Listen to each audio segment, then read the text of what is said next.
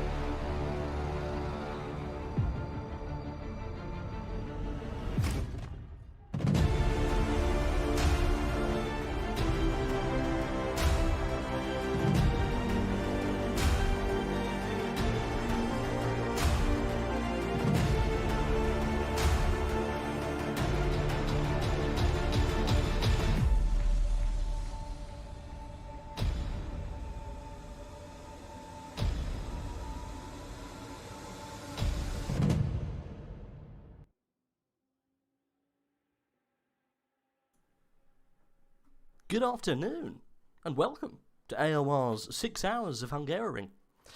Funny little track this one, nestled just outside Budapest, 14 turns, built in 1986, solidly behind the Iron Curtain, in the deepest, darkest depths of the Soviet USSR. So deep, in fact, on a clear day, I've heard, you can see Gorbachev's underwear. If you look slightly to the left of turn 2, I've heard it's pink with yellow tassels. Interesting stuff. I am joined by a very special guest this afternoon for some of the 6 hours, not sure about the whole one. My name's RageF1, by the way, and I'm going to be joined by AOR's finest American commentator. He is the one, the only, Mr. Fizzymon. How you doing, buddy?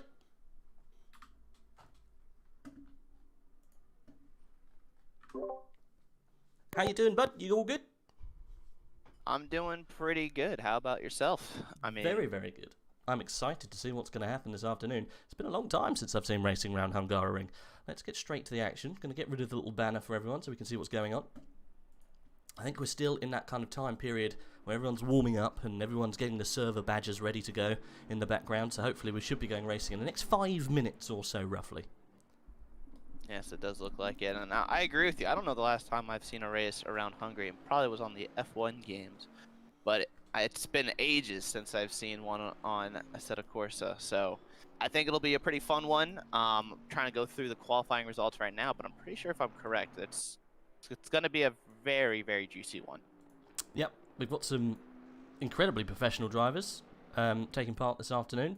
I've heard whispers of Alexander Smolyar taking part. Let's see whereabouts they qualified. I do have, like you say, the qualifying bits and pieces here. I think the big Russian Cats qualified in the on pole. They with a combined average of a 142.7. They were then joined by Van Wall Simsport, a popular choice among AOR's endurance races. They will have Dennis Latz, Connor Wright, as everyone knows those guys, Marlon Andrade as well joining them. The first team, sorry, I'll go over those. It's Mikhail Boykov, Danila Sherapin together. So there's only 2 cars there. That'll be interesting. 2 cars, 6 hours. I guess that's doable. And in the third place, we've got Racefield Team. That is Vasily Anarev and Alexander Smolyar. There you go. I thought he was there. He's with Anarev. That's a good pairing. Alex Terragrossa will be joining him in 4th with Daniel Fernandez. Also, a very spicy pairing. We've got some big names here. Looking through the list in the top 10, the likes of Bruno Cadil. We've got Vince van Merveld. Who else have we got here? These are all Tier 1, Tier 2 guys. Konstantin Volkov, also very, very quick. He'll be joining the Crazy Farm Racing team in P11. Nico Uhl, all the way down there with Ryan McIntosh in the Karim Bambimba Motorsport in 16th place. What happened to those guys? It's only Nico and Ryan together, but a little bit further down the grid. Normally we see them towards the top. Have we got Black Gold Saw taking part this weekend? I don't think we do we? No, I don't see his name at all. That's a little bit of a disappointment because I know he likes to run these events, but he might be busy because I know if I believe on iRacing, the Spa 24 Hours is this weekend. It is so indeed. A little bit of conflict of interest there, which is fine. Yes. But we still have a very, very spicy grid with a lot of quick drivers on it. That's for sure. And I know for myself, I don't know about you, there's definitely a lot of new names for me going through the grid that I have not seen from previous AOR seasons.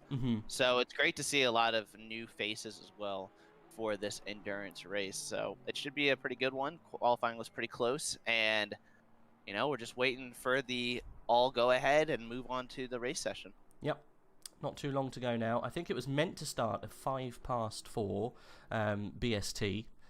So it's not too long to go. You were just touching on there some teams that we haven't heard of before. There's one here that I've definitely not heard of before. They're in P5. It's the 778 car. Let's see if we can find them and get on board with those boys. 778, whereabouts are they? Let's see if I can currently find up in 5th in the McLaren Jensen Team Rocket car. Okay, I think that's the wrong one. Let me just see if I can get the right one. No, 778. We're missing a 7. Whereabouts are they? They are in 19th at the moment. Let me just jump down to those guys. It's been a while since I've been doing an AOR thingy. Yeah. Getting used to the AI again is a little bit tricky. So these guys, they are qualifying P5, Stapo Racing they're called, and we've got Nikita, oh blimey, I'm not going to butcher his name, but just call him Nikita, I'm not going to even say it. He's joined with Denits Stilinkov. Again, not heard of these guys before, and they're kicking it with the top guys, Alex Telegrossa, Vasily Anarev, Dennis Latz, he's in head of Bruno Kadili and his team, ahead of Vince van Vervelde, his team. These guys are all, top tier guys, and there's a team here that's just kind of slotted it right in between them. I've never heard of them before, so best of luck to those guys. We should hopefully we see some fireworks this afternoon. I have noticed though, we haven't got any FTW teams in this one at all, so they decided not to run the Hungaroring. Like you say, slight conflict of interest this afternoon. There is another a big race going on a different game, not run by OLR. I think it's an official one as well, isn't it? I think on the old iRacing. So yeah, a couple of people, I think a couple of teams maybe decided to do different things this afternoon. But never mind, we should be going live quite soon.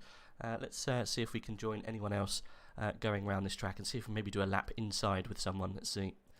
Here we go. We'll go on board with the number 50 car, I think, this one. We've got Rodin Uzmanov in the Dive Bomb Motorsport Alpha. It's a Lexus, apparently. Still, it's unfortunate how the Lexus is not allowed to have really custom liveries because of the whole sponsorship agreement and whatnot. But it's still a pretty nice car. Not my favorite personally. And oh, there we go, forwarding session. Lovely. So, well, you can custom make a Lexus livery though, can't you?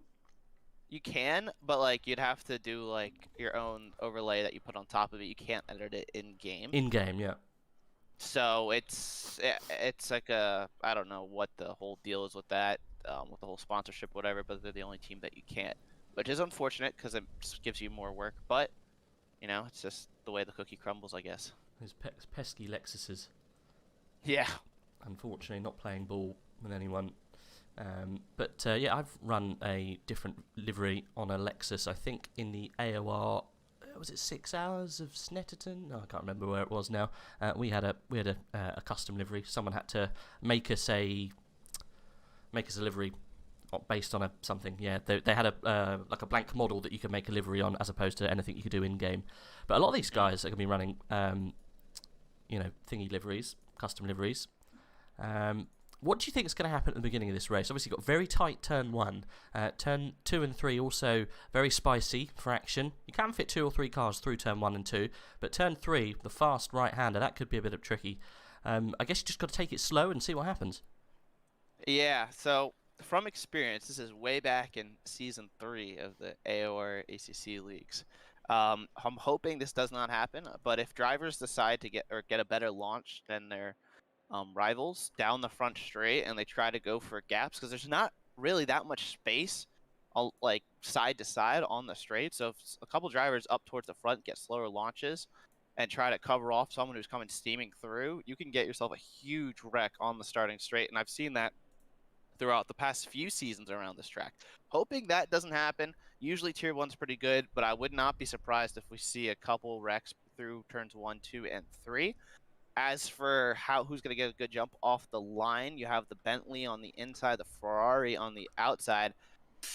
That's a tough one. I think the Ferrari of Connor Wright might get the jump on him, might be able to go later into the brakes into turn 1, but I think all holds position, barring one of the cars behind go for a move that kind of unsettles that front row. Hoping it's all clean, but I do expect to see a couple instances in turn 1, 2, 3, just because it's the nature of the track. It's not ideal. It's not something you'd want to wish, but from the amount of races I've seen where there's been a couple incidents in the first few corners, I would not be surprised. Yeah, it's an easy track to make a mistake on right at the very beginning. But we've got a long old race. It's 6 hours. It's one of the smaller endurance races that AOR have done, distance-wise. But still, 6 hours is 6 hours. It's still a long old race, still plenty of time to be made up, not just at the start. Just going through some of the drivers starting, we've got Mikhail Boykov with the Big Russian Cat starting on pole. Connor Wright for the Vanwall Simsport team starting in second position. Joining then in the second row, Alexander Smolyar. Look forward to see what he can do in third. And then you've got Daniel Fernandez in fourth. He's going to take the start for the Winning Run GP team in the 723 car. And then moving back, Nikita, the guy who I said we need to watch out for, he's in a Porsche, doing very well up there with the blue and black Porsche you can see on screen now. He's starting in fifth. And then going down the grid, Yves Ariba, haven't heard of him. Bruno Cadil, we have heard of him. Vince van Mervelde in eighth. Kevin Karras, haven't heard of him before. Kind of go out of obscurity there. I don't know the rest of the people joining. But hey, I think this top five at least is going to be very, very racy going in to the start here. We're going to have a full lap, I think, because we're starting on the start-finish straight, so we're probably going to have a full lap before we go around racing. So we've got a couple of minutes yet. It looks like we have one car that's just not here at the moment. The Crazy Fly Racing team, who was supposed to start P11 of Naz Adati, Sergei Daniluk, and Konstantin Volkov. Oh. They are currently in that void spot on the grid, so not sure what's going on there, but that is unfortunate. That it looks like they will not be starting. So that is one car missing. It makes a little bit of a gap there for the two Lexuses behind them of Sorokin and Grafham. So maybe one of them might get a good jump, but hopefully things, stay pretty safe as you're in the midfield. How many cars do we got fully on the grid? We got 29 with Victor Rasmussen at the back. His team did not have all the drivers qualify, so even though his time was good enough for 13th, he got relegated towards the back of the grid. But still, 29 cars. Still pretty decent sized grid. I wouldn't want anything really that much bigger though for this track, that's for sure. No, it's one of those, especially in the first sector, very, very tight and twisty. But to be fair, the second sector is just the same. It is a tight and twisty track. It's hard to overtake. So I think we'll see a lot of cars really struggling. Maybe even some anger coming through from some of these drivers towards the end of the race, trying to get past people, because it is very, very hard to overtake here. I know, looking back to AOR's last season, it was incredibly hard to get past people around here. Bit like Laguna Seca, very tough, very twisty and demanding. There isn't much of a let-up. You've got one obviously long straight, where you can take a little bit of a rest, but then you're back straight in it again. And there's not really much of a rest around the whole lap. It's all kind of all action and all stations go. pretty much the whole time round. But yeah, you're right. We got well, we should have 29 drivers 29 teams. Sorry, I think we're 28 because we lost the 149. Naz Aditi, he's not going to be starting, I don't think. I can't see him on the grid. I think because it goes Trafficker and then Usmanov. So we are actually missing the 149 and 11th, like you say. So 28 strong, already one down. Plenty of time to go. I think we should start this race with the likes of Alex Terragrossa. We get a nice view of what happens between 1, 2 and 3. Daniela Sherapin, Connor Wright, Alexander Smolyar, all three of those guys are no strangers to winning an AOR endurance event. So it's going to be some fight, I think, in this top 5. So I'm going to be very interested to see what happens. Well, I think we'll go on Helicam and we'll see who gets the jump going into turn 1, 2 and 3, because that's going to be pivotal to have a good start to this race. Endurances, sometimes it can be how well you get away right at the very beginning determines how well you can do in the long run. I know there's a lot of time to make up, but if you lose a lap on the first lap or so because of a spin or something similar, it can put you in all sorts of trouble, even if you did qualify third. So we'll see what goes on with these guys, but I think it's going to be all calm and collected all the way back down, probably till halfway through the grid. Do take an eye on P15, the 36 car, Ryan McIntosh, Nico Uhl. Those guys, I think, are out of position and probably be making moves up the grid at some point. As they all bunch up here, they've got to get under a nice bit of speed limit. I'll guide you guys through this last corner. And we'll have a good old shouty shout down towards turn 1. I'm sure there's going to be some elbows out. Nice slow little start to this. Alexander Smolyar in that green Aston Martin, looking menacing, I'm sure.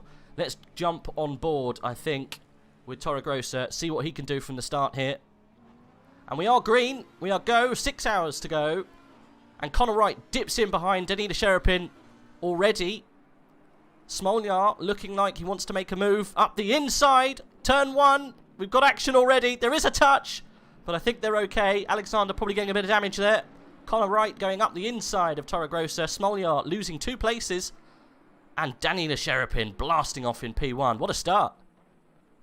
What a start indeed. Towards the back, they were going 3 wide through turn 1. A little bit of contact between McIntosh and it looked like the McLaren around. I'm not sure which McLaren that was. Or no, that was not McIntosh. That was the cars behind, excuse me. But driver's going 4 wide though. Woo. On the run, he got 2. The Lexus now 3 wide. It's gonna be there's a touch. Sandwich. Oh, and there's Scotch. We got 2 spinners. Who is that? It's a Aston and a Lexus. I'm not sure. That is Harrison Graffam. And I can't see what that Aston is from the angle I have, excuse me. But that is unfortunate. 3 wide going into turn number 4. Never was going to work out. That was just an unfortunate accident there. But yeah, Sherapin leading the way. Behind him, Torregrossa up in a second. We got another spinner. Ooh, where at? Right down the back. I think it was Van der Linde, the 777. He's round. There was a touch through the very sharp little hairpin kind of move right in the middle of Sector 2. I think he's back on and going again. That's a GOAT Racing team. Oh no, okay, well he's round, but he's back on. But he's right towards the back. Oh, I just realised Crop's in this one. Would you Yes, look at that? He started the race as well. Crop in 22nd position, doing very well. Let's jump on all the way up to the top, see how well Daniela's doing. Already off and racing in that Bentley. Miles ahead up at the front at the moment. But yeah, both GOAT Racing cars having a horrific starts in Vanderland and Graffam, but Sherapin leads us to the end of lap 1, followed by Torregrossa, Wright, and Raber. Smolyar all the way down to 5th, went for an aggressive move into turn 1, didn't pan out for him, and now he's down into 5th though, trying to put a little bit of pressure on Raber up ahead, but it does not look like he's going to have the overspeed into turn number 2 here this time around. Cars holding station, is there a little bit more battling possibly through the back? Thought I just saw some cars side by side up, hitting, of course, Andati. No, everyone else holding station. Not really seeing much damage, though, on some of these cars that did have those early on incidents or anyone that touched off screen. No one pitted lap 1, so everyone's still in the race. Got 29 cars, actually. So I guess the 30th car was that car that retired. So still a nice little grid here now on lap 2. Yep, we're leading them away okay. A little bit of action going on in the middle field. We have got two classes, I guess, or two kind of races going on. I'm not too sure what they're calling them. Is it Pro and Am? We've got a Pro and a Silver. We could go just silver and Pro. I think it's Pro and Am. Yeah. I'm 90% sure. At the moment. I mean, if you get it, sorry. yeah, if you look at the side of these cards, it looks like it says silver on the 21 card, which would be the first of the second group of cards. So silver would be second, and then on the side of the first ones, it says pro. Yes, it is pro and silver today. Yep. So is that Bernardinus, I think, in the number 21, leading away the silver team, the silver class at the moment. There's not many pro cars, pro split cars currently. There's only 12 of them, all running very well. There might be someone who's dropped a little bit further back. I just thought I'd touch base with a little bit of the chat. We've got quite a few people in here. Alexander Irish, recognise him. How you doing, buddy? Marlon Andrade, I'm sure you're taking part. How come you're not racing? When will you be in the car? Let us know. We've got Geekser as well in here. Welcome, guys. I hope you're enjoying the start of this race. Smoljar trying to get past Reba in the 46. Looking for a move here. We did say at the beginning of the race, it's very hard to overtake, so you've got to kind of count your blessings when you get them. If someone makes a mistake, you've got to pounce on it straight away, and I think that's what Alexander tried to do into turn 1, but it definitely did not work out for him. He's down into 5th place. As some of you guys know, Alexander Smoljar is actually a current F3 driver in real life, so yeah, not AOR is not afraid of using professional drivers now and again, so it's brilliant that he's on board and racing around for 6 hours of Hungaroring with us. He won, I think, round Silverstone last time we did an AOR endurance. Can't remember who he was racing with. I know that he was also racing against Dalking. Haven't seen him on the list this afternoon, so he must be doing the other event that we spoke about earlier. So yeah, I don't think he's racing with us this afternoon. Yeah, let me look at those results and figure out. So yeah, so in Silverstone, Tier 1, Small Air won with that race field team. They won the event. A gap of 34 seconds over Daniel King, Vasile Enufriv, I believe, and James Parker. So the race field team was able to beat the Dalking community by 34 seconds. But yeah, Small Air are looking very racy though in P5 right now, just kind of pushing that McLaren through some of these corners. I think he might go for a move, and probably on this lap into turn 1. I mean, you got to think that he's going to try to make the move and then try to run down Connor Wright and the other cars up ahead. Yeah, it's an incredibly strong team, this race field team. Vasily Anarev and Alexander Smoljar, like you say, winners last time out, Silverstone. I would not be surprised if they put pressure on these top guys. As soon as he can clear the 46 McLaren here, like you say, he's willing him along with pretty much just kinetic energy alone. It's not much splitting these guys. You've got to be careful, don't make a mistake ahead. But yeah, they're running bumper to bumper at the moment. Yeah, Sherapin pulling a gap, 3 seconds already. Connor Wright, very close to Terra Grossa. Might just jump up and just see what we can see with that battle. Terra Grossa is doing quite well. I haven't seen him run around in an Audi before. Just as well, I haven't seen Connor Wright run around in a Ferrari before. So I like it that these guys are taking different cars for a change. Mixing it up, it seems. I do like that. I also really like Terra Grossa's livery. I mean, I've been cool, looking through a lot of them through the grid. What was that? I said it's cool, isn't it? Oh, yeah. It is awesome. Like, it's probably my favorite one on the grid. I mean, there's some other shiny ones, don't get me wrong, but this one is just the matte color on that, and the orange and the black. That and the yellow, I mean, I really do like that. So, another thing I noted, so the only car with, like, really decent amount of damage is down in 27th, the 717 car of Trafka. So you can see that down towards the end of the grid, you got Graffin and Trafka, the two pro cars who had horrible starts. They were involved in that collision, so that's why there's only 12 up at the front.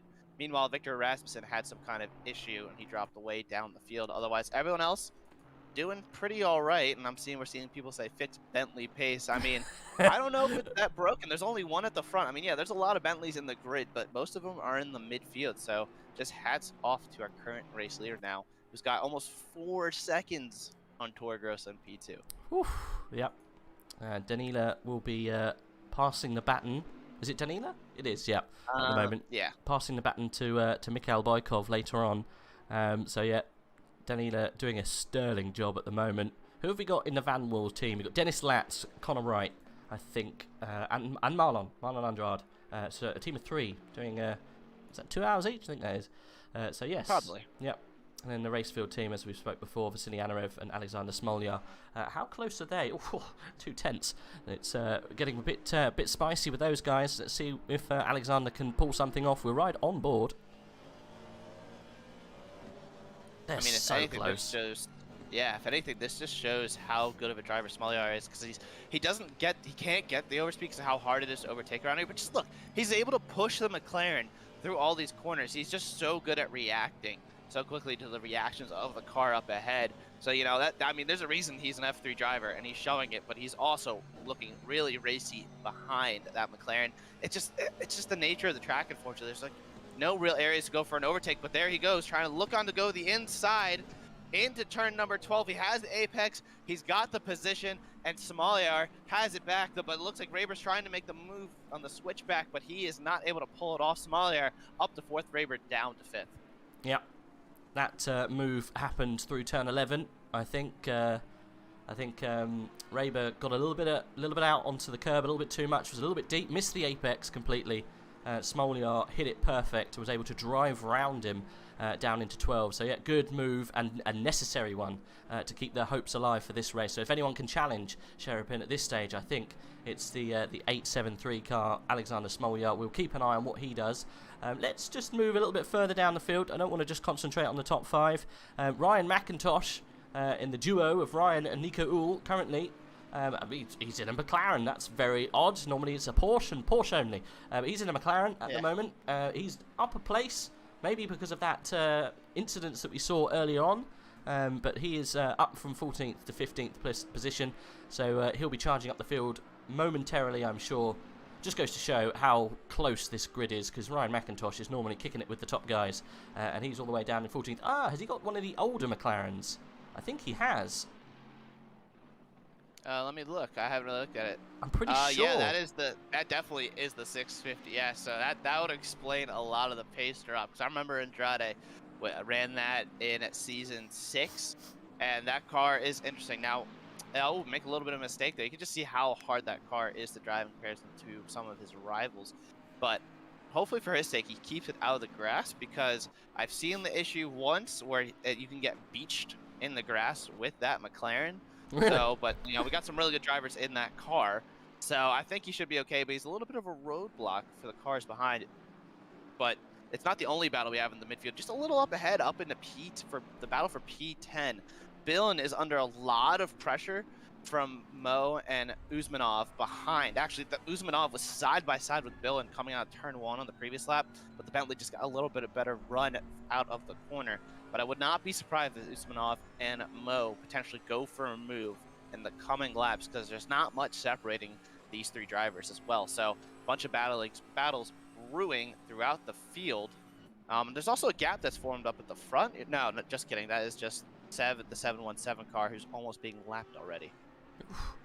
Well, talking of the gap at the front, Danila pulling out 5.5 seconds now. We're only 6 laps in. 5 hours and 48 minutes to go. Already 5 seconds ahead.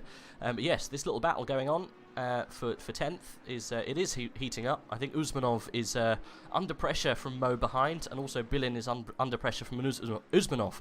So I think we will see some of these guys change around. But McIntosh, just touching back on what he was doing, looks like they've gone with a slower car, maybe to get the class win, because they are silver class, currently in 2nd position, and only a second away from Bernardina's.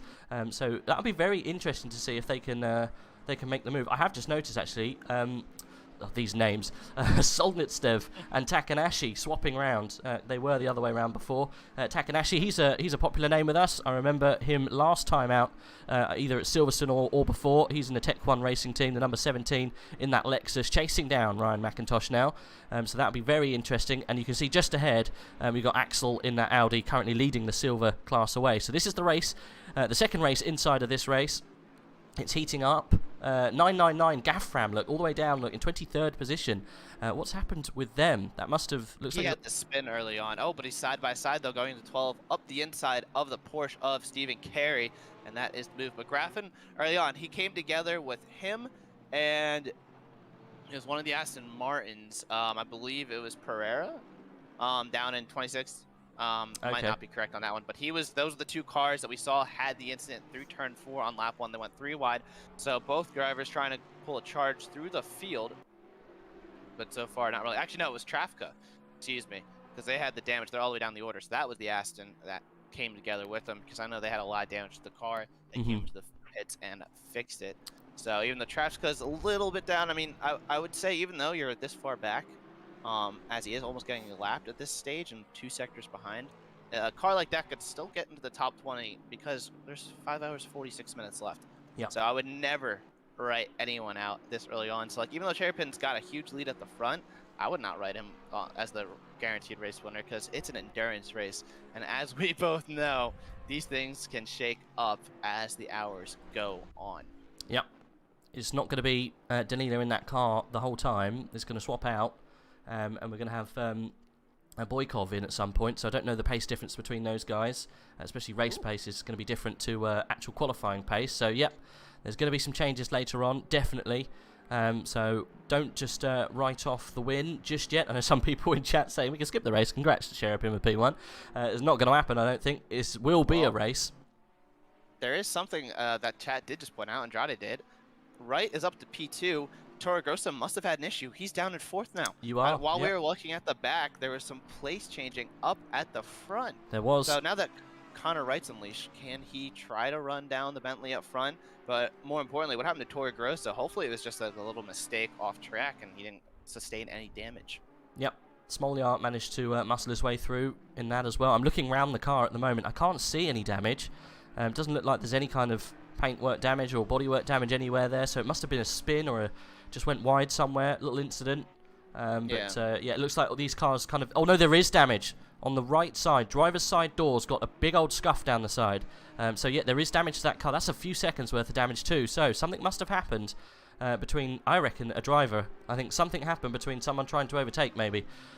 So, we might see... I'm not sure if we're doing live stewarding this afternoon. I think we must be. So, if anything was to happen, it will come up in race control at some point, and we will touch base on that a little later when we get the information. But you are right. Connor Wright and Smolyar have been released. So, hopefully... we see a charge from one of these drivers, Connor Wright or Alexander Smolyar, or we might see a little bit of battle between them. So yes, interesting. Some action going on at the top. Unfortunately, because we're looking at the back, we missed it, as always. Nothing wrong with that. I'm going through the replay right now to kind of figure out what happened. So into turn 1 at the start of lap 7. So I know Toro Grosso and Wright, they've, the drivers and those teams, they've all kind of raced together and practiced together before. It kind of looked like Toro Grosso purposely went deep into turn 1, kind of let Wright through, but there was no damage sustained. So I'm going to have to assume it was when Smolyar caught up to Toro Grosso, which is what I'm trying to get to right now. Because once Wright got through, Toro Grosso started dropping off the back. Yeah, so Smolyar made him move into 12. Oh, yeah, you said it was damage on the left-hand side, didn't you? Correct? It was on the right side, driver's side. Right side. Huh. I'm not seeing where the damage came from, so I'll do a little bit more research on that while you keep an eye on the field. Well, looking at how confidently he threw the car up the inside of the 46 Reba into turn 12 a couple of laps before, I wouldn't be surprised if there was a touch between Alexander and Alex Terragrosa. So maybe we could have a little look. Maybe go back, I don't know, maybe lap 7 or 8, see what happens there. Because I know lap 6, I think, was when we had the action between the 46 and the 873. So, yeah. It looked like it was on the right-hand side, or at least our British driver's side. I know you guys over the pond do drive on the other. I do have an update. So both of those overtakes were clean. I went all the way back to lap 1. That damage was sustained at the start of the race because towards the end of lap 1, you can see the rubbing. So that I think he was the driver who Smolyar might have gone into. Yes, you're right. That's where the damage came. Yeah, so it just looked like he kind of let right through, but then he went a little wide through 11, like we saw happen to Rayburn and Smolyar. It was like, ooh, I'll do this again, and just went up the inside and took the position as clean as you'd like. So, nice. Toro Grosso now, you can see he's losing a little bit of pace, and he's 1.8 behind Smolyar, so it just seems like he was struggling at this early stage in the race. Yeah, I think that damage is coming into effect now. It's funny, though, Smolyar not getting as much of an effect of that damage, because he obviously hit Terragrosa, so he will have a bit of damage on the front end, but it looks like the 723 Audi is suffering more than the Aston Martin. So interesting stuff happening already. I'm on board at the moment with this 10th, 11th, 12th battle that we were talking about right at the back of Pro Class with Bullen, Usmanov and Mo, all very, very close. It is heating up a little bit. No one's making a move though. Everyone's keeping their cards very close to the chest. We haven't got any action going on just yet, I don't think. McIntosh is still behind Bernardinis in 13th and 14th. Interesting to see if Takanashi can make a move on McIntosh as well in the Lexus. So we'll keep an eye on that gap. But at the moment, this little battle going on, just a couple of car lengths ahead, is probably the one to watch, as Usmanov is getting very close to Bilan. It's so hard to overtake here. It is. Actually, it's interesting. We were calling it, like, we were looking at 2 battles of 3. Yep. Now it's become 1 battle of 7. All these cars are there's a spin! That's the leader of Silver Class. Benendidis spun through, I think, turn 3 or 4? It was turn 3.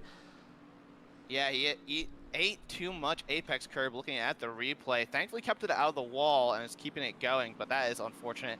As I said, it was a 7-car battle. Now it's down to 6. Yeah, Bernardinus just losing the rear end through 3. And Ryan McIntosh missing him. Takanashi also. But up into the lead of Silver Class, Ryan McIntosh in the 36. The team of Nico and Ryan doing very well at the beginning of this race. He needs to run away, hopefully keep the lead of that Silver Class. You can see him just in the bottom of the picture there in that McLaren. He's actually making inroads on the Pro Spec class, which is quite interesting. So good stuff there. I'm not too surprised. We do have a driver in the pits. That is the 83 car Victor Rasmussen. He was running towards the back. It doesn't really look like he's got any damage. Doesn't look like the pit stop was unscheduled, so not sure what the deal is. I mean, he's coming out of the pits now, but we're 20 minutes in, aren't we? Yeah, very, very early pit stop for the Bentley. He was running by himself in the field, so unless he had an off and into the wall, I assume that might have been a strategy call. I'm not sure, but he's back out on track and feeds in behind 5th position of Raber. Yeah. Hey, he might have had a tyre pressure issue, or maybe body work that just wasn't letting him drive to the pace that he wants. Who knows? Yeah. Rasmussen then down into, what's that? Well, he's last, isn't he? 29th position. That promotes Trafficker up to 28th. I got another battle you might want to look at. Yes. Go down to 19th. The battle for 18th and 19th was kicking off. It looks like the Bentley just got around the Lambo for 18th position, and behind him, Graffin's getting very racy behind Growingly. Actually, they're all going behind him. A little bit of a touch. Graffin got pushed wide by the Mercedes, it looked like. And yeah, these cars all towards the back are all just battling it out right now. This is fantastic stuff down the order. Yep, we've got quite a few cars caught up in this, like you say. Graffam, Crops in there too, Stephen Carey, all kind of fighting out for the back end of the Silver Class. Obviously Graffam a little bit out of position, unfortunately, but yeah, it looks like he and the it was the Mercedes, wasn't it? I think it was Crops, wasn't it? It was. So Graffam went too deep into turn 2, tried to come back for the apex, but Crop was there, and Crop kind of pushed him a little wide because Crop was there, and Graffam kind of just drove back into the Mercedes, expecting Mercedes to be a little farther behind. So just an unfortunate little incident that dropped Graffam a few positions, and will carry on. I just noticed the anime girls that they've got on the side of Crop's car. I know Crop's going to be absolutely livid about that, but he's the one racing in it. What number is he? It's a 14, is it? Number 14 car. Let's just see who he's racing with this afternoon. I'm really, really happy that they've got anime on the side of his car. I gotta actually download the skin pack, so I'm gonna do that while you. So I wanna see this now, because I'm sure there's other pretty cool skins on the grid as well. Oh, we've got oh blimey, lots of Polish names that I'm really going to butcher if I really go for it. We've got Crop anyway. With oh, I'm not even going to say it. I think it's Wachowski. I think it's a 2-man team. Crop and Wachowski, maybe. Tempisto Motorsports Racing Team. Anyone in the chat knows Crop. A very active admin in the AOR community, but it was just really funny that they got anime on his side of his car. I know I did I rib him quite a lot last race because he had anime on the car and they've got it on him again. Never mind. Anyway, let's go up towards the top end of this this grid, because I think we've still got action going on. Toro Grossa still losing time to Raber. Also, Smolyart getting very close to Connor Wright. Interestingly, we might see a move right at the very, very top. 4/10 separates the two. Smolyart putting on the pressure. I want to have a look on the front end of his car. If he's got damage from that incident into turn 1, I can't see a thing. I can't even see a mark on that front splitter. I did not when I was looking at his car either. I think he got really lucky there, and he's continuing on. But even if he did have a little damage, I know at like I mean, completely different track, but Bathurst, sometimes you get front end damage, the car just feels a little better. But I mean, it's impossible to tell if he's got really any kind of damage on the front of the car. So it looks like he got really lucky as a result. Yep, they're coming past the back marker here, letting them pass through turn 1. Can Smolyar make use of this? I think he is. He's trying to. Connor Wright going defensive. So we go down towards 2. Smolyar right there, and that back marker getting slightly in the way, but I think we're okay. Connor Wright really good through turn 2. Hit the apex perfectly. As we join them through 3, nothing heroic there from Smolyar. I'm going to stay with this battle because it is heating up. We'll go on board, I think, with Alexander as he kind of sizes up the back of Connor Wright's Ferrari. Never seen Connor Wright drive a Ferrari, but he seems to be doing a very good job of it. Sherapin has actually doubled the gap the last time I looked. 10 seconds is the lead they've got now. Woohoo! And we've only got 13 laps in. That's a second a lap almost. That is a huge gap to have already. We need to release Alexander Smolyar to chase down the 142 car. And we're going to have a move. That's a crazy place to do it. Up the inside, I think through 9 and 10. That was absolutely nuts. Got the move done. And I think Connor Wright was actually taken by surprise a little bit. But yeah, the move is done. Alexander Smolyar, so confident up the inside through there. That's a strange place to make a move. But yeah, no hesitation. Bang, straight open door. Connor Wright had to let him through. I mean, I don't know what kind of experience he's had around this track in real life, but he might be using some prior experience on where to make some unorthodox overtakes around this track, because he's making it work through through out of 11 into 12, like you just said, through 9 and 10. So great driving by Smolyar as he's now been unleashed to run down the front. And I've also downloaded the skin pack so I can kind of take a look at some of these cars and see if there's any other really cool skins on the grid. Because I see check out the 14 car. The 14 car? All right. Yeah.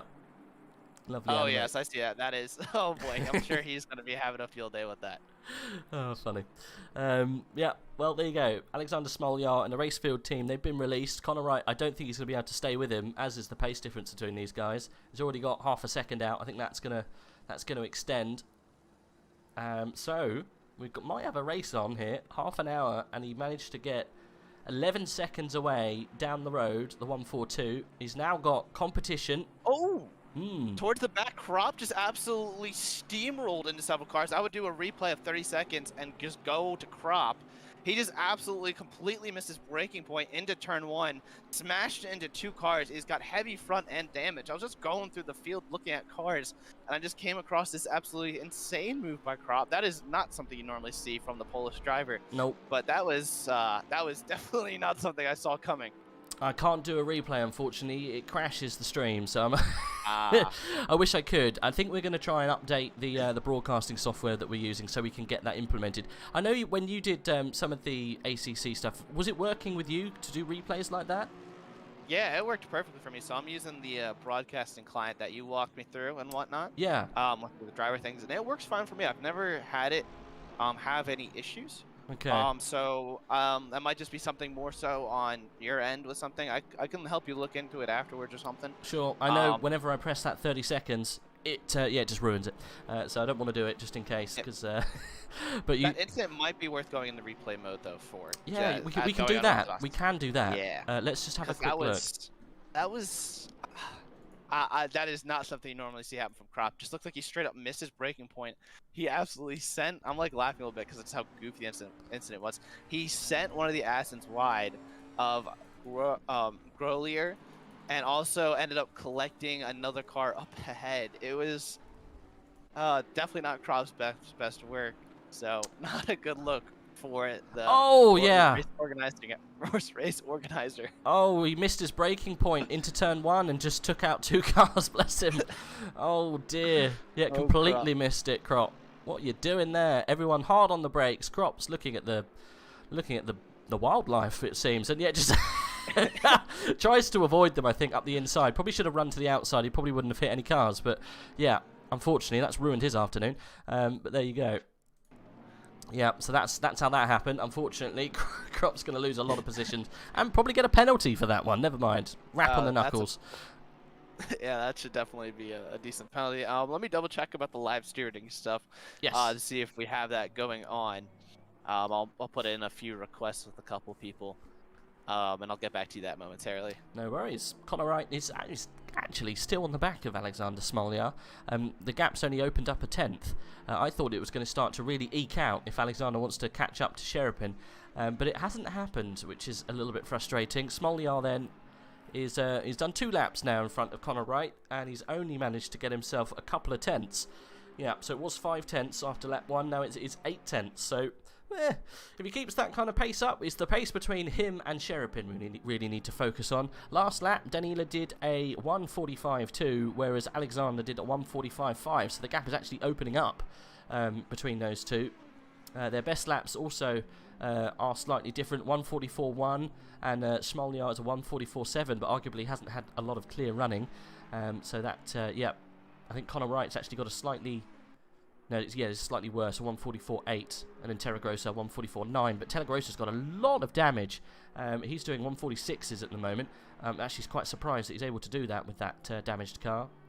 But yeah, let's see. So there is live stewarding. I did get the update on that, so Perfect. I'm sure we'll see a penalty come Crop's way, as that was pretty brutal. That is, as Alexander Irish put it, that is an oof, I think is the best way to put it.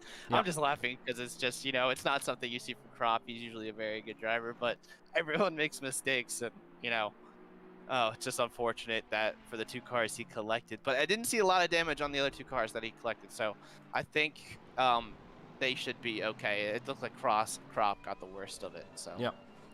I've just jumped down to the leader of the silver class, Ryan McIntosh, in the 36. He's got Takanashi and I think it's Soltasev in the 404 car, all really close. McIntosh is actually really close to Usmanov as well, who I think was battling out with Mo and Billin earlier. So yeah, it's very close in this middle kind of pack here, but McIntosh has not really been able to open up a gap in the lead like Danila Sherapin has been able to. I think it's being held back by this car slightly, but what a challenge. So I stand corrected. Grolier, Alan Grolier, who is actually the Aston Martin behind that little bit of a battle. He was one of the cars collected. He was the one that was sent absolutely to Narnia off the track. He did pit to repair his damage, so it does look like he took it pretty bad. So the Send It car, unfortunately, a lap down already behind everyone else in the field. So, but also when it comes to Solnitsov, or I'm not sure if that's how you pronounce it. His first name is Alexei, so worst comes to worst, we can call him Alexei, and I'll let someone correct us once once they know better, because I'm going to say I'm not sounded right. Yeah, I think you got it better than me. Yes, I'm not great with Russian names. I'm really not. I only really know English, so I do the best I can with some of this stuff. But either way, they're doing pretty good, sitting in 15th in the Bentley, 3rd in class. So you gotta be pretty happy. You know, they've avoided a decent amount of car damage. I'm not seeing any damage on that Bentley, and that's kind of what you need now behind Takanashi and McIntosh. You know, just let them pull you along and, you know, pick up the pieces. Yeah, doing a good job. This 13, 14, 15, 1, 2, and 3 in silver class, all next to each other. I think McIntosh actually being held here by Usmanov. Unfortunately, Usmanov is not having a great afternoon. I can't remember why we looked at Usmanov earlier. Oh yeah, there was a gap in between Usmanov and I think it was the P11 car. So the one that didn't start, or the car that was in P11 that didn't start. That's why we started with him earlier. But that Lexus does look like it's got a custom skin on it. Yeah, it does. I didn't have the skin pack on before, so that would explain a lot, because some all of them do, some of them don't. Yeah, so yeah, McIntosh definitely looking a little held. Usmanov also was a part of that 3-car battle for 10th with Billin and Mo, but it kind of looks like he's dropped off the back a little bit for whatever reason, and now he's fallen into the clutches of McIntosh and Takanashi and the rest of them. So you can see a little bit of a train forming up ahead of them. Yep. So yeah, it's looking like it's 2 groups of 5, if I did a quick counting correctly. Well, 4 technically with the second group, because the last car is lapped. So yeah, McIntosh gonna try to go for a move sometime soon. I would not be surprised, as he definitely looks a little faster, but he's definitely being held up by the fact that he's also in a 650S. So hats off to them for going for that car, but man, that is not the fastest car to choose. It's not as bad though as running the Lamborghini Rex Cup car. That's, I mean, it could be worse, I guess. Yeah. Could be a lot worse, but hey, hats off. You don't normally see that car. It's a bit like when someone runs round in an NSX. You're like, oh, okay, fine, taking on there, are we? Someone's got big shoes to fill. Ryan McIntosh and Nico all fancied a challenge this afternoon. They put the Porsche to bed, and they thought they'd come out in the old 650S. So, still leading the class though, doing very well. I wonder when Usmanov's going to make a mistake and Ryan's going to be able to pounce. It's going to happen, I think. There's quite a lot of pressure going on between these guys. But yeah, you said that there is a battle going on just a little bit ahead. Quite a few cars getting very close. We've got Bruno Cadil, who's that? Walter Bullen, Naz Addy, and Robin Moe. Is that no, Naz Addy, unfortunately, that was the 149 in P11 that was not taking part. It's annoying, it doesn't get rid of the drivers, unfortunately. Yeah, it does. Even when I reloaded the whole thing, it's like the stream and the broadcasting client, it's still put him in there, so that is a tad annoying. But Kraus up at the front, almost 5 seconds behind his nearest rival, kind of starting a little bit of a train here in that Audi. Also, I see in the chat that the pit wall stream isn't working. I'm not sure if you're running that, but yes, apparently it is not at the moment, so I figured I'd let you know that. Let me just have a little look. Of course, yeah, well, and while you do that, we'll keep an eye on these cars up the front, kind of talking through it while you do that. Yeah, Kraus kind of holding up a little bit. He's only lapping a 146.5, so he actually was faster than the car up ahead on the previous lap, but he lost almost 5 seconds somewhere, not sure where, but at the moment Kraus kind of holding, or kind of creating a train behind him. With behind him, you got Van Mervelde in the white and light blue McLaren. That's actually a pretty nice car. And in 9th, you got Bruno Cadil in that team Jensen Team Rocket McLaren. And then in 10th, you have Wouter Billen, who was under pressure before. Now he is caught up to some cars up ahead, showing some good pace through this middle part of this first stint. Behind him, you have Robin Moe, also in a Bentley. So the Bentley's doing pretty good. I wouldn't say they're so OP, because you can just see how some of these other drivers, I think just Sherapin's just absolutely just dominant so far. Just probably really likes this track as he's now 12 seconds up ahead. Usmanov down in 13th, who is under pressure from McIntosh, but starting to close in on Moe up ahead. So as it looks like his defense from the cars behind is just to drive faster, in the words of Daniel Ricciardo, and it's working at the moment as he's lapping faster than the whole group up ahead. And yes, I do agree with Andrade. 750S is slow, but definitely very, very sexy. So I do have to agree with that. Still trying to get this pit wall to work, so bear with us a second. Alrighty. As far as I'll let you just go on. I was going, as far as I can see, it's working fine, but let me just, I'm going to have a little look myself directly. Alrighty. Well, while you do that, I'll keep going through. It looks like a little behind Alexei Solnetsov, looking a little racy behind Takanashi. Solnetsov trying to figure out a way around Takanashi, but at this point, like, there's not much you can do with this kind of train. It's not like a DRS train per se, but everyone's getting slipstream, and the fact that the front straight is not as nearly as long as the likes of like Paul Ricard and other tracks. It's hard to get an overspeed on some of these other cars, so really struggling in this little bit of a train here. Up towards the front, Denis Strelnikov says it's 10 seconds behind Raber, so the top 5 so Cherpin's checked out from Smolyar for the time being, but then 2nd through 5th have kind of checked out from 6th. So Strelnetsov kind of running by himself right now in a black and light blue Porsche. Never seen that type of livery. It's a pretty nice one, I must say, as I'm a huge fan of that color combo. Kind of running in no man's land, and then behind him you have the huge train of Kraus and all them. Farther down the order, Harrison Graffin's made his way back up to 19th. He's been in a few incidents, but he's in the 19th.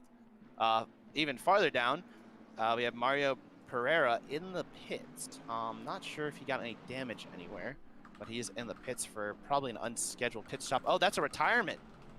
So Mario Pereira is the first retirement of the day. I'm going to have to go ahead and go into the replay, kind of get an idea of what happened there. But they brought their car into the pits and just said, that's enough. We're going to have to go ahead and retire the car. What number was that? What number car retired? The 22 car. It was an Aston Martin. So I'm going through the replay. I'm not really he was struggling a bit through the first sector.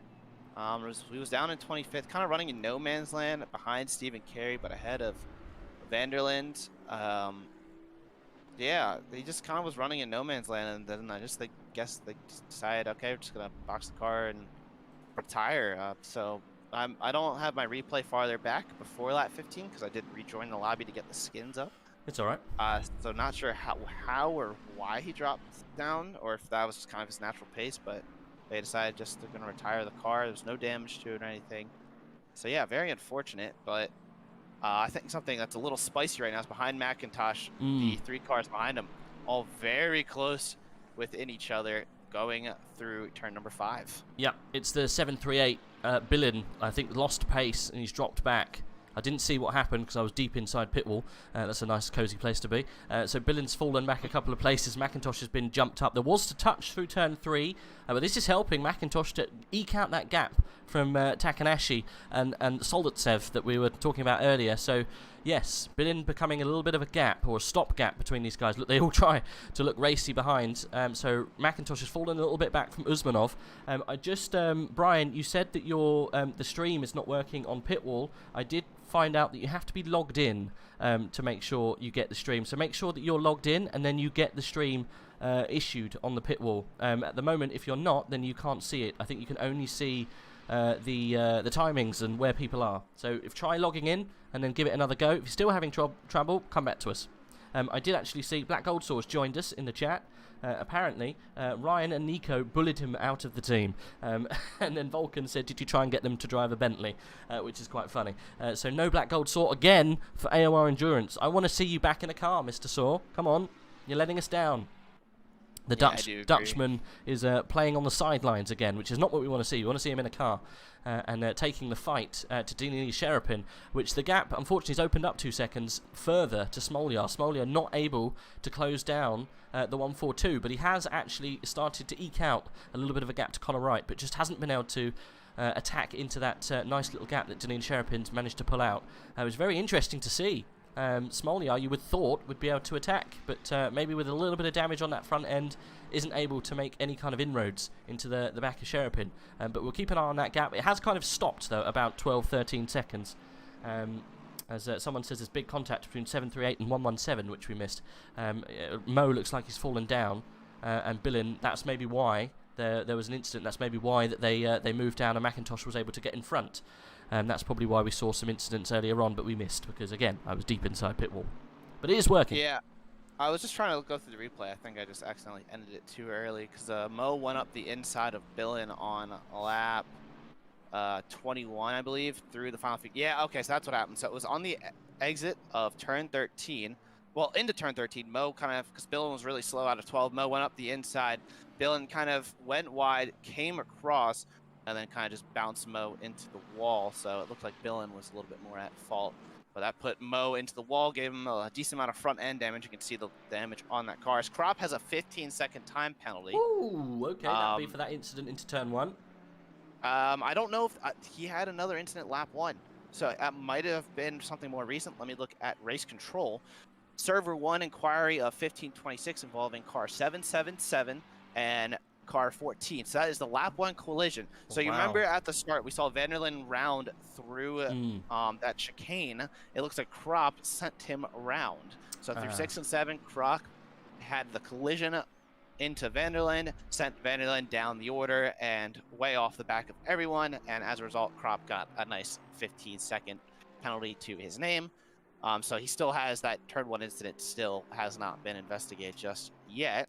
There was also another incident between 717 and 999. No further action will be taken as none of the drivers can be solely blamed. So that's Trafka and the 99 car of Harrison Graffin. That was the incident we saw in turn 4. Going into, yes, the 3 wide incident. So I think that was, I agree, that's kind of a racing incident where three cars do not go into turn 4.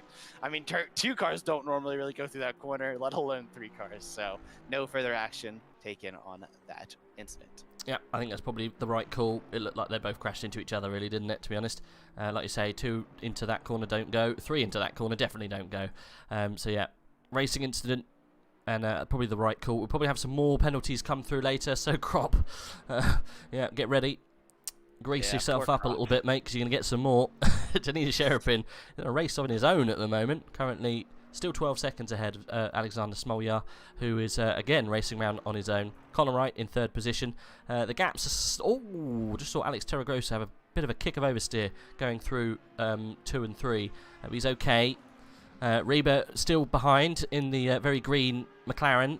He's getting closer to Torregrossa. Torregrossa's not having a great afternoon since that damage, but he might bounce back when they decide to come in and pit, which that pit window is going to be opening up quite soon, I would have thought. We're nearly an hour in. We might see some people legit come in and take their first pit. You know, I was saying at the beginning of this race, the 778, I'm not going to say his name, but Dennis Strelnikov, I think, in the Porsche. They started in 5th. They only dropped to place. These guys, I wasn't too sure about the pace of this car because they managed to just kind of slot it in with these really fast boys, but they're managing to hold their own. We've got Kevin Kraus just behind, Vince Van Merville in the 29 car for Merville Racing with a very different livery. You normally see it green and yellow in the AOR GT3 series, but unfortunately he is driving in a white and blue car this afternoon. He's got Bruno Cadili for company, which I'm sure is going to be very stressful in the Jensen Team Rocket. So, interesting. We've got lots of races going on. How far has McIntosh been able to open up? He's very close to Usmanov, and we might see a move coming up between these guys soon. This battle in the back of the midfield is really heating up. He is. Behind him. Just got through. Yeah, we missed it. Yeah, I'm going to look through the replay, but one thing to note, yeah, he got through in the first sector somewhere because I did 30 seconds back and McIntosh was up ahead. But one thing to note about Strelnikov, he was 10 seconds behind Rayburn and had about 5 seconds to Kraus. That gap is now down to 2.7 if I'm correct. So, maybe less than that now because I'm in replay mode. So Strelnikov's struggling through the middle stages of this race. Now, another thing to note towards the front, only Cherrypin and Smaller, so compared to the rest of the field, those guys are the only drivers averaging lap times in the mid-45s. Connor Wright and everyone else behind is 46s and 47s. You're right. The two drivers up front in a league of their own on this first stint. Yep, I think they're equaling themselves out on tyres at this point. 145.5 and a 145.6. Pretty much exactly the same time, so that gap still staying around 13 seconds. It's only changed by a couple of tenths the past couple of laps. So yeah, all Denina's got to do is just keep the nose clean. Had a brilliant start to this race, been able to kind of carry that pace along, and I think because Smoljar started, I think down in 4th position, was able just to drive away, had no real competition. So yeah, doing a brilliant job. Also because of that turn 1 incident, that turn 1 knock, which we haven't actually seen anything from race control yet. Smoljar maybe getting away with that little incident into turn 1 with the tap with Torregrossa. I'm sure there would have been an appeal. I mean, Torregrossa did come out best out of that because he ended up in 2nd as a result. So I guess you can't really complain. I mean, like, okay, got a little tap from Smoljar. Oh, but I got 2nd place as a result and got a few positions. So I wouldn't really complain about that per se. But yeah, it just kind of looks like the front two are just in a league of their own. And Wright and Torregrossa and Rayburn, you know, they're still lapping very quickly. Their best laps times are still in the 44s, just like the guys up in front. But, you know, as the race goes on, there's not much you can do at this point. So, yeah, not too surprised on that one. But, of course, we'll keep an eye on race control because I'm sure there's going to be a lot more stuff coming through on it. Yep. McIntosh is surprising in P10, really opening up the gap to the 2 pro drivers behind.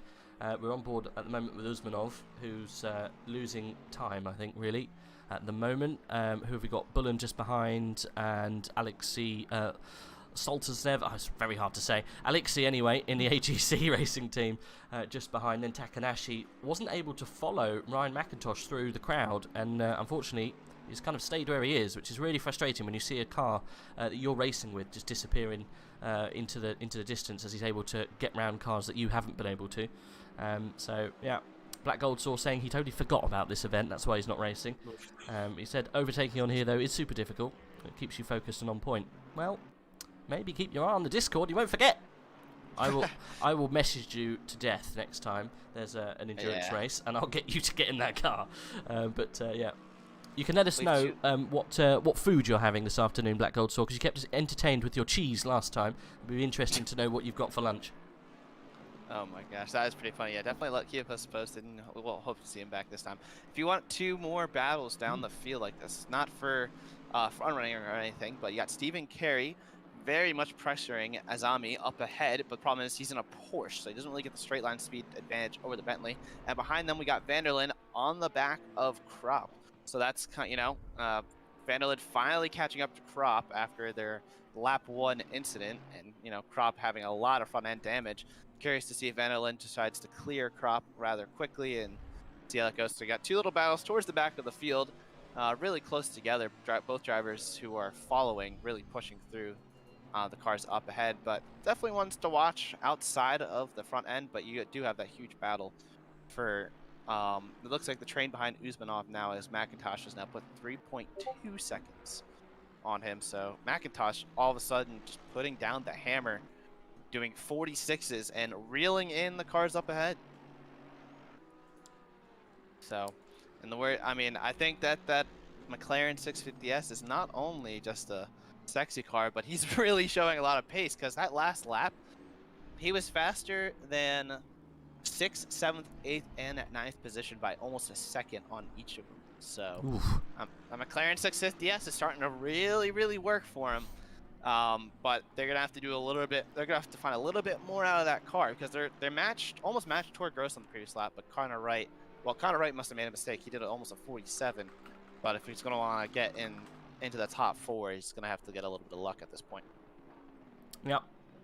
Krop is holding on at the moment from Van der Linde. I don't think Van der Linde wants to put a foot wrong, but he must be suffering with the damage from that car. You can see not as quick as everyone else. I have got an update on what Black Gold Sauce had for lunch. Here we go. It's that. No idea what it is. It looks like some kind of weird meat and gravy concoction. No idea. It's one of the, whatever that is. Apparently it's called fries with sour meat and a drop of mayo. There you go. That's what's keeping Black Gold Saw at the top end of his esports career. So any of you budding esports drivers want to know what fuels some of the best, it's that. So go out and go to your European food shop and get yourself some sour meat and chips. Huh. Very different. I've never heard of it. I think he's Dutch, so he has very strange food. You see, it was a weird, weird cheese concoction that he had last time. What's it called in your native tongue, Black Gold Sword? Let us know. I want to know what your sour meat is called. I'm sure it's called something funky. In the chat, it says Zurfles. Zurfles? It's Zuurvlees. Zufles. Yes, so that is. Huh, interesting. I'm gonna have to inquire about that, because I like French fries with stuff on it. So, I know over here in the States we call them like just loaded fries or whatnot. And usually they're pretty good. Like you got like chili cheese fries or something, which actually kind of looks similar. So I'm gonna have to do a little bit more research on this thing as well. So, it looks a little bit like chili cheese fries, but maybe just slightly different. Sour meat though sounds a bit strange. What does he mean by sour meat? I know over here in the UK that you can have chips with gravy, and gravy's a little bit different to what you guys have in America. So gravy in America's white, isn't it? Yeah, well, depends. Sometimes gravies can be colored. It all depends, because you got like a sausage gravy or something that you put like the biscuit or something, that's more white. But then you also have like a turkey gravy or something that's more brown. Now I looked up the definition of Zurfles, and it's beef stew. So it's like a sweet and slightly tangy beef stew. Oh, on so chips. That is, yeah. I could see that working. There's a lot of ways you could do. Like you could have French fries with stuff like that. Like they work with a lot of food. So I'm not too surprised. And it looks like something that I would try. I would definitely try it. And I'm not one to really eat a lot of stuff, but that does look really good. Yeah, it's called frites Zurfles. I'm sure we're butchering it with our English tongues. It doesn't really sound proper. You need to have a proper Dutch mouth on you. It's just pork or horse meat, right, in sour sauce. A bit of sliced onion on it as well. Have you ever had horse meat? I'm pretty sure that Americans' horses doesn't grace your lips. No. I've had horse in a sausage before. Interesting. No, I've not had horse meat. I do eat a lot of venison, so deer meat and stuff. And now with me being down in Alabama, I can have access to alligator meat. So I'm gonna have to try that one of these days and get back to you on how that is. Yeah, very interesting. Though it's also interesting, we have a couple cars into the pit. So not only is Krop repairing his damage, well, wait, I don't see damage repaired on Krop's car. I think they just straight up switched drivers, and they're just gonna carry on with the damage in the car. Not sure that's the best move, but now it's Witkowski. So they did not repair damage on the car. I think that might be a It might be an error on their part because that was a lot of front end damage. Well, maybe no, it did not update, so they did not damage or they did not repair the damage. But Usmanov and Van Merveld both in the pits as well. Yep, Van Merveld's just left. It's Sam Smeets in the car. Sorry, Sem Smeets in the car now. Sem Smeets, I think, is a tier 2 driver, very quick. So it's good to see what he can do if he can pull Vince's car up a little bit further up the grid. Getting the pit done early. Usmanov, I think, still in there. Who's taking over for Usmanov? It's Rodin Sorokin, which is good. Okay, so I think Rodin we saw practicing earlier on. So see if he can change the pace of that number 50 car, see if he can pull them up a little bit further. Excuse my American. Yeah, I think we absolutely butchered it. What's Black Gold Star saying now? The rubber padding on the black is... oh, goodness. GG Virus says, do you eat with your gamepad as well? Does that mean he can be really quick at eating as well if he uses the gamepad? I'd just like to point out when I said that I had horse, I didn't have the whole horse in the sausage. That would be a bit difficult. I have had venison sausage before. Like you say, venison meat is a little bit more widely accepted in America. I've never heard of alligator, though. That's a bit crazy. It's something more in the South because there are a lot of alligators down in Florida, Alabama, some in Georgia, some of the Carolinas. It's usually more of an appetizer. You don't really get it as an entree. But yeah, it's something I'm definitely going to have to try because I've heard it's a little tougher. But I forget what the comparison. I think it was like comparison to like beef or something. Let me get back to you on that. I would have to do a little bit more research on what it kind of tastes like. But yeah, it's a pretty popular dish down in the South. It's just not one I've actually tried just yet. Yeah, I can't say that I've ever tried an alligator either. Yeah, I mean it's one to try. A bit different, I guess. I know though in America the alligator problem is quite large, right? You can get a ticket for alligators by the hundreds now because they are literally just multiplying massively, which is quite scary. Apparently the alligator problem, if it's not taken care of, they could overrun. Can you imagine just going down to the shops and just dodging alligators left, right and centre? But I know it is quite a problem, right? Yeah, well they don't really have a natural predator, and you know they're everywhere down in some areas, and it's pretty crazy, and they can get huge. I mean, you know, they are a really big animal, and I mean you compare it to like, you know, a place like Africa where there are natural predators for them that, you know, that or people that or animals that can compete with them. But over here it's kind of like the hippo problem down in South America, El Chapo's hippo problem, where there's just no animal down there naturally that can like kill the hippos, and same here with the alligators. There's also another animal that has no natural predator down here, and is the alligator snapping turtle. It's a snapping turtle the size of like a pony, essentially. Yeah. I mean, I didn't hear of it until yesterday, but apparently they're native to down where I work, and they are so big and the shells are so hard that an alligator can't kill them. So once they get that big, like to that their fully grown size, it's another animal with no penalty. And there you have it, drive through. As a result of Crop's incident through turn 1. So that definitely was definitely gonna come, and there it is, drive-through for car number 14.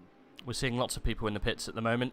Our conversation about snapping turtles and alligators is taking away from this race. I think Macintosh just leaving. It's fine. It's all good to have a bit of banter. Billin currently in the pit as well. I think we've got Mo in the pit at the moment. So this is Nico Uhl in the car now for the Karen Bambina racing team. Nico Uhl, it's good to see him back. Nico-san, as Black Gold Sword likes to call him. I think that would be a hell of a team. Can you imagine Ryan McIntosh, Nico Uhl, and Black Gold Sword in a Bentley? That would be fabulous. I am going to petition to make that happen. Black Gold Sword, get it done. I'd love to see that. That would be absolutely brilliant. And not in a 650S. I want to see you in a different car. Ooh, stop go for Mo. I think that was speeding in the pits. Yes, that will be, because that's a game-driven penalty, that one. Man, that is unfortunate, but Uhl came out of the pits and immediately into the action. He's got Smeets, who took over for, I forget who was in that, Van Merveld, who was in before, now it's Smeets. And immediately Uhl into the thick of it, but he's holding his own right now. He's got the position as he gets his tires up to temperature versus that 720S McLaren. Yep. Nico Uhl is come out with cold tyres, and obviously Sem Smeets has had 2 laps on those, so that's why there's probably some battling going on between these guys, but... if anyone can hold Sem Smeets behind, it's Nico-san. He's doing a good job of it at the moment, which would be good to see. Oh, it's Nico Chan you call him, sorry, not Nico San. Whatever you call him, he's doing a sterling job. Running away at the moment. Is he still leading? I don't think he is because of that pit. But he's probably the provisional leader of that silver class. I think at the moment Takanashi, who hasn't pitted, is currently in the lead. But we should see a host of cars coming in quite soon because we're just getting over that hour point. Halley in the 96 car is currently in the pit as well. These guys will be just passing him now. Nico slightly pulling away now from Sem Smeets. Danger, danger. I think it's been averted. I think we're all good. But Sem Smeets needs to really start making moves on Nico Ull because he's currently holding him up and he's keeping him outside of that pro split. So Sem Smeets really needs to get a move on if he wants to keep their race chances alive. So another thing I just noticed on that last 2 laps, Cherepin has done a 47.1, 47.2. On that last lap, Smoliar did a 45.6. So Smoliar started to come back at Cherepin at the end of the stint. Connor Wright, meanwhile, into the pits from P3. So he will drop down the order. Hopefully we'll see if the Audi of, it looks like Crowder now, or is that Fernandez? I think it's Fernandez who is, Fernandez is taking over that number 723 Audi. So he's looking to make the undercut on Wright. But yeah, so the front runner and current race leader looking a little slow at the front at the moment. They haven't pitted yet. Meanwhile, Strelnikov now he was 25 seconds behind Raber at the end of the last lap, and he is fully in the clutches of Kraus and Cadil behind. Kraus and Cadil both going very deep into turn number 2. So Strelnikov, who's looking pretty safe for a while there, has just fallen off, hasn't been able to match the pace of the cars up ahead or the cars behind, and now under pressure if he wants to hold on to this top 5, but I'm sure all 3 cars will come into the pits very soon. As I'm going to have to guess that there's a syntax. Ooh, do you see cars? Yes, sorry. Bruno just sent it up the inside of Kraus, but didn't make it stick. It's all good. Okay, if I had to guess, the stint timers are 65 minutes around here. I don't think you'd really want to... I don't think the organizers ran it for any more. So I'm sure we'll see most of the cars who haven't pitted into the pits in the coming minutes. Yep. Strelnikov doing a great job in that 778. This is the car that I said we need to keep an eye on because we haven't seen the pace of them so far. Currently P4, because obviously some cars around them have pitted. I think Connor Wright would probably jump up a little bit later because of that pace difference, or the pit difference, sorry. Everyone's a little bit out of place. Smoliar in the pit, and Key done it before Cherepin, so this could be very interesting. Danina Cherepin staying out another couple of laps. We might see some moves going on. Might see that gap come down even further between these guys. At the moment when he came in, I didn't see what it was. I'm sure it was outside of 13 seconds. I know you said that he was starting to reel him in a little bit, but yeah, Alexander Smoliar is in. He's going to swap. It was Anarev, I think, should be going in that car. So let's see. Yep, Vasily Anarev. Tier 1 driver for AOR's GT3 series, not afraid of getting his elbows out and putting down some absolutely stunning laps. So I think Vasily Anarev is definitely going to be a match for whoever's taking over in Danina Cherepin's car. I think there's a 3-team, isn't it, with Cherepin? Let me just have a look. No, it's a 2-team. Is it just a 2? Yeah, so it's actually 2 Russian teams that are battling it out for the race win. You got the Big Russian Cats and the Race Field team. So Mikhail Boykov, isn't it? Going in the Big Russian Cats. Yeah, so it should be very interesting. Another thing to note, the 251 Lamborghini also sped into the pits. That's 2 cars falling victim to speeding in the pit lanes and getting a stop-go 30-second time penalty. Very unfortunate for both drivers. Yep, Antonov, unfortunately. That is easy to do. After you've had an hour in the car, you forget. But to be fair, it's quite an easy pit entrance because you have to slow down for the corner on the inside because it's a sweeping right, isn't it, on the inside of the corner, and then you're met by the pit limiter, which is a bit weird to do a speeding in the pit lane around Hungaroring. Kind of understand it in places like Monza, but definitely not here. So yeah, bit strange, but hey, you know. You would normally think that these kind of things would kind of creep in towards the end of the race, not necessarily the first stint. But hey, they might not have practiced coming in the pits. I know that sounds silly, but you do so much racing and so much driving trying to get your laps up in the qualifying sessions because AOR long out the whole week and have that for one big qualifying sessions where everyone puts in the time and it's pulled together in an aggregate time that puts you where you need to go with your whole team. You rarely practice coming in and changing. You just quit back to the pit. So some of these guys might not necessarily have actually come in the pit before. So that's Yeah, and maybe where you're also seeing it. if they're really trying to push, because you can lose a lot of time by, you know, just hitting the pit limiter as you slow down initially. But if you think about it, because you also you speed up out of the corner, because the pit entry line is not until a decent way out of the corner. So some of these drivers are probably trying to push it to really see, all right, trying to avoid losing too much time. But as a result, it comes back to shoot them in the foot. But now Bykov pitted from, well, Sherpin pitted, and now Bykov's in the car. Behind him, trying to figure out how far back Anarev is. Anarev actually not that far behind. I'm pretty sure the gap has come down. The undercuts work. We'll see what the updated time is at the end of Sector 1. But Bykov just got to the marker now, going through turn 4, while Anarev's coming out of 3. So I think that the Racefield team has closed down. Yeah, it's 10.1. It was 12.1. So we have a battle potentially brewing on our hands. Just kind of see what kind of pace Anarev has on the second stint. I think Anarev versus Mikhail Boykov is going to be very spicy indeed. If Anarev can get past this these back markers and start getting some clear air, 10 seconds to eat into Boykov, I think it's totally possible. It all depends on that pace on that Bentley, because it seems to be set up very, very well to do. Ryan's in the chat. 650S can do be kind of hot. Exactly. We've been we've been watching the 36 from afar, and we've been admiring the lovely red and black. But Nico Chan is still under attack from Sem Smeets. It's quite a vicious attack from Sem Smeets. He's pushing the car around, bless him. Sem definitely wants to get past Nico All, and it's taking time, but I think he's going to get it done shortly. Oh, look, he's weaving all over the back of him in the braking zones. I think it's only a matter of time before Nico Chan can let Sem Smeets get past. Unfortunately, it is for position, but not necessarily for class position. So if it's costing you time, it might be worth moving aside and letting someone else have a go. But here we go. This is what we're looking for. Vasily Anarev does get past the back marker, and the gap is down to 8 seconds. So it is coming down, and a matter of rate. So that early pit stop from the 873 team has definitely eaten into the 142's lead. Danina Sherapin doing a sterling job to get them that gap. It's being eaten away. It's being eroded by Anarev in a matter of laps. So we've got a race on, guys. It's not all over yet. We do, that is for sure. And everyone else has come to the pits to serve their mandatory pit stop, so no stint timer violations. And just there about. You have it. Yeah, just about. Cutting it very close, a couple of these drivers are. But hey, you know, that's how you win the race. Cut it as close as possible and win the race, keep your position, however you want to put it. But you look at that. Kadil came out, or now it's Radloff, came out behind Ol.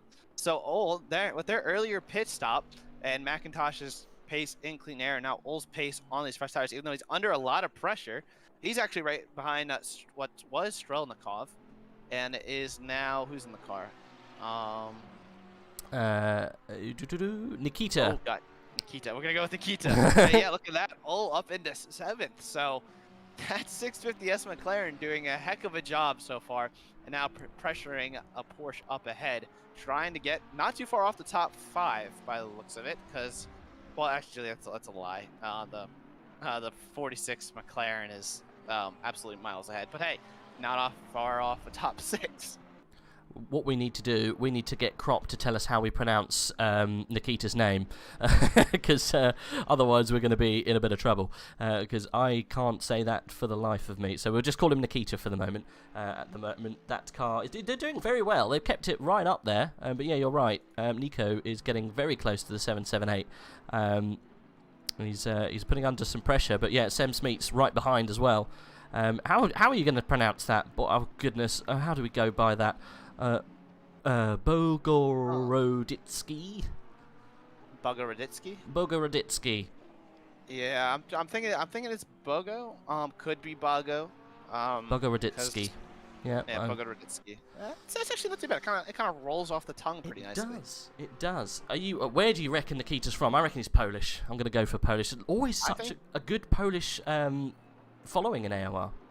I'm going to go Russian. You reckon? Mainly because I'm pretty sure I saw a lot of Russian drivers in the field, and I was right. He is Russian. He's on the Stay Poo Racing team, and it is another all-Russian team. Russian teams. I like it. Yeah, so that's kind of cool. Like you have them. So you got 3 all-Russian teams qualified top 5. You got Torgrosa and Fernandez. It's an all-Spanish team. You have an all-Swiss team and the Swiss Mountain Lizards in the McLaren. So that is, they are running in 5th. Yeah. Swiss Mountain Lizards. Love it. Good job, boys. Yes. The South African team is your White Rabbit Racing of Bruno Cadil and Christopher Bradloff. You have the Dutch team of Van Mernelde and Smeets. And name to be determined in a Bentley, I believe. Actually, which Bentley is that? That is down in 14th, the 738 car of Julian D. Bredliker and Wouter Billen. I might have slaughtered that first last name. That is the Belgium team. And trying to see if there's any other specific nationality teams on the grid. There's an Iranian team. Really? Who's currently driven by Azami. Yeah. Whereabouts It's are an they? Iran racing team. They are one of the Bentleys. They are currently running. I saw their name recently. They are down in 24th, unfortunately. They were a little farther up the order at one point, but yeah, they are down the order.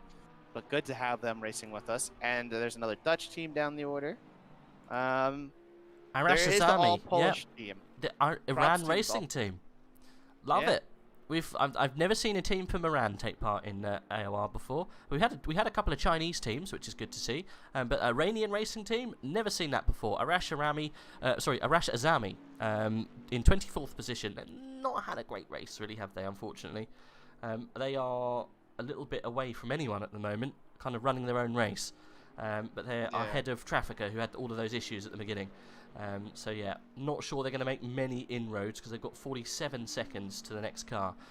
So yeah, good to have all-encompassing races and locations taking part. That's what we want. Multicultural society and all. Agreed. And I know actually, so recently, the biggest team now in all of, and at least in the AOR on the site, the organized team is the Indian racing team. However, I don't think they are in the split if they are racing today. But that is also another big community. But they do have fun. They do enjoy themselves. But I'm not seeing them really in the split, unfortunately. So that is unfortunate because I do enjoy seeing the whole multicultural stuff. Like there's a couple teams. I actually don't recognize that flag. What is the flag that's yellow, green, and red, top to bottom? Because they are Beaver Grease Racing in Split 2. They're German, aren't they? Yellow, green, and red. Yellow, green, and red. Is that Hungarian? I don't know. Let me look it up because there's that. We'll get to that in a sec. There's an all German team. There's an all French team in Split 2. Let's see what else. Actually, I might try to see if I can get an update on how Split 2's doing. Lithuania. Yellow, green, and Lithuania. red. Yeah. There's a Portuguese team in Split 2. So yeah, a lot of Russian teams as well. But yeah, so we had a lot of different nationalities represented here today. It's always great to see everyone coming, and we always want everyone to join, as this is a fun event. I mean, it's fun for us commentators. It's fun to drive. Oh, and there's a Greek and Austrian team as well in Split 2. So how about that? But yeah, this is always a fun event. I mean, tracks always change each event. This is my first time commentating. But I'm enjoying it, and I know you've commentated several events. So yeah, pretty good stuff. But that Belgium team on the 738 Bentley has a drive-through.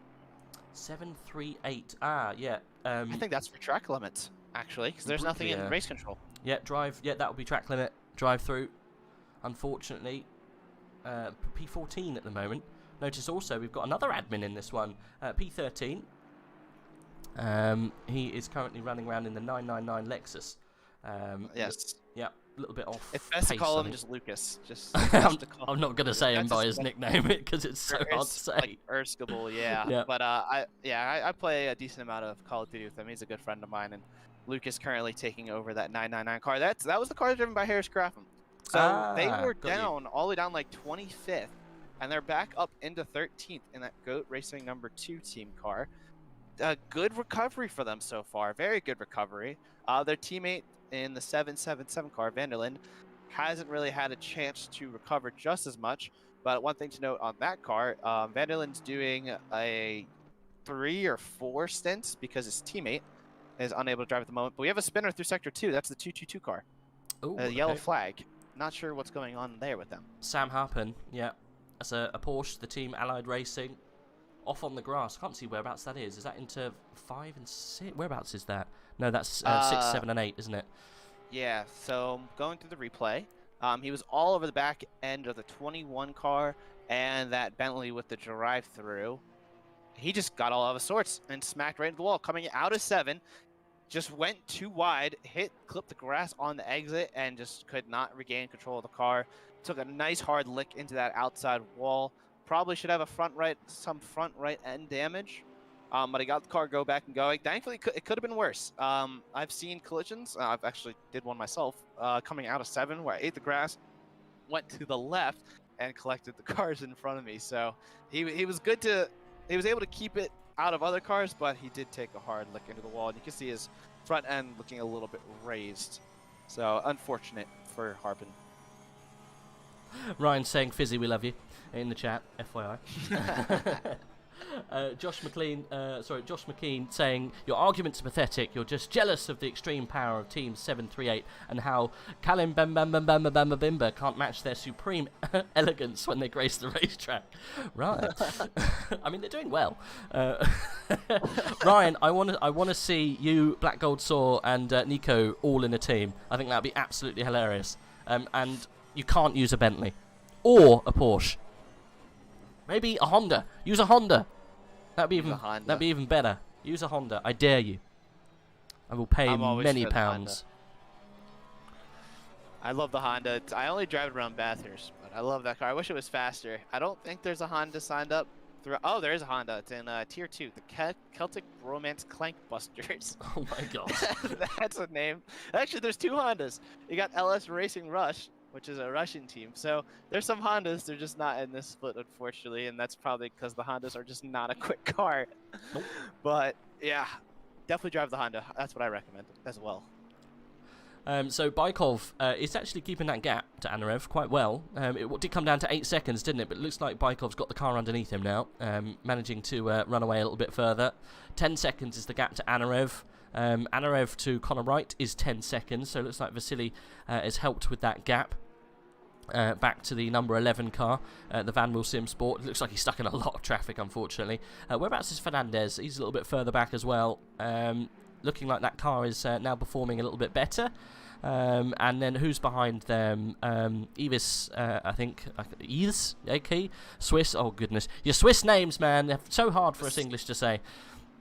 They're running down that Spanish team of Fernandez up ahead. They were not 4.7 behind a few laps ago. So the Swiss Mountain Lizards showing good. Now, interesting, Fernandez, like that Audi looked really good at the start of its stint, at the first stint. But then it really died off towards the stint. Now, right now, it's looking like it's just not working as well as Fernandez might like. But the Swiss Mountain Lizards looking really quick right now, doing a 46.0, 4 times faster than the car up ahead. So, yeah. But then traffic is a huge factor, as you just said. I mean, there are cars everywhere, like around this track, and you know, it is an endurance race, so it was bound to happen. And it looks like after the first round of pit stops, traffic is now going to play a factor. Yeah, I was just trying to look on the side of Fernandez's car to see if they fixed that damage. Looks like it's still there, so they decided not to get it done in the pits. It costs you time, obviously. Probably a good 10 seconds, maybe. Who knows? There's a little bit of damage on there, but they're running up in 4th position at the moment. It's a real tough decision. Do we fix the damage and maybe lose a few positions and come back, or do we leave the damage and kind of race where we are and kind of give up any chances of getting a podium? But they've obviously decided not to fix it, or it could also be a glitch and we can't see that they've tried to fix it. Nico Ull, though, still in 7th position. Sem Smeets still behind, not been able to make inroads on the Kirimbemba team. It looks like it's incredibly hard to get past Nico Jan. Tate also closing the gap down to Smeets in the number 8 Audi. I haven't seen much of this Audi. Who was in it before? Can't remember who they're racing with. Let's have a little look, shall we? Let's have a look. I was going to actually, whilst we're here, have a little chat about the Swiss Mountain Lizards because we haven't really met them before. No, we have not. So we asked them. Yeah, Audi was Kraus, by the way. It was Kraus. Yeah, I remember now. We asked them who you're driving with, and they said friends driving. Friends who they met during the last AOR season. We both did our first AOR season then. Let's have a look then at what we asked them next. How was the car selected? and their reply, oh, it's annoying, I can't edit this, so it's very hard to see. They compared the 2 cars they took for Season 7 in AOR. So, yeah, and apparently one of them drove slightly faster with one of them, so they decided to pick that one in the end. And then we had any problems. They did have some tyre overheating problems in race conditions, but we sorted them. Do you have any specific... oh, that's pretty much the same question. Let's see, what is your goal for this race? They said, have fun, try and have clean racing and stay out of any troubles. So there we go. Pretty much that's everyone's... normally everyone's answer to that kind of question. Have fun. We didn't think they would be in Server 1, but there you go. They're in Server 1, and they're doing very well. The Mountain Lizards, currently in P5, as it looks like Sem Smeets is getting hustled by Kyle Tate, and he's dropped off the back of Nico Ull because of that. We might see a change here, and this is for class position. Nico, unfortunately, well, fortunately for him, is way up into the pro split, by the looks of things, even though he's not racing with them. Oh, almost a touch. Tate had to go to the runoff to avoid the back of Sem Smeets. We're seeing a race play out in front of us. Let's maybe go on board with Tate and see if we can see what's happening from his point of view. Yes, Smeets looking kind of like, or Smeets rather, excuse me. Kind of looking like, following Nico Ulf's, but for so long was bound to eventually make a mistake or something, and it looks like backing off a little bit, maybe trying to find a better way to get around him, but as a result you got Tate right there looking mighty quick. That Audi really working for him, and putting down some pretty good lap times at the moment. But now Smeets pulling away a little bit, and a little bit of a gap forming between the... Oh, Smeets again, that McLaren on exit, getting very squirmy. That's the second time this lap where Smeets has just kind of lost it just on exit, and it's like, it's not what you'd expect, but Nico Ull going way too wide there might open the door for Smeets down the front straight. Let's see what's going to happen. Tate gaining a little bit, going to the right hand side, getting out of the slipstream, but not close enough. That 650S with just enough straight line speed this time around, and into and out of turn number 1. Drivers looks like they're going to hold position. Oh, Smeets having to go really defensive. Tate, that Audi got an absolute amazing launch out of turn 1. Tate trying to go around the outside through turn number 2, but there's just nowhere to go. That corner's just too tight and too long, but Tate trying to get a better run now through 3, but it's looking like that McLaren's going to hold onto the position this time around, but Tate starting to look really aggressive. Smeets just didn't, it looked like Smeets was safe going through turn 1, but Tate just got an absolute launch out of the corner. It's like they strapped on the rocket boosters, but not able to make the move. Smeets hogging the left-hand side of the track, holding the inside line. Tate's going to have to find a way to steal that inside line somehow. Otherwise, I don't think a move is going to be made anytime soon. Yep. Kyle Tate's really switched on with that Audi. We can see that, like you say, Nico's driving away because of the action going on behind, but Sem Smeets struggling with the rear end on the power. As soon as you get out the exit of the corner, just struggling to get that power down. But very, very good through the low speed left and right corners through 8 and 9 as we come down towards 12. Kyle Tate dropped back a little bit. It was much closer last lap, almost going for a move into the middle kind of sector, but having to let off the pressure a little bit going through that middle section. But Sem Smeets struggling a little bit at this part of the track, maybe struggling with the car. I know obviously what kind of track conditions we've got. 35 degrees ambient temperature, 40 degrees track temperature. Maybe it's getting quite really warm. hot. Yeah, very, very warm. Well, Hungary normally gets warm in a Formula 1 race. You get lots of people going down with heat stroke because it's so warm. You don't really think Hungary gets warm, but it really does. I don't know if they've got it on the graphics on this game, but there is a water park literally just off the side of the racetrack. Have you ever noticed that when watching the Formula 1? It's all the way off to the south of the racetrack. It's a massive, giant water park. It always looks amazingly fun. Oh, we got a move almost. No, I thought Kyle Tate was going to throw it up the inside of 2, but he doesn't. Thinks better off it. It's so hard to overtake here. You just got to find, almost when someone makes a mistake, you've got to do what Sozanov did earlier.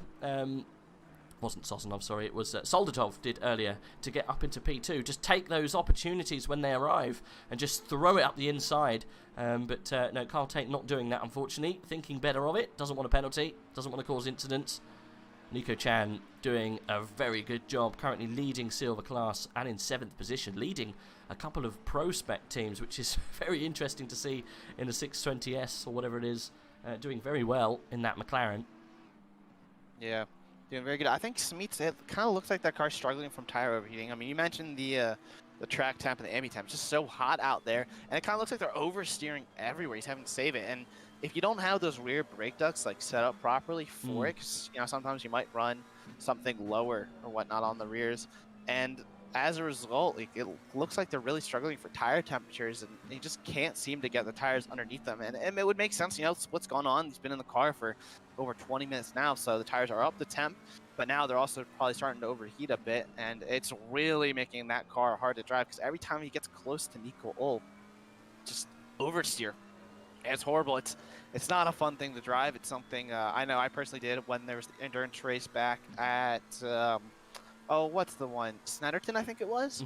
Yeah, because it was like similar heat conditions, and we made the mistake of having the brake ducts very open for straight line speed and for grip, but we had overheating problems for the first half of the race when it was hot. How they're driving reminds me exactly of what we went through. And so it kind of looks like you got to really take it a little more carefully. You can see Tate's able to really close in a lot of these parts of the track, but just because of the nature of the track, it's hard to overtake. But overheated rears is not going to be fun to drive with. But it is 5:30 p.m. in game, so they'll be saved as the track cools down, which it will naturally as it goes into nighttime. So for the time being, they're just going to have to suffer and just hold out. Yeah, it is difficult when you get something like that slightly wrong, maybe a pressure wrong, or like you say, brake duct too open or too closed. It is tricky, very, very tricky, especially that McLaren. It always does, I always find it's a little bit of lift-off oversteer into a fast corner. So definitely going down from 11 to 12, very tricky. Getting on the power and not losing the rear end. But I guess Sam Smeets is kind of, I know he was very aggressive on Nico at the beginning part of his stint. He might have just overstretched the car. Yeah, might have. Another battle while they're going on, battle for 17th. Porsche trying to find a way through on that Bentley, the Belgium Bentley, up ahead, but Porsche just doesn't have the straight line speed. Try to go for a really late move through turn 2 because the Porsche just looks mighty quick under braking, under acceleration as per normal, but it doesn't have the straight line speed advantage at the moment. But it's funny you mentioned stuff about, or we were talking about the brake ducts. I have a funny little story from back in season 3 of the League Racing. So it was my first season, really my main season that I did, because season 4 I didn't do the whole thing due to work commitments. But in season 3, I was driving the Porsche, and I would, learning the cars, learning the setups, and I knew you want to do a higher front brake duct because only hour-long races, and I do a lower rear one. As there goes the Porsche of Sinolder and the 444 car trying to go up the inside into turn number 12. He has the apex clean as you like. He's able to hold off the Bentley, slide a little wide, and that is 17th for the 444 car and 18th for the 738. But back to the story, in the event that this battle settles down. So, I had the higher brake ducts, which go lower rear brake ducts. Well, up until race 5, race 4 was Paul Ricard. It was a 90-minute race, and I couldn't figure out why my tires and my brakes were just dying, and I actually had my brakes completely fail on me, my front brakes. Well, it turns out I was switching the rear brake values with the front ones for some reason. I knew I had the tires right and everything, had everything else right, but for some reason I was just I wouldn't even call it dyslexic, just stupid. And the fact that I was just putting the front brake ducts in the rear and the rear in the front.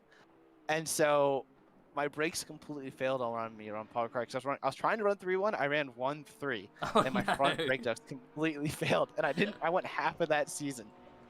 Before you realized what you were doing wrong. Yeah, see, it wasn't even brake pads. Like, you ran brake pad 1, so like they would last the races. That's fine, but because I had the brake ducts so open, they would overheat massively, and they ended up failing about 75 minutes into the race. So yeah, I'm hoping no drivers have done that since I did that back in season 3. But it was just such a stupid thing, because oh man. But yeah, you live and learn. See, we do got yes, we do have fans for Zami in the track. We do, yeah. That's good to see some support for the Iran Racing team. Yep. I know I said that they're probably not going to be making inroads on anyone, but it looks like they are. Harpham, is it Sam Harpham? Of course, he had his spin, didn't he? So that's put him right in the clutches of Arash Sazami. So yeah, is that? I don't want to butcher your name, but saying keep pushing. Yep. definitely keep pushing. It's never over until it's over. The 92 car then wants to get onto the back of the 222 of that Porsche. I'm not too sure about the pace difference between them. We did a 146.1 last time for Sam and a 147.1 for Arash Azami. So a little bit of a pace difference between them. You never know. Let's see what can happen. But always keep your options open and keep pushing. You have got Trafficker behind in the 717, which is looking mighty fast and lapping slightly faster than you, Arash. So keep on the pace, otherwise you might get overtaken and lose your 23rd place slot. But Trafficker is out of position, really, isn't he? Should be up a little bit further. Yeah, he was involved in that lap 1 collision with Graffam, so that's why he's out of position. But yeah, the pro car trying to make inroads, but just hasn't really had much luck at the moment after pitting very early on. And they were basically a lap down at the end of like lap 5 or 6 as a result, so unfortunate. But they're pushing through and doing a good job. Now, I'm going to let you take over for a couple minutes. I need to make myself a coffee because I got up pretty early for this. That's all right. You go. That is the time zone difference, and I'm starting to feel a little bit gassed. So I'll be right back in a couple minutes, and I'll let you take over the comms. We'll do a baton changeover because I'm going to do the same afterwards. All right, sounds good. So I'll be right back. See you in a second. Right, so I was looking at the gaps between is it Mikhail Bykov and Vasily Anarev. It's come down to 8.975. Their laps last time we got a 146, a 146.9 for Mikhail and a 146 dead for Vasily Anarev. So taking a second out of the back of Mikhail Bykov. So struggling slightly, the leader. We've got, Vasily Anarev is slowly starting to close that gap. We're back down to 8 seconds, which we had before. Nico doing a very good job. You're right, Ryan. To be fair, you held your own, but Nico is still in 7th position. He's opened the gap to Sem Smeets now, and I think Carl Tate is actually still on the back of Sem Smeets.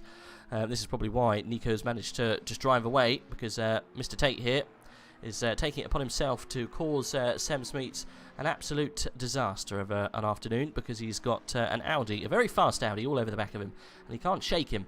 So it'll be very interesting to see if anything happens between these two, because it's bound to happen at some point. Hopefully it doesn't cause tears. This is the closest, I think, battle we've got on track at the moment. I will keep an eye on what's happening between 1 and 2, but it'll be interesting to see if Anarev can close down that gap on Bykov. Last time around, Bykov's lap 145.9, and Vasily was a 145.3, so he definitely is eating into him. I will keep an eye. We've got a couple more seconds before they come across the line, and we'll see what the difference is between them this time around. Connor Wright still a couple of seconds off, and we do have some moves. Sem Smeets going defensive into turn 1, and Tate almost running into the back of Sem Smeets. They had to do that, had to really push him into that wall. And Tate throwing the dummy. Oh, you always have to leave the space, Sem. And I think he does. Carl Tate up the inside. There is contact. Sam, I think you're going to have to blame yourself for that, I'm afraid. That was very aggressive on the defence. You always have to leave the space. And unfortunately, you've lost yourself the position. And Carl Tate goes sailing off into 8th position. And you've been demoted down to 9th. Unfortunately, though, I think that was a matter of time. So Carl Tate then released to go and hunt down Nico Chan, currently doing very well in 7th position. Let's have a look at that gap then. What have we got? 145.2 and 145.8. They're trading lap times, and the gap has opened up to 9.5 seconds. So not going to see much movement just yet, but might come soon. Let's go back up the grid then slightly. We have the Swiss Mountain Lizards currently getting close to Fernandez. The 723 of Fernandez slightly struggling in the latter end of this race, of this stint, sorry. We've got about half an hour of their stint left, maybe a little less. It's looking like a good race. Ryan, you were right. It is definitely looking like a good race. It would be very, very interesting to see if Anarev can bridge that gap and bring down the time to Bykov, because I would love to see a race for the lead towards the end of this race. You never know. Anything can happen, especially when you've got 4 hours on the board still. Almost 2 hours in now.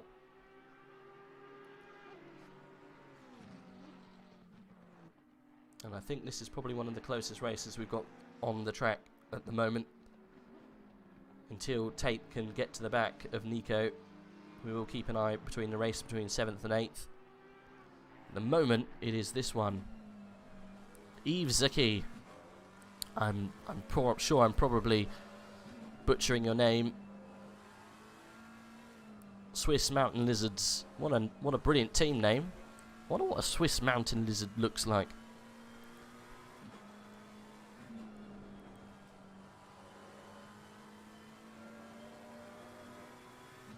Six tenths is the gap now. He's slowly hunting down Fernandez. Not too sure what Daniel can do really to defend his position, because that 46 McLaren is looking mighty quick in this latter end of this stint. Swiss Mountain Lizards hunting for 4th place. Nice exit, turn 14. Both of them having a good drive. 4 tenths is the gap now. We've gone down 2. Oh, my mistake. Not enough pace though to get him on the brakes. I see the braking there from McKay. Wasn't quite sure on the first input of the brake and lifted off and then came back on again. Just going a little bit deeper. He's doing it again. Might be a trait of his on his braking. Obviously working for him. He's cut the distance between Fernandez in half in 2 laps. Has opened up a couple of tenths there. Wasn't the best first sector for him. Well, Fernandez having a bit of a nightmare.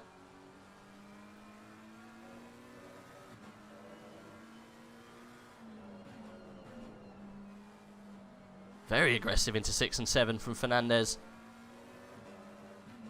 Feeling the pressure, I think, here from the 46 McLaren. Very aggressive with his throttle movements as well, is okay.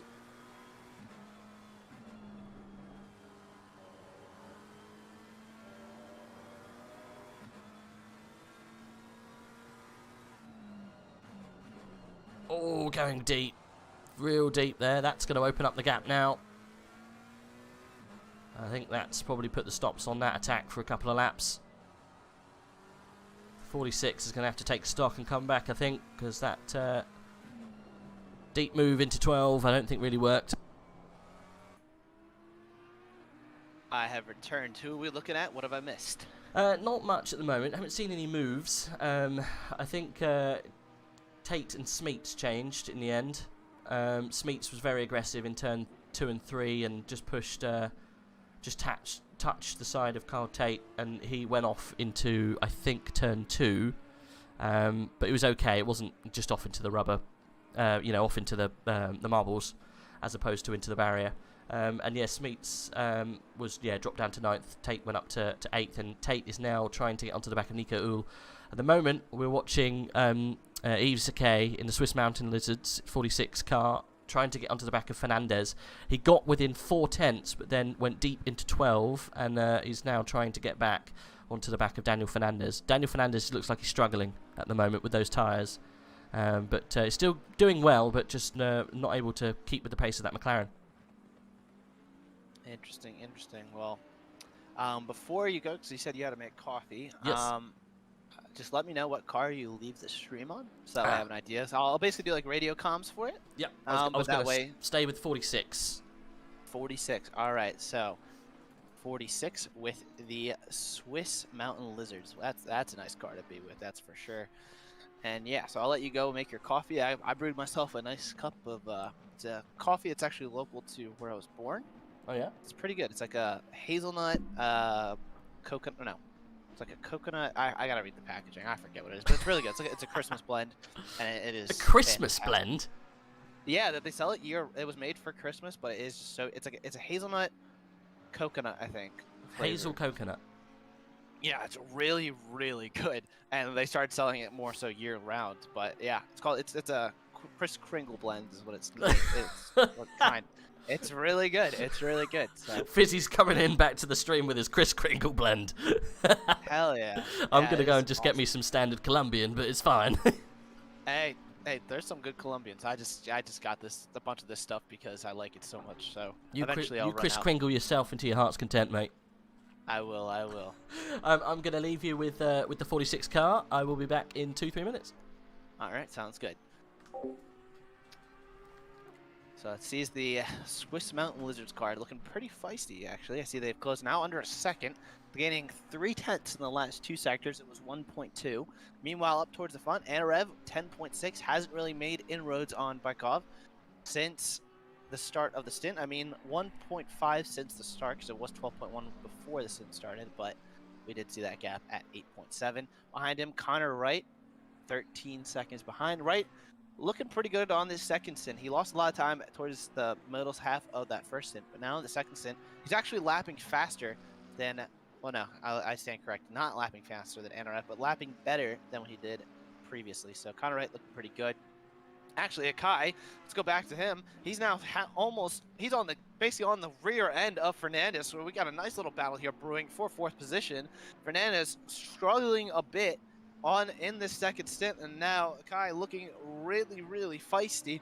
Battle for P4. Can the Swiss drivers get around the Spaniards? We'll have to see what that McLaren 720S can do against that Audi. But now onto the front straight. Both drivers getting pretty good exits. Both cars should have some decent straight line speed, which I think the advantage might go to that McLaren, but this front straight is only so long. And now into the braking zone of turn number 1. Nothing doing. It looks like that Audi takes a little bit earlier of a turn-in point for the corner, while the McLaren goes a little deeper, but did not really help out the McLaren's efforts there now as he is sitting behind. We have a car into the pits farther down the order as the 83 car of Lars Kragseth. He is in the pits from last position. Unfortunate race has not gone that well for the Papago Racing team. But back onto the battle for P4. Kai all over the rear end. Not sure what kind of mistake Fernandez made on that previous lap through the middle sector, but whatever it was, he's now under all sorts of pressure from the McLaren behind. Now going through the sector, slow portion of the track. What was he Kai go for an unorthodox move, similar to what we saw Smoliar do earlier on, where he went through moves through some of these corners, made it stick. Now, will Fernandez possibly make a stick out of 11? Is the question, because going into 12 has been a pretty popular overtaking spot today, if I do say so. But it looks like both cars keep it nice and tidy, but we do have lap traffic. Looks like he's flashing his lights a bit up ahead. That is the Bentley. The 738 Bentley, if I remember correctly. He's got his turn signal on, but it looks like it's not flashing. So I guess he's going to let the drivers know behind that he will go to the right once they catch up, and hopefully not impede either driver in their attempt to take or hold positions. Either way, Akai just pushing that Audi to the final corner of the Audi, putting down the throttle, though, getting a good launch, but so does that McLaren. He's really gaining a decent amount down the straight. There's about a car length between the two of them. But that Audi's got some really good straight line speed. The McLaren goes off the racing line, try to throw a dummy, but nothing going. Able to close up a little bit in the braking zone, but not brave enough to really get on the rear end. It looks like the Audi's going to get a better run out of turn number 1. And Fernandez hangs on this time around. It looks like Kai just wasn't really as confident under the brakes to really close up and just basically be on the gearbox of that Audi up ahead. He really slammed on the brakes through turn 1. Didn't carry as much speed. And as a result, lost a little bit of time on exit. And I believe that is what happened there. As up ahead, you can see that 738 car not really getting reeled in as quickly as you'd think so. And I'm sure that car's just hoping to just not be a nuisance. But nevertheless, the car's really close here. It's just 4th position. Not a podium spot, but, you know, 4th versus 5th position. And it's a nice battle, you know. 4 hours, 18 minutes left to go in this endurance race. We are past the quarter-way mark, coming up on the 33% mark, and actually coming up to the pit window soon. As some of these drivers, you know, 65-minute stint timers. Some of them might come in a little early, come in a little later. We'll have to see. But now it looks like Akai going for a move on the inside. The Bentley yielding for the car's lap ahead. Akai went for a move there, but then realized that he wasn't alongside enough and backed out of it at the last second. But Yves Akai, I believe that's pronounced, or Yves Akai, I think is maybe a more of a correct pronunciation. Looking very quick, but now the lap traffic has been cleared. There's not a car, another car in sight for decent ways. So here we go. Can Akai now, with the clean air for both drivers, possibly make the move stick? 'Cause there's going to be no one there to impede him going into this is lap 57. Now, it looks like, how many cars are on the lead lap at this point? You know, usually we're used to cars, a lot of cars getting lapped. The Bykov going up through the end of Sector 2. We're going to have to see, where is Smeets? Is Smeets on the lead lap? Smeets is, it looks like, oh, and there goes Lucas, gets a drive through. Erskable, one of the coordinators. So the top 10 are all on the lead lap, but Erskable gets a drive through for track limit. That is a heartbreak for the GOAT Racing team. That is not what they wanted to have happen at all. He will have to serve that in the next 3 laps. He's going to go from 12th probably down to, I would assume, it looks like he's going to go down to 14th. I don't think he'll lose any more time because of the 444 car being an unknown distance behind. Man, there he is into the pits, and that is unfortunate for the GOAT Racing car. But back up to the battle once again. We're kind of keeping an eye on what's on screen, since Rage is currently brewing some coffee, which I do not blame him at all. Kai doing a pretty strong lap right now. Fernandez really struggling, 1.4 off of their team's best lap time. So Fernandez's pace has not been as strong as his teammates was earlier on. There's a spin off in Sector 1. That's a 251 car. We're going to go ahead and look at that on my screen. It was the Lamborghini of Antonov into the wall. Heavy front end damage. Lost the rear end coming out of 3. Smacked the right hand side wall. Doesn't look like there's anyone else involved, but it was one of several cars whose days have not gone well at all. And there's severe damage on the front of that Lamborghini. Meanwhile, Akai, you can see he's dropped off a bit. Fernandez in some clean air and felt a little bit of pressure. Started to flex those muscles, and the Audi trying to run away, though. It wasn't really a strong lap time per se from Fernandez. Only did a 47.1 versus Akai's 47.5. Both drivers did 47.2s last time around. So while Fernandez was able to improve on a 10th for this time, it was more so Akai losing a bit of pace that time around. But the track drivers definitely struggling a little bit. The heat track temp has gone down 1 degree. There's not much wind, so it's still pretty hot out there. And the drivers certainly will be feeling it. Erskable, meanwhile, came out in 14th after serving that drive-through. I think he's the second or third driver we've seen get a drive-through today, and we're under 2 hours into the race, so track limits might become a factor as the time goes on. Now, hopefully it doesn't really affect our front runners, per se. Let's say the top 5 will go nice and tidy there, because that would just be unfortunate if it really affects how the front runners end up. But, you know, if a driver in 4th or 5th gets a drive-through, you know, you got Bogroditsky in at 6th, 23 seconds behind Akai, 24 behind Fernandez. You know, he would be able to be brought back into the fight. Now, I do not want to commentate or curse anyone, but, you know, we're going to go theoretically here, but I like to go a little bit theoretical on occasion. And I like to figure out what if situations. But you see where Erskable came out in that 999 Lexus. He was behind Shirakin, who was 17 seconds ahead of Haley. And it looks like he lost about 26 seconds from the drive-thru. So there you have it, folks. About 26 seconds are lost during a drive-thru. So if, for example, Connor Wright got a drive-thru right now, he would come out just ahead of Fernandez. So it just goes to show how much a drive-thru costs. And at this point, it really only costs you the battle you were currently going at. But you look at the gaps that have been formed, like 15 seconds back to Nico from Bogroditsky. Akai to Bogroditsky's 20-some seconds. So 23 seconds, there you have it. So, like, you don't lose much in the way of positions anymore because of how stretched out this field is in this top split. So, very interesting. As you can see this time around, Akai, this lap, did a 46.6, while Fernandez did a 46.8. So, both drivers picking up the pace a little bit now in clean air. You can see they're running down another Bentley up ahead. Who is that? If I think that is... I don't think that's Zami. It could be Arash Azami. No, that's not Arash Azami. Excuse me. But Arash Azami, though, currently behind Nico Ol, currently getting lapped, but ahead of the number 8 Audi of Kyle Tate, who's got a lot of pressure from Smeets behind. So Smeets has reeled back in that Audi. They've got that car under control. It's a track temp now down to 38 degrees Celsius. So it's looking like sun's starting to set a little bit. I mean, ambient hasn't really gone down much, but you never know. You know, stuff could happen. But here you can see the blue flags being laid for that Bentley up ahead. Is that possibly Battenberg? No, it's not Renee Battenberg. There's just a lot of Bentleys on this grid. That's not Cragseth, because Cragseth's in a green Bentley. Is that Eugene? That might be Eugene.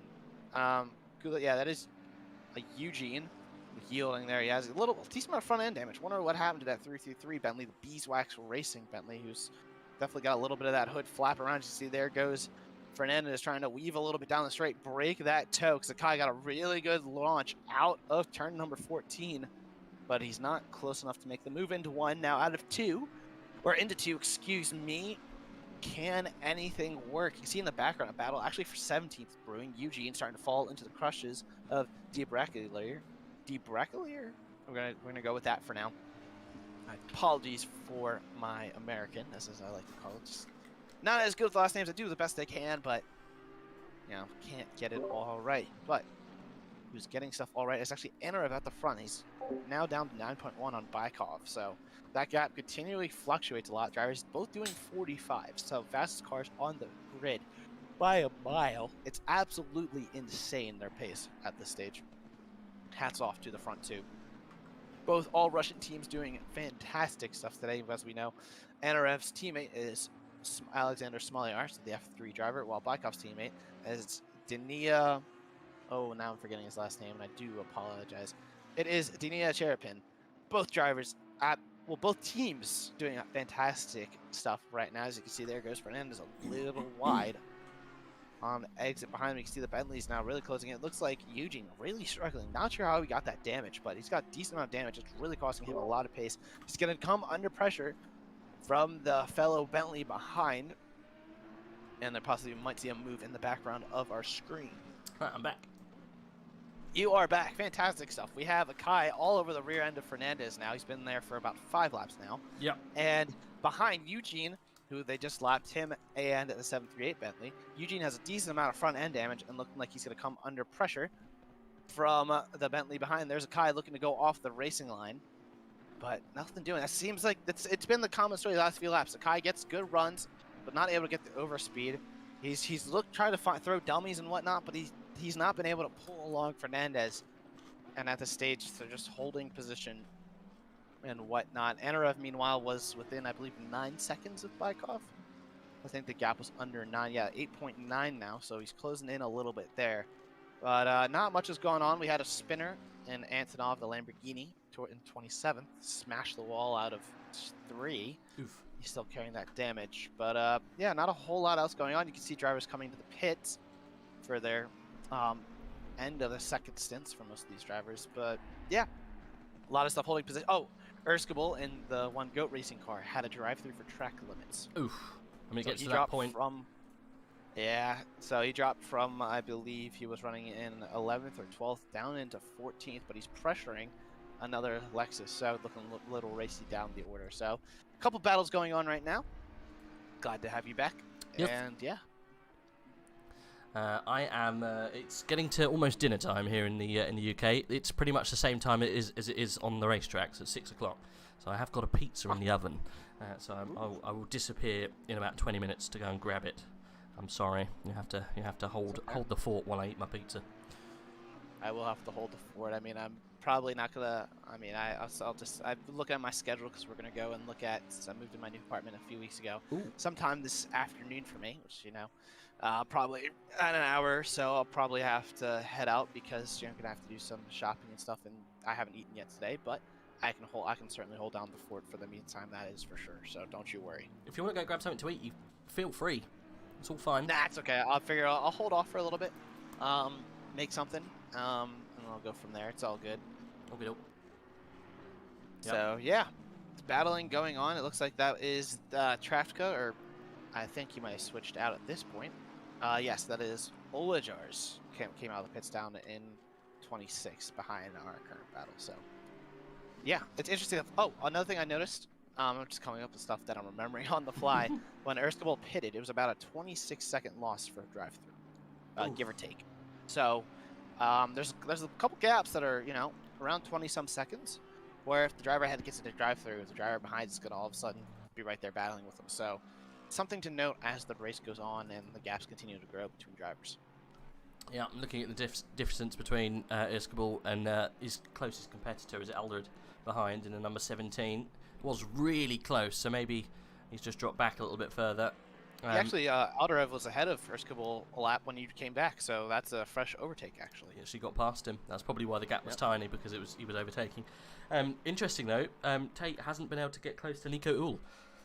That gap is 2 seconds. It was about 1.5 when he made the move past Smeets, and Smeets has not been able to stay with Tate. So yeah, that's kind of stagnated where it is. But yeah, number P5 at the moment is really where the race is happening. Fernandez and Akai, still Akai, how do you say his name? Yves Akai? I've been saying Akai. I'm not 100% there. But a little thing on the Tate battle, I briefly saw they've been hitting a decent amount of traffic, those few cars. You can kind of see that a little bit on the mini-map behind. Smeets was actually all over the rear end of Tate when Tate caught up to Uhl, but I think it just shreds out a little bit because you do have that lapped car in the middle of them. That is, I believe that's the Iran Racing team of Azami. Yes, that's the Iran Racing team who is in between these groups of cars, and they're lapping good. So they're not really a roadblock because they're doing a 47-1, so kind of the same time as the drivers around them. So yeah, traffic has played a little bit of a factor in that battle for 7th position. I'm still so surprised that Nico's managed to keep it in 7th in that class of car. Doing a very good job. Those drivers are very, very quick. I mean, the 650S not the best in one lap pace, but it is very, very good in race pace, and we're seeing that now. And when it's driven by really good drivers, it just goes to show. But on top of them, another silver class car that's doing well is Sergei Nagorny and the AGC Racing team. I haven't really talked about them a lot in that 404 Bentley, but they're not far behind. Their fellow silver driver Nicole. I mean, yeah, there's probably about like a 15-second gap when they're going to cross the sector 2 marker. Yeah, about 15 up to Uhl, I'd say, give or take. But still, another car that's made some decent inroads, cleared a few of the pro class cars, and they're not really being dropped. So yeah, hats off to that car as well. It kind of sucks that they've been running a lot in no man's land for most of the race. So, and I think that is Anarev behind, who's now only under 8 seconds on Michael. So that's the first time we've seen that dip into that kind of time frame. Yeah, so the last laps, Bykov did a 46.4, Anarev did a 46.0.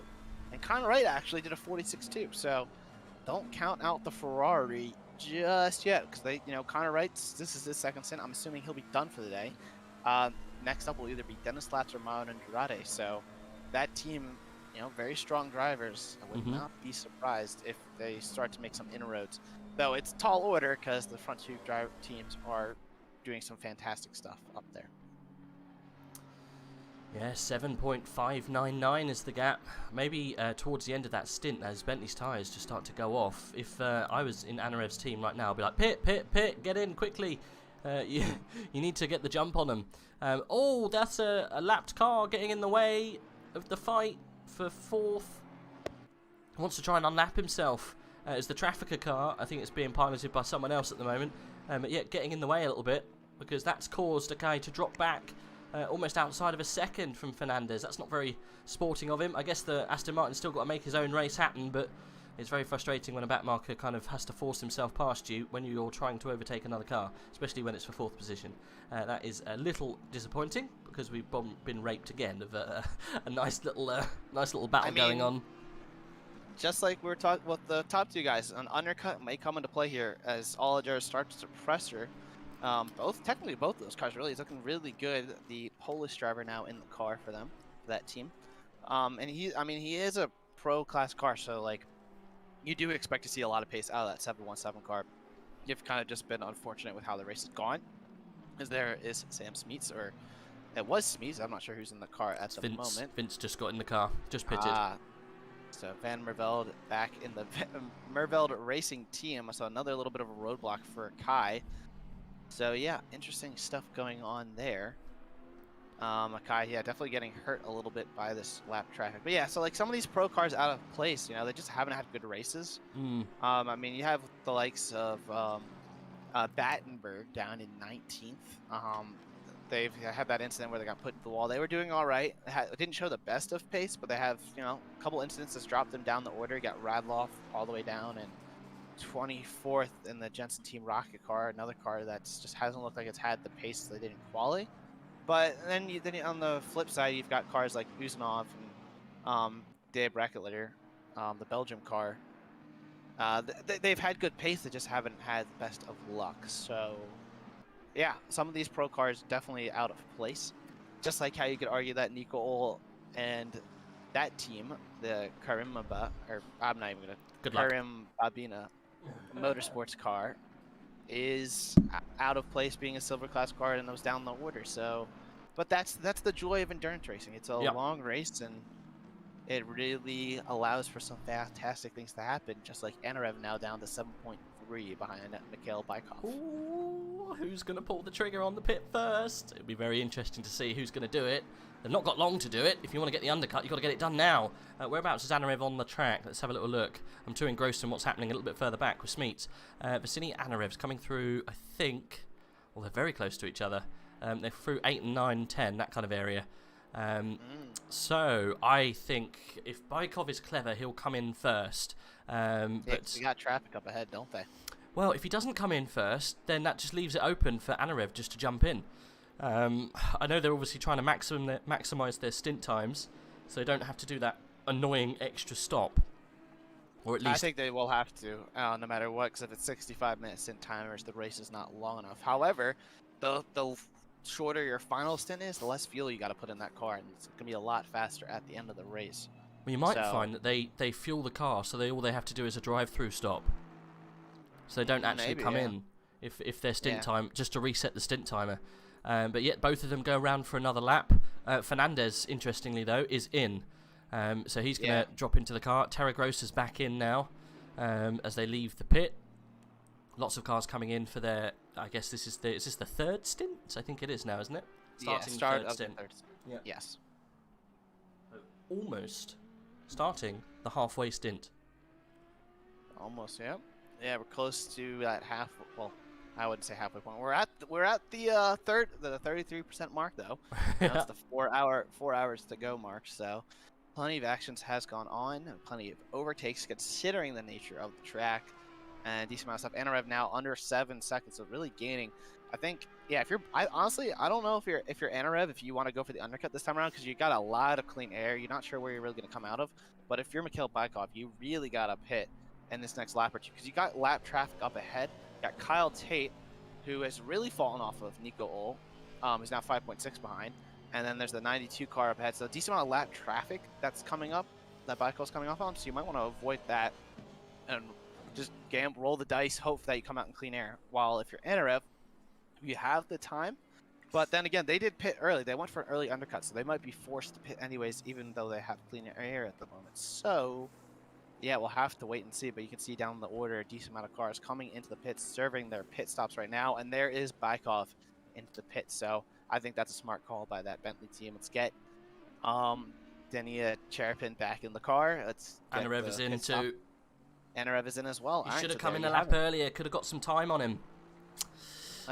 Perhaps we'll have to wait and see, but because up ahead Kyle Tate also pitted, we'll have to see. If Tate comes out ahead, that just gives our current race leader some traffic coming out of the pits. So we'll have to wait and see how that goes. So Bykov's pit was a lot further down the pit lane, and Anarev was stopped way before Bykov was. It looked like a clean stop for Bykov. Didn't look like the car moved back or forwards into the pit stop, so obviously got that bang on the marks. So it'll be interesting to see how quickly they make the change over here. I don't think any of them have got damage to do. I know it's a bit boring looking at the pits, but I think we should probably see this, because this is where we might have some changes going on. And yeah, interesting if it would be probably, was it Cherepin? Are we going back in the car? I don't know, but Smolyar's in the car, and there is Cherepin, and interesting enough, Smolyar is ahead of Kyle Tate. Okay, there we go. I guess that Audi might have had some damage, but look at that. Bykov already leaving the pits, clear of another lap car, clear of a handful of lap cars. That is, I believe that's a Kai in all of them. It's not, maybe not really lap cars, but that would technically be for position, I believe. And then you have... No, they're a minute behind. Yeah, no, a Kai is. That is position. If a Kai... I mean, Kai hasn't pitted yet. Oh, yeah. But yeah. if he's able to get to the back of Cherepin, technically that is for third place, even if it's only for a lap. I mean, you can still say, hey, I overtook the guy who was leading the race for the first 2 hours. I mean, that's just, I don't know, that's just like a little, like, let's go, cool thing. But Smolyar in the car now 6.1 behind, so fantastic stop for the Racefield team as they continue their journey trying to run down that Bentley who's in the net race lead. Problem is, though, I guess Akai and will be in this next pit, so will Smeets, if they're on the same pit strategy.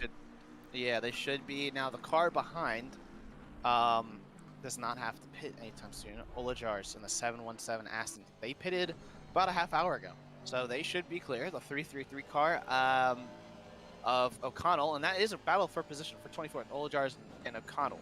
I'm not sure when O'Connell came in last, but those two would be battling, and if they're not checking their mirrors for the blue flags, they might be caught off guard by Smolyar coming up on them.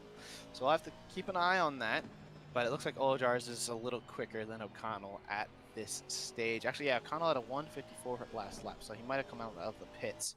Actually, yeah, he came out of the pits behind.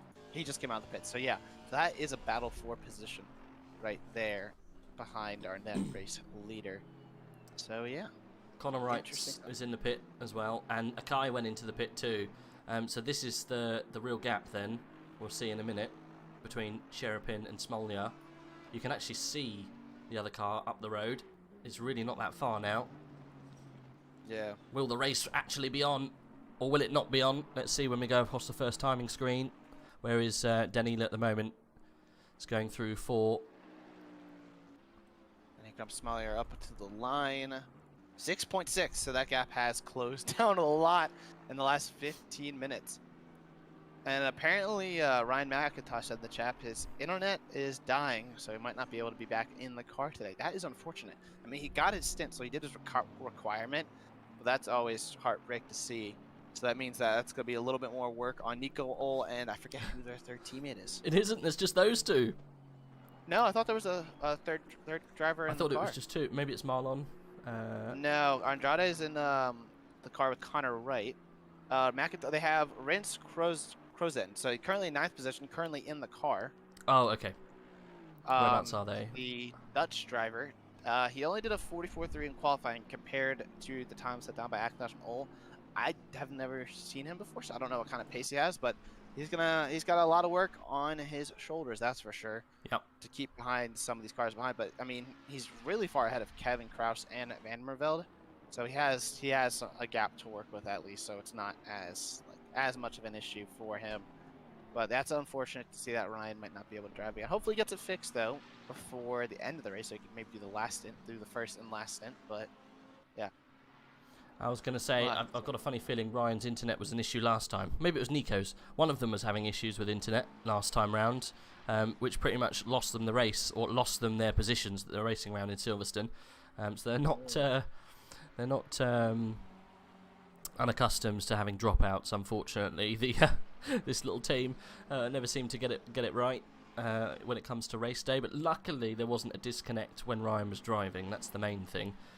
Yes. Yeah, hopefully we see Rinzi, I'm sure it's Rins, get his position back. I think obviously, is that Silenter, Martin Silenter? I think he just hasn't pitted just yet, or he's on a different pit strategy, because he's off and flying, and he's actually the class lead now for the GPX Racing.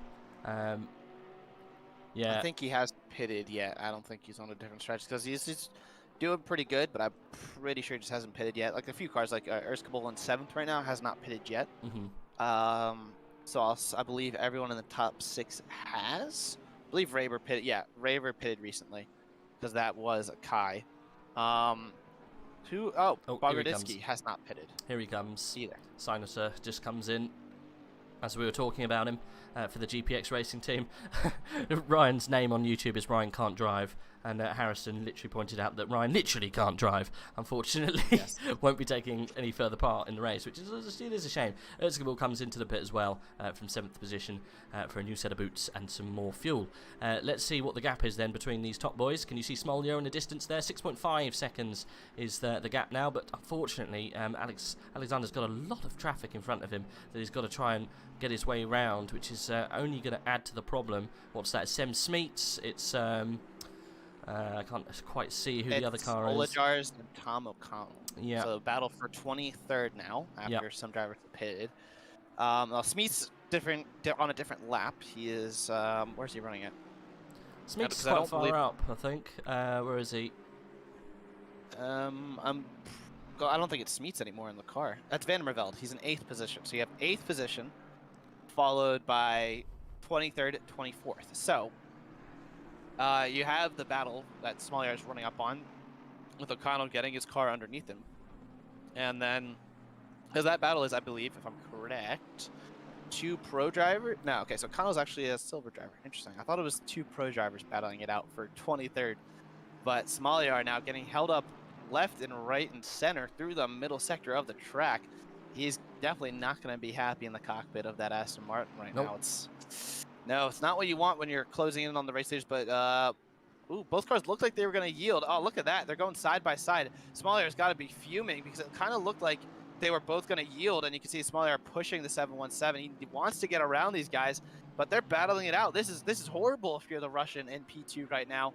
He just wants to get a move while both these cars are trying to take advantage of the fact that there's a race leader coming through, and it's hurting Alexander every corner. You can see there's a cone just sitting off in the final corner. Not sure what happened there, but he's going to clear the 717 this time around on the front straight. At least he should. I'm assuming the 717 is just going to brake a little bit earlier into the braking zone. That should hold his position, but Smollier should be through now. Yep, he is through. But that cost him a second. He's now 7.4 behind. Yep. Horrible stuff for him. Yep, a big old roadblock, that one. He's got a couple more coming up ahead as well. And unfortunately, Danila doesn't have any of that to deal with. And he's got a little bit of free air. There is a car in front. Can't quite see which one it is at the moment. Oh, it's actually it's the Ryan McIntosh car. Yeah, the Kirim Bieber team. What is it? The Karim Bambina. The Karim Bambina team, Motorsports. Rins Karizian. It sounds like someone from Star Wars, doesn't he? Rins Karizian. Anyway, so yeah.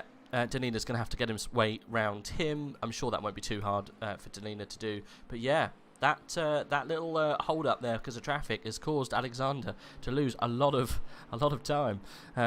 Nico is laughing at the amount we're trying to pronounce their team. Someone let me know how you pronounce it. Seriously, it is an actual tongue twister. The phonetics of it. Just give us what it actually is supposed to do. Let us know. We'll do our best.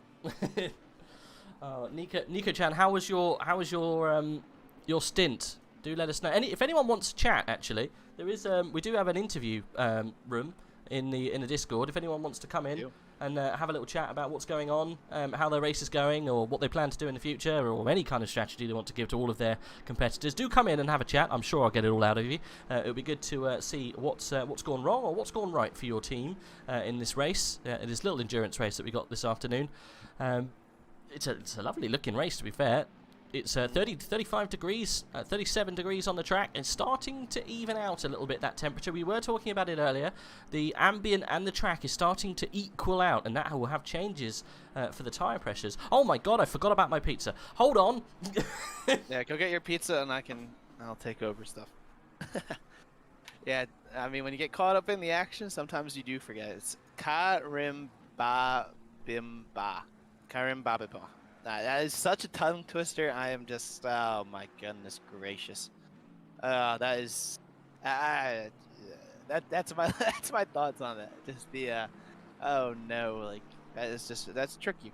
So hopefully the pizza does not get burned for him. But you see Smollier getting held up left and right. I'm not sure who he's got on screen at the moment. I believe it is Smollier. Yeah, okay. So Smollier is the one on screen, getting held up once again by traffic. Traffic really playing a major role as the laps go on for the race lead. But I see Nico has joined the chat, so let's go move him over. Oh, I'm back. Christ All right, yeah, well, averted. we're It's bringing only in Nico. slightly burnt. We're all good. Bring in Okay, Nico. well, I'm gonna- Lovely. Yep. All right, so here he is. Hello, Nico. Nico. How you doing? Hey guys, what's going on? We're doing good actually. Cheers. Yeah, your team's up in 7th position, and you're right in there with the pro guys. And you had a brilliant start, and both you and Ryan have been able to really propel yourselves into the class lead at the moment. Yeah, it's been, yeah, like I said, going really well for us so far. Ryan had an amazing first stint. Made up huge places, made absolutely no mistakes, and kept it really clean. And then yeah, I tried to do the same, basically minimize the mistakes and yeah, trying to defend the track position. And yeah, it's been great so far. Really enjoyed it. I mean, you guys are kicking it with the pro spec guys. What made you decide to take this McLaren as opposed to any other car? That's a good question, actually. I mean, the 720S as opposed to the 650S, which is the new car, is pretty good on this track. Like one of the best cars for this track, and we just wanted to have some fun, really. And the 650S is, I don't know, had a little bit to suffer on other tracks, BOP wise. So we decided to give her a little bit of love and drive her on this race. Yeah. The chat, especially Black Gold Saw, is loving the fact that you came to join us. Vulcan's saying the Germans have arrived. Lol. I like it that you've joined us in chat, Nico. It's good to have a little chat. So you fancy taking the 650S because BOP may have affected other cars. Do you think it's working for you? I think it is. Yeah, I think we had a little bit setup work done, and it's been going really great. I mean, it's quite challenging since it's still the 650S with its own quirks, but yeah, going great so far. We really enjoyed driving it and having somewhat of a decent pace. I mean, of course not with the top guys, with the top cars, but yeah, the fact that we don't have any ballast on our car, yeah, It's helping you. us a bit, yeah. I think it's one of the best looking cars on the grid. Don't you think, Fizzy? We both said that it's one of the nicest looking liveries, and you never see it, do you? This car. It is very clean. That is for sure. That red and black is it's very clean. Like I've seen like some other liveries on it where it's like, you know, just kind of bland, but the way you guys were able to do the color combo on it, I like it. I like it a lot.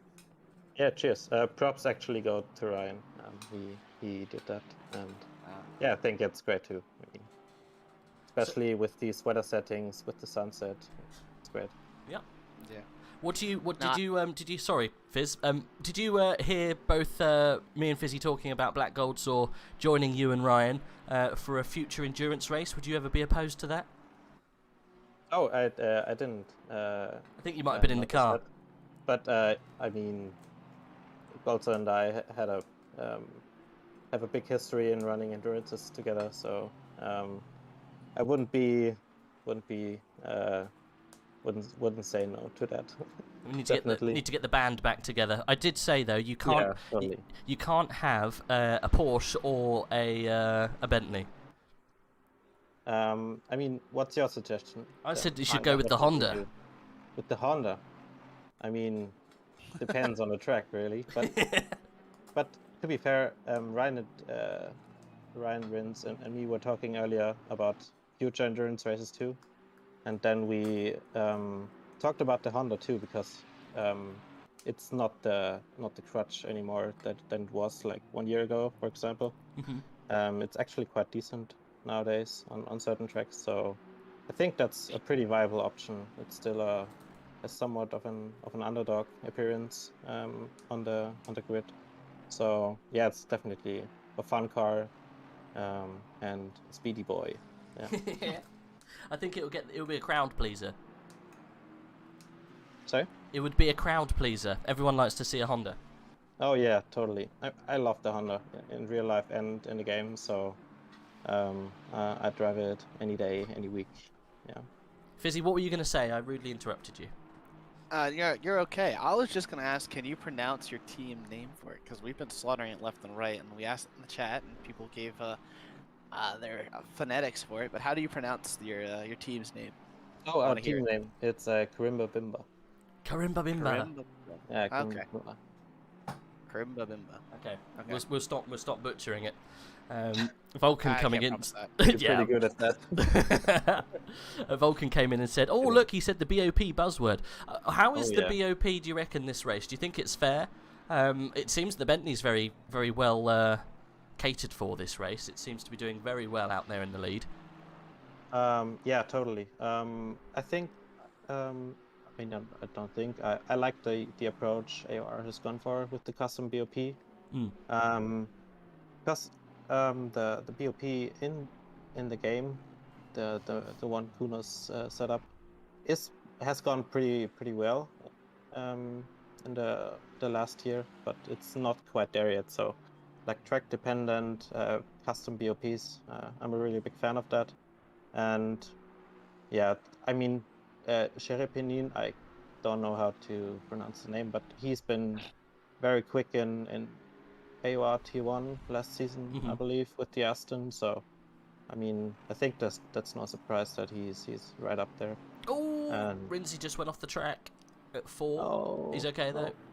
Oh, okay. He's all right. Yeah, I mean, sorry. Yeah, the Bentley is of course a very great car for this track. Always has been, but I think the driver always has to maximize the potential of the car, and yeah, he clearly does that. Yeah. Well, he's a race winner, I think, round Mount Panorama, I think, in AOR Tier 1. I think I'm pretty sure he won last season. So he is a race winner in Tier 1, so there's no surprises. I think, if anything, he's been an upcoming power in AOR. He's been doing very well of recent. I think he came off the back of I think he might have been in a team that won an endurance quite recently as well. I can't remember for the life of me where. I was talking about it. I should remember, but I don't. But anyway, he's doing very well at the moment, so I'm not surprised to see him flying away. And he's got a good couple of teammates with him. But Alexander Smolja struggling to stay with him. Are you interested to see real race drivers taking part with you guys? Yeah, totally. I mean, I know Alexander Smolja from F3, I believe. Yep. And I mean, you see a couple of other in real life drivers taking part in endurance races and leagues as well, and it's great to see, like, to see the pros taking the step towards the sim life as opposed to in real life. So it's great to see, yeah, and obviously it's cool to race against big names, I'd say. Always big fun. Yeah. Well, the team is doing very well. I've completely forgotten how you say it. No, it's Karim Bimba. Karimba Bimba. Jesus. Karimba Bimba. Okay, it rolls off the tongue when you say it right, but I always forget. Karimba Bimba. Okay, well, thanks very much, Nico, for jumping in. I wish you your team the best of luck. I know Ryan can't can't get back in the car, so you've got a little bit of work ahead of you, as I think you're just about to be undertaken. I think you're all good. You're holding off Vince Van Merville, another speedy boy. But Rinsey's doing a very good job with it. Anyway, I'll let you go back and help him if he needs any help with spotting or anything like that. Thanks for joining us. Yeah, cheers guys. Have a good one. No problem. Best of luck with the rest of your race. That was good to have a little chat with little Nico. Black Gold Sword said we got beef on track. I think we definitely do. Rinsey and Vince Van Merville are going toe to toe. 2 tenths separates them at the moment. Saltsev is also very close to Kraus, which will be interesting to see what happens with those guys. But the gap to the leader, unfortunately, has dropped down to 9.7 seconds. But yeah, old McLaren versus new McLaren. I think that's a very wise decision, what they went for. Because of the BOP, that 650S has not been bopped at all, whereas the other one has. Yeah, interesting. Oh, there goes up the inside. You can see Van Mervelde up the inside. But Rins going for the switchback, though. He's going to get a better run out of turn number 1. And now on the run to turn number 2, the 650S looking like he's going to try to go around the outside through 2. It's going to be very tricky to see if he can hold the position. They both go very deep into the corner side by side. But the 29 McLaren has the position and is up to P7, and our 650S down into P8. The Grimba Bimba car not able to hold on this time around. Yeah, Vince van Mervelde coming back strong, doing what Sem Smeets couldn't against. I think it was Nico who was in the car at the time, managed to hold off. Yep. Hold off the 29 car for many laps. I think the whole stint almost. Unfortunately, Rin's not able to do the same. But yeah, we did notice that there was a slight difference in pace on the qualifying time. So it's probably just coming into it a little bit. Look, it's damage limitation at this time. You've got a slightly slower driver in for a little bit. It doesn't matter. You're still leading your tier. You know, you're holding back there someone in a different split entirely. Yes, you lost a position, but however, you're still in your class lead. So that's all that matters. As long as you're still in for a podium and still got silverware up to play for, you might as well let the faster driver go through. So yeah, I think that was a wise decision to fight, but not too much. I mean, look at the helicam as there. Oh, there's a drive-through for 13th. Yep. That just came through for, I guess, track limits once again. If you look at the helicam, though, Solnetsov, who's in 10th, second in that silver class, he's only 3 seconds behind. You can see him. He's right on the back of Kevin Kraus. Solnetsov wasn't really this close before. That car's doing a fantastic job in that Bentley. That last lap alone, he was a second and a half faster than Rintz up ahead. Now, Rintz was overtaken, but still, they're gaining like crazy. So the battle for the silver class is starting to heat up a little bit. Now, of course, the third place car in that class just got a drive-through, and Miguel got, so it's kind of a 2-horse race at this point. But still, Yep. you know, Solnetsov bringing that Bentley back into the fold. Great job there. Battle for the pro class is now 10.1. Smolyar really struggling on the second stint.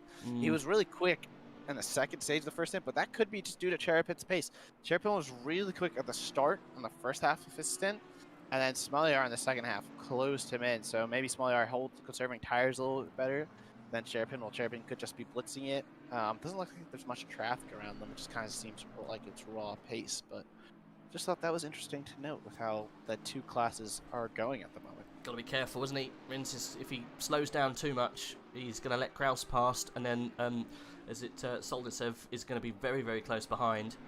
Third position, like you say, is just given that away, and we're going to have a real battle with Seinel and Takanashi, because they will be fighting for third position, because they're right next to each other as well.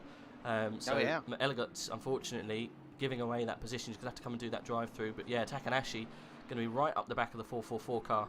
But yeah, as you were saying, Soldensev, it's a hard name to say, isn't it? Really, really close to the back of Kraus. We might see a change, and obviously if you can get past him, it's just Rintz ahead. You can see him there in the car, a couple of cars up, and that is for the lead. So that gap that they had of many seconds, unfortunately, has been eroded down with that fight with Van Mervelde, maybe.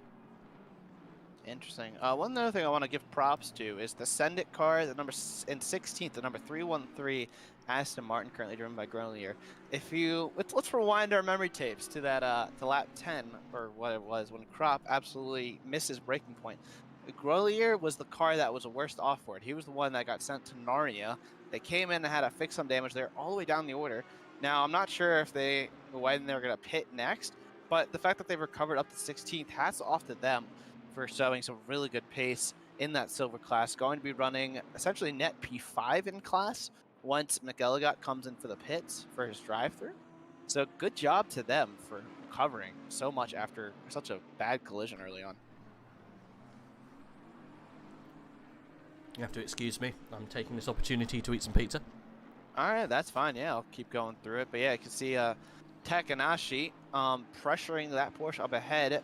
Sinolter going very defensive, and now Takanashi trying to get the run on the Porsche, but the Porsche able to blast out of turn 1. And with that second straight, really just not long enough. It's just Takanashi going to have to hold position for another lap behind that Porsche, trying to find a way around. Meanwhile, Solnetsov up in 10th position, still pressuring Kraus. They have Olajars, I believe, is still in the car. Yes, that's Olajars, who is all over the back end of the Karamimba car. And now the ambient temperature down to 34. You can see that the sun's starting to set, so the track's really going to start to evolve. Now, there's no weather or anything going on, but, you know, the weather, the The light out on track will definitely change things, as there's Olajar is trying to go up the inside of the Karimba Bimba car. That's going to be huge because it looks like Olajar's going through a little bit of contact on exit, and now there is nothing in between the Karimba Bimba car, Kevin Kraus, and Alexei Solonov. So we got a three-way battle here, 4 P8 brewing. Krozen doing the best he can in that 650S, but there's only so much you could do with Olajars, who is a pro driver who just had a horrible start down the order, trying to make his way back through. But now we got three-way battle here, 4 P8. So things really, really kicking off while you eat your pizza, that's for sure. But Takanashi still, it's not close enough this time around. Sinolter getting really good runs out of turn 14 in the Porsche. Is able to just get far enough ahead that he can go defensive into turn 1 and not have to worry about Takanashi really pressuring him. But it looks like Takanashi's going to try to go for a little bit of a switchback move. But again, the Porsche gets great acceleration out of the corners and just nothing that Lexus can do behind to take over third place in class. So lots of stuff kicking off here. Yep. Once again, a little update at the front. Somalia getting dropped a bit. It's over 10 seconds, 10.4 now to Cherepin. So Dania Cherepin really putting the hammer down. In third place, Marlon Andrade is taking over the Van Walsen Sport car. I haven't really talked about that Ferrari.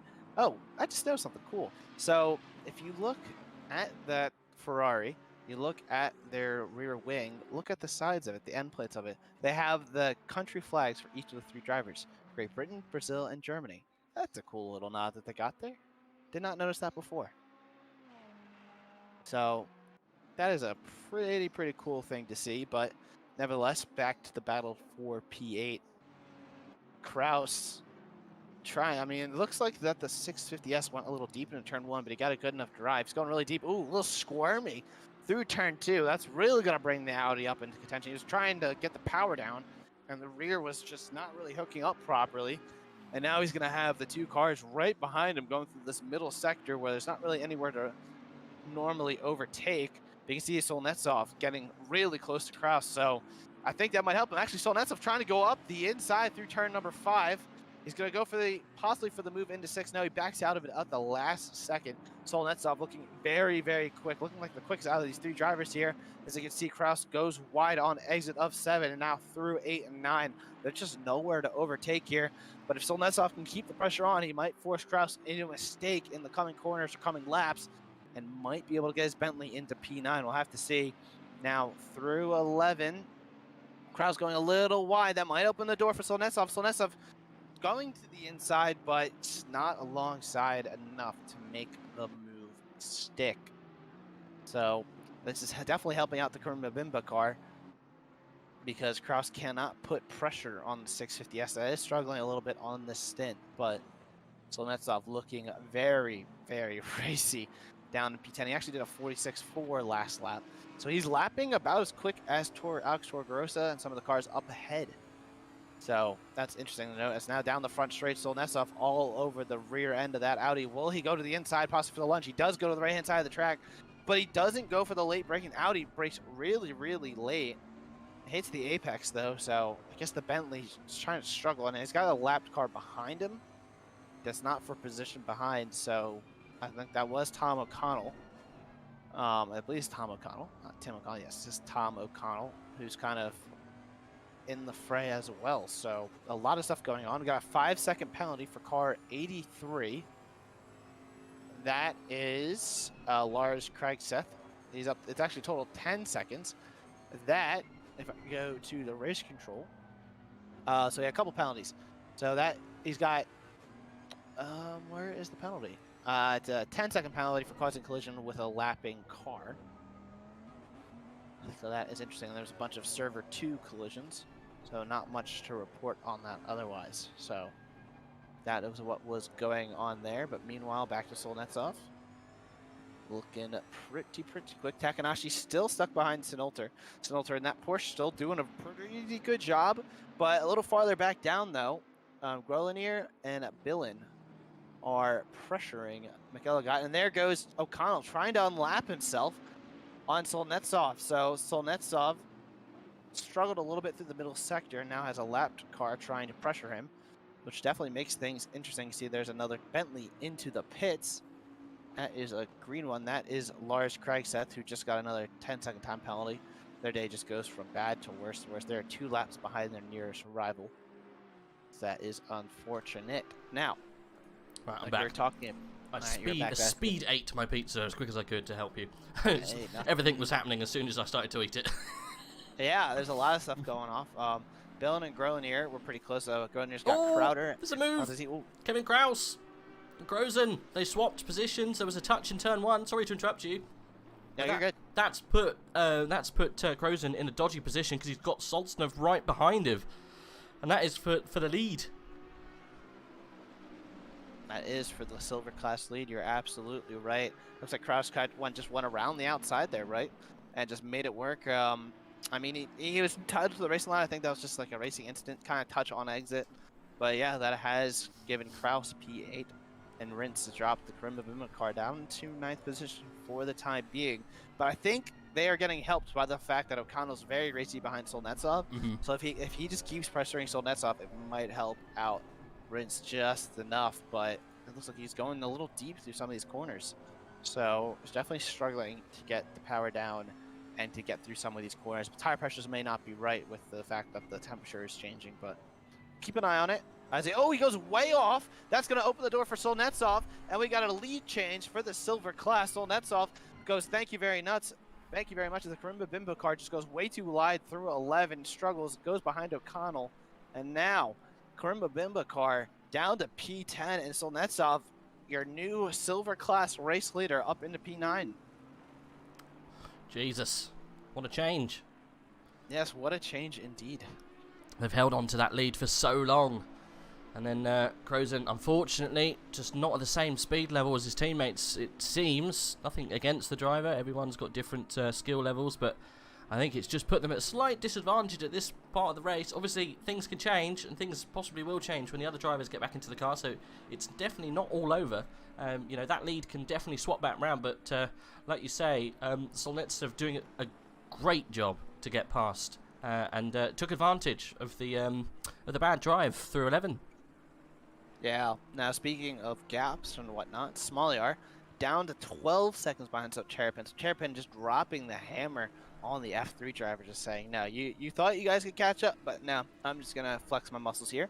Another gap, Raber, who was a Kai's, that was the Swiss Mountain Lizards car that was on the rear end of the Spanish car of Torgrosa and Fernandez, 9.7 behind. So this Raber, another driver who's just not going as fast as he probably wants on this third stint. So gaps forming throughout the grid, drivers swapping positions. It just goes to show how an endurance race really, can shake up the fold of things. And like if you look at Raber, for example, he's under pressure from a lapped car. That's the Jensen Team Rocket car of I'm forgetting which driver that is. That is that's Bruno Cadil, who we thought would do a lot better, but he's just another pro driver who's just not had their day. And yeah, some of these cars that have gotten themselves lapped because they just had issues early on, trying to unlap themselves and really pressuring some of these front runners who are what would be normally solid points paying positions, but this is just an endurance race, a one-off event. So yeah, interesting to see how some of these drivers are faster essentially than some of these other guys. Yeah, it's a shame to see Bruno having a bad afternoon.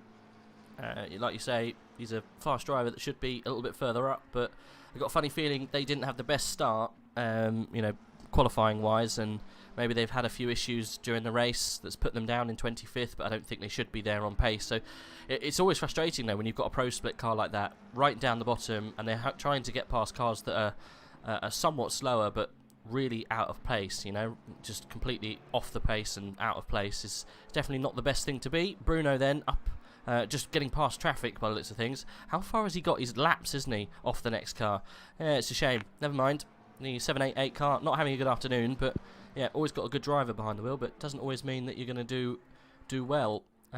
Someone who is doing well, Danila, absolutely smashing it at the moment. 12.4 seconds away from Smolyar. Smolyar, unfortunately, not having anything to answer.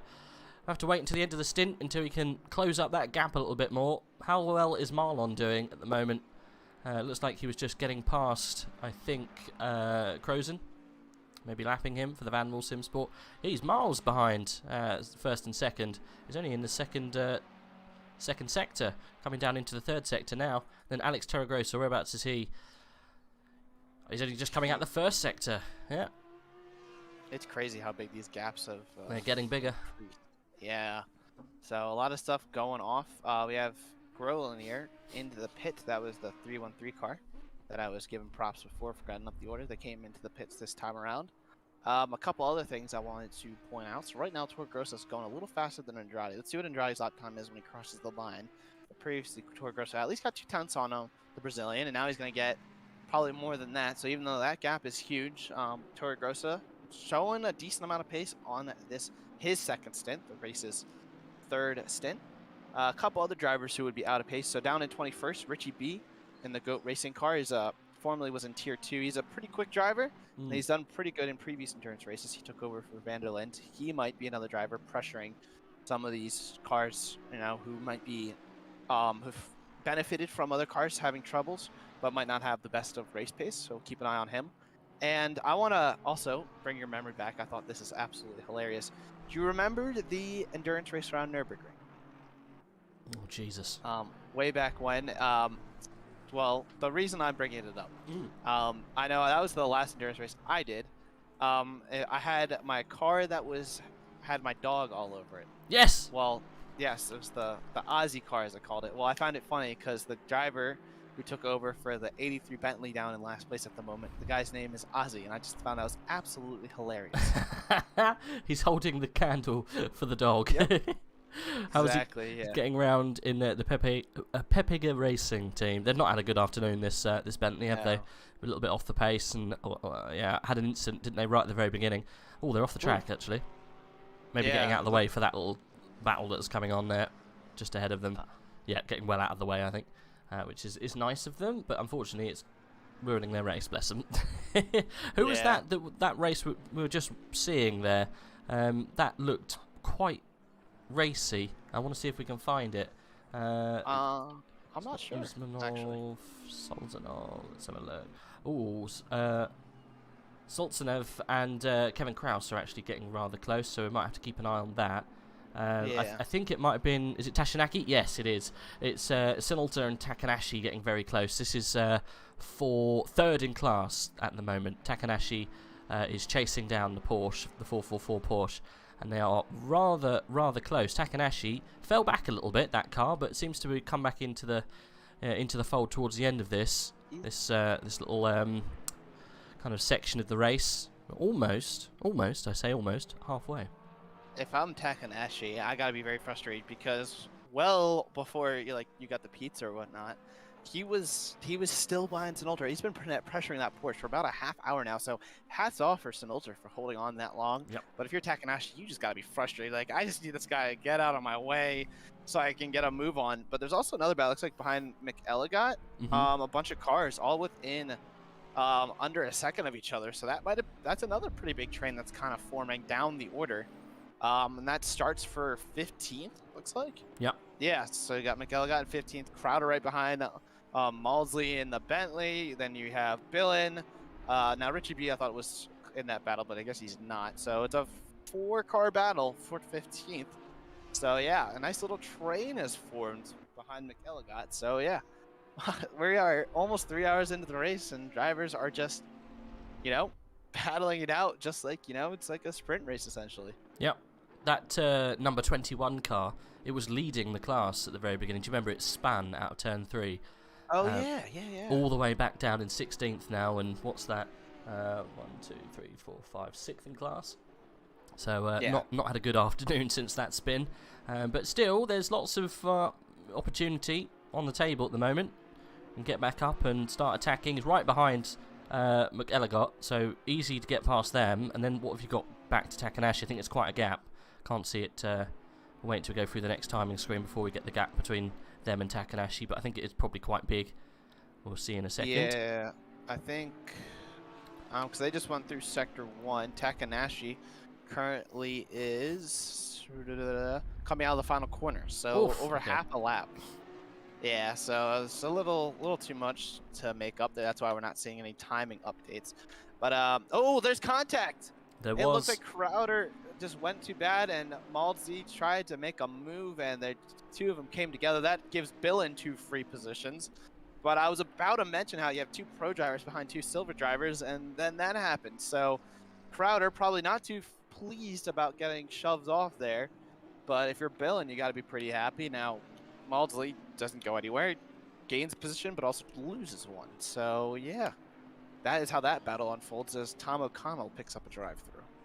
Yeah, Lars just said in the chat we're having a rough AOR debut. Lars, what team are you in? Let us know. Lars Agro, I don't recognise the name against a car. I think he's in the Aussie team. Ah, okay. I remember the correctly. 83. Let me double check that.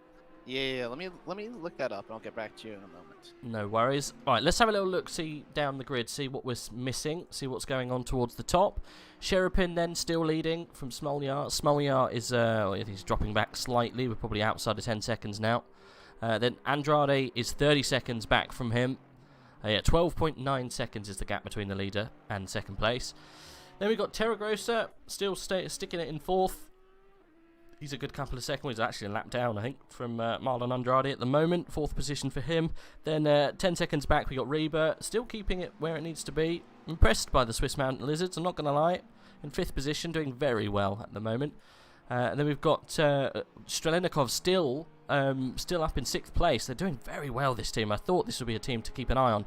And they're doing really, really well. The 778 team, 6th position for them, holding off some big names like this one. Vince Van Merveld in the Van Merveld Racing team in 7th. And then following him is Kevin Kraus, who is being absolutely hustled by Soltsanov. Still, these guys are going toe-to-toe. And then we've got Crozen just behind in 2nd position. In class, just falling back but kind of keeping stock. This is all he needs to do at the moment. If you're a slightly slower car, just keep behind the guys that you need to be with and just wait until so your other drivers are in the car and they can make the best of a slightly bad situation. But these guys have been doing so well. When Nico get back in the car, I'm sure Nico will be able to close up a few seconds to get on the back of Soltsanov pretty quickly. There is a battle really heating up between Soltsanov and Kraus. It's going down every single lap, really. Let's drive on board, I think, with Alexi, see what we can see. Yeah, he is in Papaya Racing, the 83 car we were thinking about. Yep, that makes sense. So first outing with AOR, unfortunately not going to plan. Yeah, I mean, you know, your first race, it's always hit or miss. It's never gonna be perfect, you know. Not everyone gets that dream things.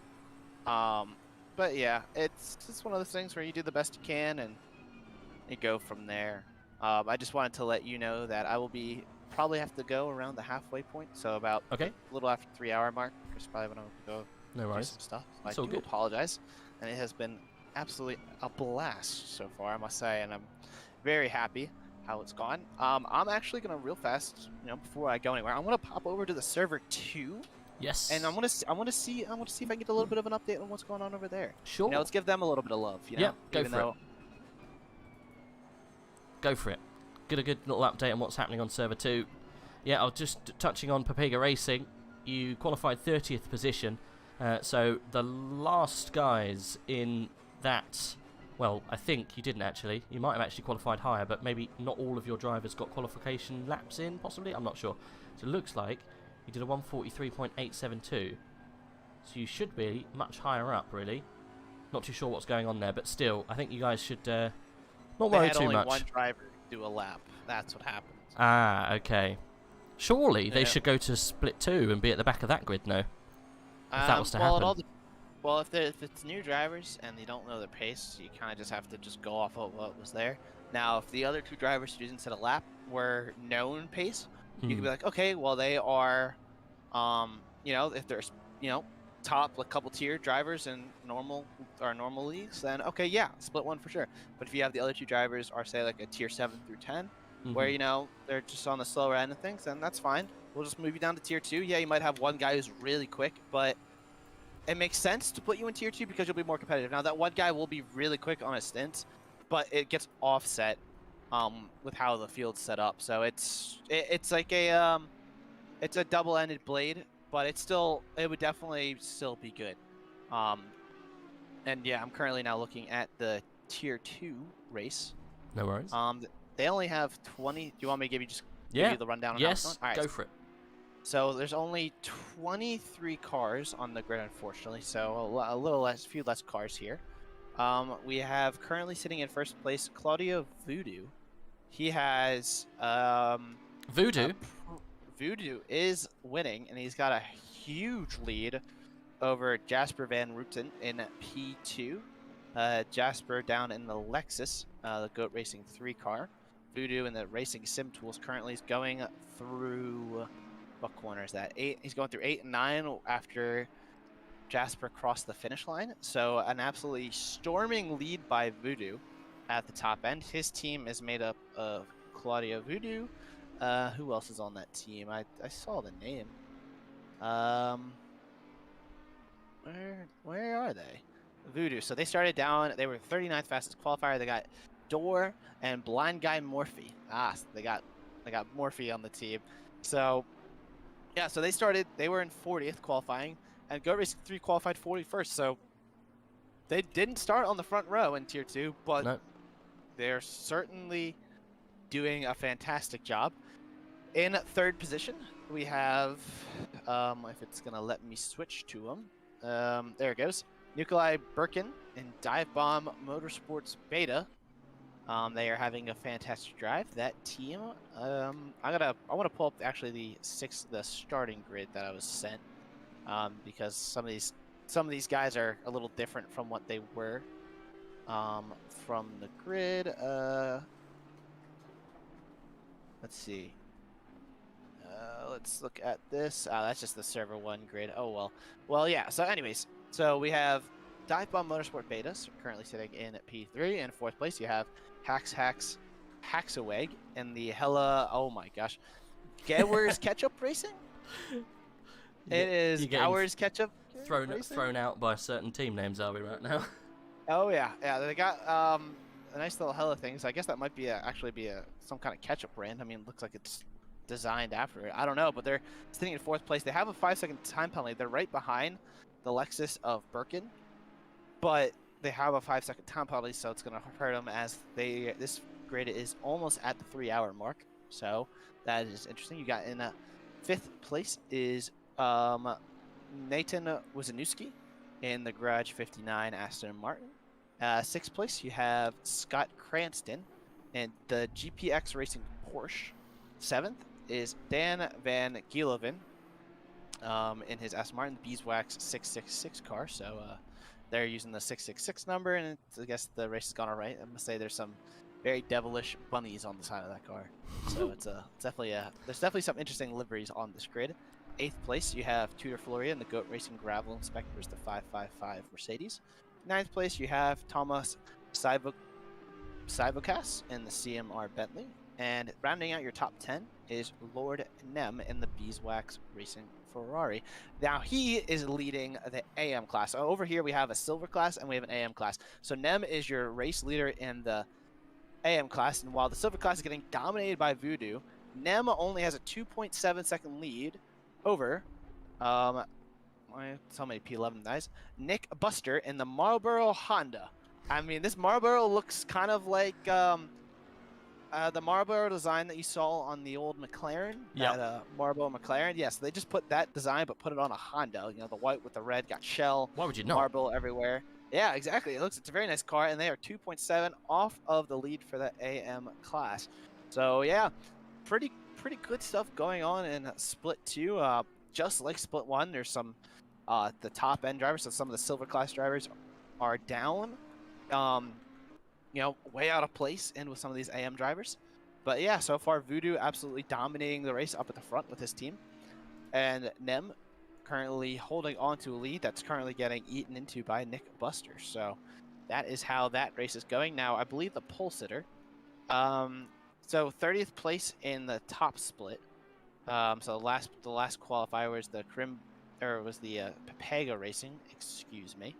2 was the first car. I'm trying to figure out who was the first car in the second split. It was Javard Racing Team Black or CSC Racing, it looks like, was the back end there. So the Indian racing community in the Innocent Panda started on pole in their Aston Martin. Let's see what Aston Martin that was. Trying to figure out where they are currently at right now. They are in the 85 Aston Martin, and they are currently... I don't even see them on the grid. I guess they did not start or they DNF'd. So one or the other. That is unfortunate. Starting in second in this race, because I'm curious, with Voodoo up at the front, but he's qualified 40th, what happened to a few of our guys who were starting up at the front in the split? And also, if there's any action in the top split, do not hesitate to cut me off. That's all right. We did have a quick change between Solnetsov and Kraus. They swapped round. Solnetsov up to 8th position, but it wasn't a class position. Obviously, Solnetsov still in the lead. Grozen is still behind, but now behind Kraus, so he's got a bit of work to do if he wants to get back the lead for the split. So nothing really too much happening. Don't worry. You continue to give us a lowdown on Server 2. I'm happy to listen. So second place on the grid was Celtic Romance Amateurs. They are also not in, so there might have been some kind of incident, because in that third place qualifier was Flat Out Racing Limited in their Porsche. They are also displaced. They are down to 12th. Fourth place was Ryan Gosling Racing. Well, that's a team I can get behind. Yeah, it's a very, very, very interesting team. They are the 744 McLaren. They are also down in 18th. I think there was a wreck at the start of this race at the front, because Northern Ireland Nighthawks, that is in a Porsche. Where are they at? How are they doing? I do like the NI Nighthawks. 52. They're in 4th, so they were able to survive it. But they are over a lap. They are almost 2 laps down. So I think there was some kind of wreck early on in the race here. So you kind of know, remember, if way back to the beginning of our race, I talked about how there might be some kind of collisions at the first few corners. That might have happened in Server 2, because there are a decent amount of cars that were out. The top 4, all of them, completely out of place and nowhere to be found. So it's not kind of luck that we're seeing. Dive Bomb Motorsports Beta, that is, how are they? I think I mentioned them.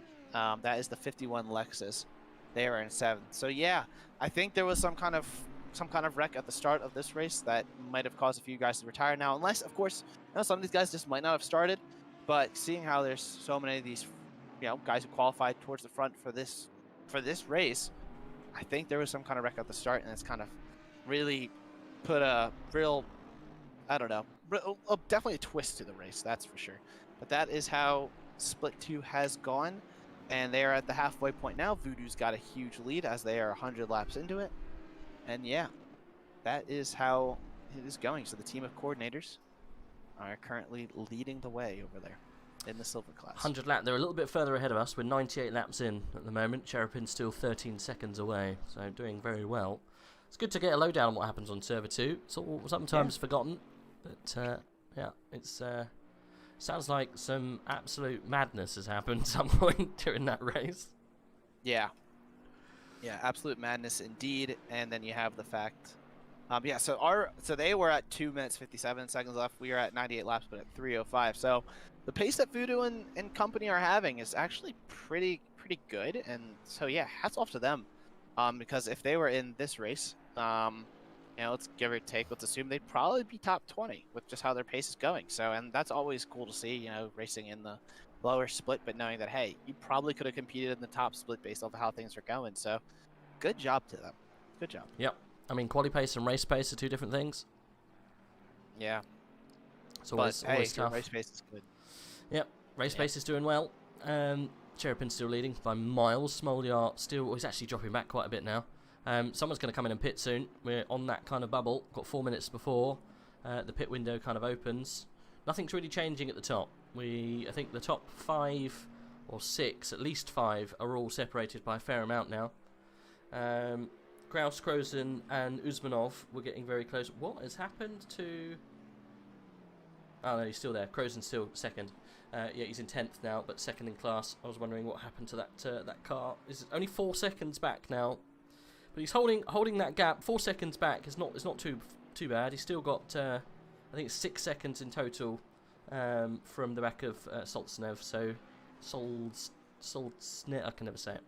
You know which one I'm on about. Yeah. Soltsnev, yeah, the 404. So not too far. So when Nico does get back in the car, Yeah, a little bit of work to do, but it's definitely possible. Let's drop down a little bit further down. What have we got? Maudsley is they're still fighting this group of cars. McElliott towards Maudsley and Billen, all very close on track.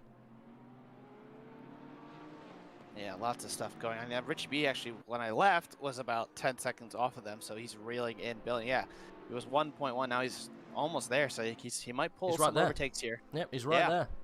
And there's Maudsley trying to go up the inside of McElligott. That Porsche, just all the outside, kind of letting both Bentleys through. We got a huge battle. The guy's almost going double file. Actually, McElligott going to lose out to both Bentleys, perhaps, as there goes Billen trying to go around the outside of McElligott. And it's looking like he might make it stick. Ooh, but the Porsche goes a little too deep. Might make a little contact there. He keeps it clean. And McElligott loses 2 positions in as many corners. That Porsche really struggling in the latter stages of this stint. Now he's got Richie B in his mirrors as well. So the 2 Bentleys get through. And the Porsche now a little bit of a roadblock in the grid. And I believe Porsche's wide again. Porsche's wide again. McElligott losing time. I think your boy's going to be up soon. Up the inside. I don't know if he's going to let it stick. He has. There's contact back. There's contact. I think we're okay. Let me see. Yes, no, the Porsche didn't go round. But Van Wall Sims, is it? Sorry, it's not Van Wall, sorry. It is, whatchamacallit? Is it Goat Racing? Made a position. Yeah, it looks like McElligott, both cars ate the sausage curbs on each corner. So Richie B ate the sausage curb on the first part of the chicane. And McElligott ate the sausage curb for the second. But from the helicam view on the replay, there was no contact. He just kind of got a little out of sorts because he ate a little bit too much of that sausage curb. And as a result, McElligott just continues to lose time in places. So unfortunate for the CSC racing car, but still in 18th position. Not too bad. They're currently 6th in class, but losing out to Richie B did cost them a position in class. So they're not doing as good as they would like. I think I believe they were farther up. They had the drive-through at one point, so they were like 3rd or 4th in class. Which, speaking of which, Solnetsov into the pits up front. So, yeah. Yep. Halfway point now, and here come the pits. Yep. I think Crozen came in with him. That was a good idea. We're going to see Ryan back in that car, or Nico, if Ryan wasn't able to get his bits and pieces in order, which I don't think he will. Let's see how well Rins gets into his pit box. Absolutely perfect. No mistakes whatsoever. And that driver's going to swap over very shortly, I'm sure. Alexei Soltsev, thankfully, is going to leave that car because I can't pronounce his name very well. And hopefully I'll get given a slight break because the 404, I can't remember who drives in the other car. Krop coming into the pit as well, just behind them. Or Krop's team, at least. Yeah, so Messi Krop back in the car. I believe there's 3 drivers on that team, and he started the race, so I'd expect to see him back in, barring any other time issues. Hopefully he doesn't go steaming back into another car's rear end again. Nico's in the car. Nico is in the car. Okay, so yeah, hopefully we get Ryan back in towards the end, but that is unfortunate. But we'll see what Nico can do. Maybe see if he can get a few positions back. Yeah, I think the race is on now for class lead. And Soltsnev has been changed over for Sergei Nagorny. Much easier. Yes, much easier indeed. And Smolyar into the pits as well. Ooh. After not one of his best stints, that's for sure. It looked like he was just, he was quick. I mean, faster than Andrade behind. So, you know, he wasn't under any kind of threat, but not as quick as he was on the first stint. And he lost about 7 seconds to Cherpin on that previous stint. So, unfortunate. But he's going to come out ahead of Andrade, because Andrade is coming... oh, no, just kidding. Andrade is already through the first corner, so I lied there. But, yeah, so Smolyar giving the car back to Anarev, and they'll just have to see what they can do with this undercut. If you think about it, though, especially this time of year, Alexander Smolya is busy pretty much every weekend, or every other weekend. When the hell does he have time to practice? He's still in a top running team in the top tier, doing an AOR endurance race on an off weekend, and still smashing around in second position, and only a couple of seconds off Denny Sherapin, who is an absolute alien in his own right, and he's running round also with Vasily Anarev, who is also very speedy. I don't think that was a very bad, situation to be in for Alexander. He hands the reins over to Anarev, and now Anarev can open up the taps and hopefully get some desperate seconds back from Denny Sherapin. Sherapin is in the pit. that gap, how big was it? About 14 seconds, I think, or at least roughly around that time. So let's see how much time Anarev can make up, because he did definitely munch time out of, I can't remember who was in last time when Anarev came out. We'll see who Sherapin swaps with. Let's have a look.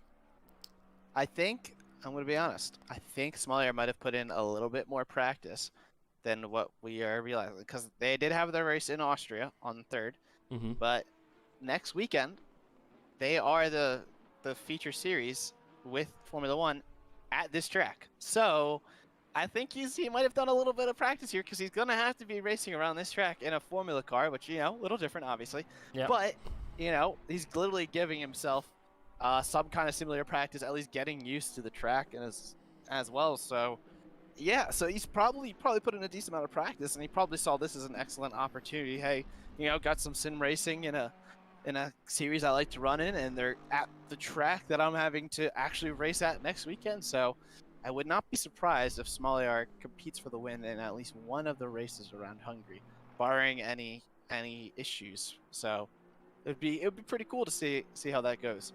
So yeah. What a good way to get your simulator time in, right? AOR, exactly. Yeah. An AOR endurance race for 6 hours. Why not? Yeah, different car, granted, but still, who cares? You know, you're getting practice. You're in it for the car for half of it, and you're getting practice on overtakes. You know, where he's looking at spots like, hey, maybe I should go for a move here. You know, I'm going through the middle sector. He's made some nice moves, and I'm sure we might see some of that stuff in Formula 3, because those cars are very good at following each other. And with the field being as big as it is in that series, yeah, I would not be surprised if he takes advantage of it. So I reckon the pace kind of is probably quite similar, right? Well, sort of. I mean, so the lap times these guys are doing is 45s. The track record is a 131. So the F3 cars, you know, a little faster, but you know, it's not like you can just kind of push the corners a little bit faster with those cars. It's not like Formula 1 where you're getting so much downforce. So yeah, so if you're assuming, say, race pace like 35s, maybe. I mean, yeah, it's a 10-second difference is pretty big, but like at the same time, it should, like, in theory, it should be some kind of, you know, practice for him. So definitely, good luck to him. Definitely a lot of practice, especially if you're, like you say, you're racing around it the very next week. So they're supporting the F1. Yes, so they have qualifying on Friday, and then they got the 2 sprint races followed by the feature race on Sunday. So it'll be a very busy weekend. But they only have 45 minutes of practice for that race. So I could see why someone, especially, you know, the track is not that long of a lap in a 30-car grid in Formula 3. I could see why you want to get all the practice you can get, especially with only 45 minutes of it before qualifying. So, hey, hopefully this, for his sake, gives him a leg up. Yep. Well, we're watching at the moment. Mikhail Bykov is 4 seconds or so behind Marlon Andrade. At the moment, we really want Bykov to have a little bit of a bad kind of session behind some traffic if we want a race to come on. Still 12 seconds is the gap between Bykov and Anarev. We'll keep an eye on whether that comes down, but I think that has actually dropped down by a second or so, because it was about 14, wasn't it? Yeah. Yeah.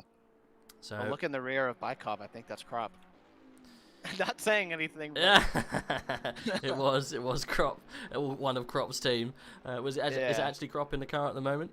No, it's Ziatek. So it looks like they might have told Crop, you're not allowed to drive when we're allowing the race leader started.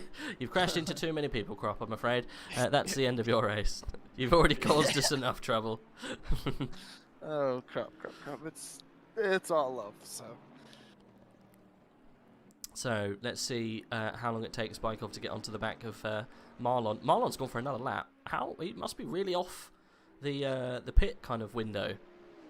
Yeah, I think they were pushed. I think the first 2 sets were like almost a full 65 minutes. So they might be pretty quick on that final stint because, you know, a lot less fuel. But yeah, so they're still out there. I believe everyone else has come in for the most part. I mean, you see Billin in the pits now. Yeah, I don't think... Well, Richie B has not pitted yet. He's up into 15th. So a couple teams really pushing the stint timers to get a very quick stint later on in the session. Which, you know, it could work out for him. I mean, maybe not Andrade as much because he's kind of in no man's land no matter what for that team. But some of these other teams, like, you know, with Billin pitting just now, they're starting to push the stint times. O'Connell into the pits. Richie B should be in the coming laps. these drivers who are kind of battling for position throughout the field will probably benefit a lot from waiting a little bit longer, because on that last stint, if you're going to go into it, as Andrade goes way off through that middle chicane, really struggling at the end here. But, you wait a little bit longer and, you're going to come out maybe a couple seconds behind your rival, but with a lot less fuel and maybe some fresh tires. You should be able to make up a few positions at the end of the race. So, yeah, that'll be very interesting to watch as Takanashi goes into the pits and Snolter stays out. Keeping an eye very closely on these split times between the top 3 and 4, because I want to see what happens if Baikov's being held at all by Andrade. Now I think is the only person in the way. Does he go for another lap? He does. Okay, interesting. Obviously, this is 4th position at the moment. Oh no, he's in the pit. He's in the pit. Damn, right. So he doesn't hold him up. So we got some nice clear air for Baikov to run away. Oh, all we want to see is a fight for the lead, and unfortunately, Anarev has got more work to do. Then, as the gap I think opened up a little bit there as well. 12 seconds or so it is now, but we'll still keep an eye. Let's have a little hop down the grid. I think P13 is getting hotly contested. Yep, we got Nagorny, Sorokin, and Nico all very close. Nico's actually closed up onto the back, almost onto the back of Nagorny. He's got a couple of cars in between though for good measure. They're all out of place though. Sorokin in the Lexus, however, isn't out of place, but they are not for the class position. So yeah, I think that Lexus hasn't pitted. So I don't remember seeing that car that far up the order. Because remember it was Tate in the Audi, and then it was Nagorny, and then it was I don't believe that Lexus has pitted just yet. And you can see him trying to go for a move on Nagorny, but not able to make it work at this stage. Look at the Porsche! Gets 3 wide. Well, there's contact, Nagorny and Sirotkin. That opens the door for Ol. There they go, side by side to the final corner. Ol's actually got a lot of front end damage. He Not has. sure what happened there, but that's horrible if you're in the 650S, the Krim Bavimba car. As you can see, trying to hold it around the outside of Sirotkin. Sirotkin, though, not able to get the power down, and he tried to make the move on Nagorny, and instead is going to lose out, but he's still got some good straight line speed in comparison to that 650S. He's going to have the inside for turn number 1. Can he brake later and hold the position? Keeps the car out of trouble, and it looks like Ol is going to back out of it there and just settle it behind. Behind him, though, he's got a Bentley. I don't think that's for position. No, that is the Bentley of Battenberg, I believe. Yeah, you don't want to let it pass, though, because it's going to cause all sorts of problems, especially if he's got damage. I would like to know, anyone from... Ryan, are you in the chat? If you can let us know what happened to your boy with that front end damage. Looks absolutely huge. You can tell it's bad because when he gets on the brakes, the front lights blink. So that's... Yeah, let me look into that, actually. Yeah, that would have been the last couple of laps, because we left Nika-chan, unfortunately, for a little while. We only come back and he's got a ruined front face. Someone's, or he has, hit someone quite hard right on the nose. Unfortunately, that's going to really hurt his pace. That might actually be... Yes, look. He was right behind... Sinolta in class lead. Sorry to interrupt you. Look, Sinolta in 7th, class lead. Nagorny 2nd. Nika Ol currently 3rd. So, looks like there was an incident with the 404, possibly with 36. 444, look. Maybe they haven't pitted. I'm not too sure, but 444 look up in the lead for class. That could be because he hasn't pitted. Ol lost it all on his own on the curbing of 3. Oversteered, caught it, but then smashed into the outside wall. Oh. He was behind the Bentley of Battenberg. But yeah, not sure what really happened there. Not sure why Nagorny's dropped so much. I don't think Nagorny's pitted. Or sorry, no, Nagorny has pitted. I don't think Sinolta has pitted. I think that's exactly probably what's right. We've got a move here. Looks like Sorokin doesn't want to sit behind Nico Ol. He's trying to go around the outside. We're going to see a move into turn 1. I think Nico's probably going to have him covered here, though. Oh, Nico's absolutely got his elbows out in this part of the race, isn't he? He's in a little bit of trouble with that pace of the car. I think it's probably really hurting him. Look, he's not as slick as he was at the beginning of this race at the moment.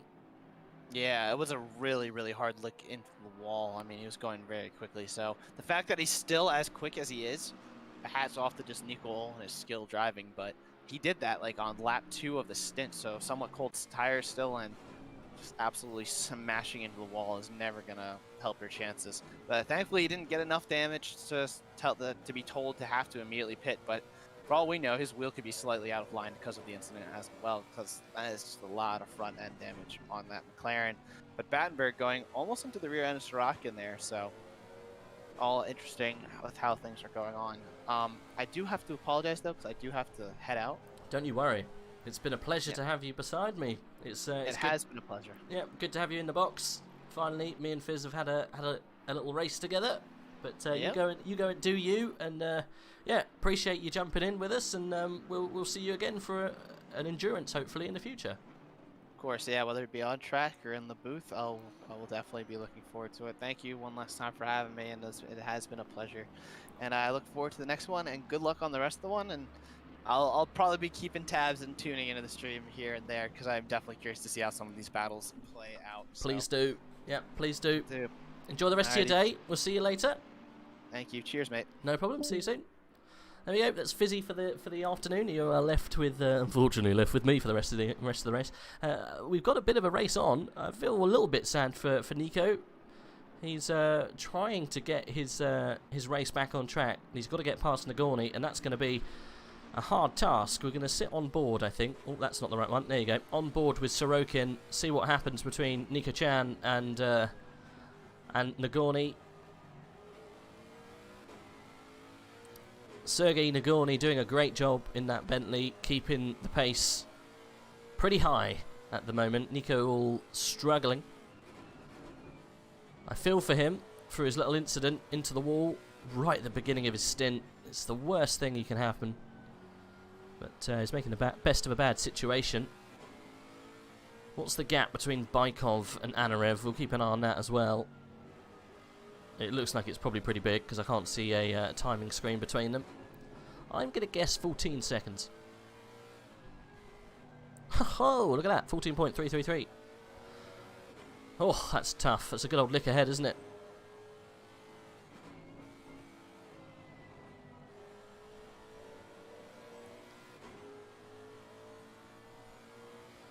Carey getting himself a drive through. That's rather interesting. Is that behind?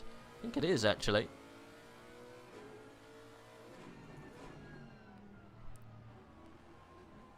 Sorokin getting out of the way. That's for, I think that's Fernandez coming through.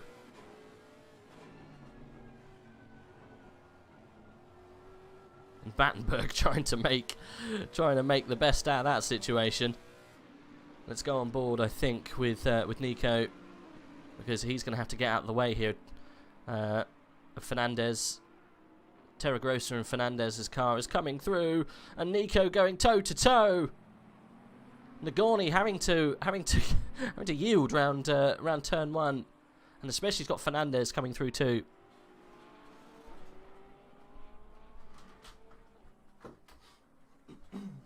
Nico's going to have to do the same though in a minute. He's going to have to let Fernandez through, otherwise he's going to be impeding, causing issues with blue flags. And that's definitely not what Nico-chan needs to keep his hopes of a win alive. But he is back in the front seat, he's back in the front row, and he's back on the top spot in his class. And that is it's a surgical rise to form. Nico back on pole, back in the front, and leading this race in class. It's good to see, and he's doing it all in a 650S with a pretty horrible smashed up nose, bless him. Go on, Nico-chan, you can do it. 36 car running away.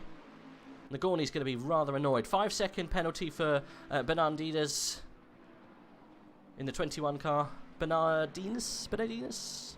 Yeah, I think so. Currently 19th at the moment. And Nico does let Fernandez through. That was for 4th position. No point keeping him behind. And he quickly lets him past. Sorokin looking to get past Nagorny now.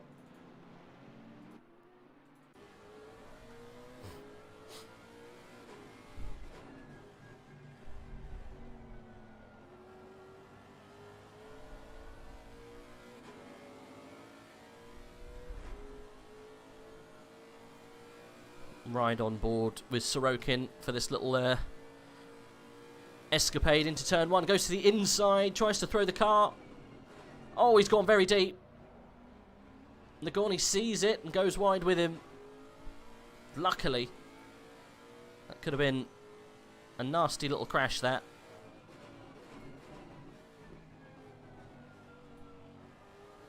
Nagorny coming back at him through 2. Sorokin's going to have the inside. Nagorny, though, blasts around the outside, keeps the position. Oh, my goodness gracious.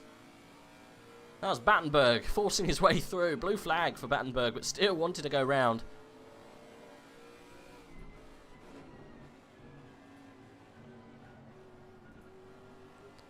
Getting well in the way.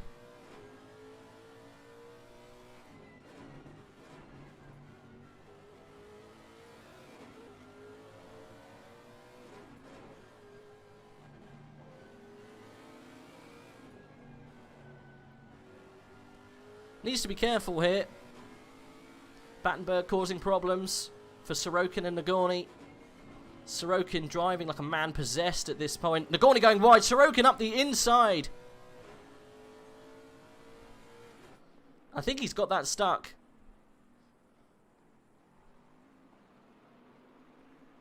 Rodi and Sorokin then up into 10th position. Nagorny having to let that one go. And Sorokin then getting the position, moving back up almost into the area where it's all pro split drivers. He's only got Nico Uhl to pass. And Nagorny really suffering through that little section. Nico is off and flying. 4 seconds he's gained since he's been let loose. That's a shame. And there's the race leader, Baikov, making his way through. And Nagorny having to yield to let him past.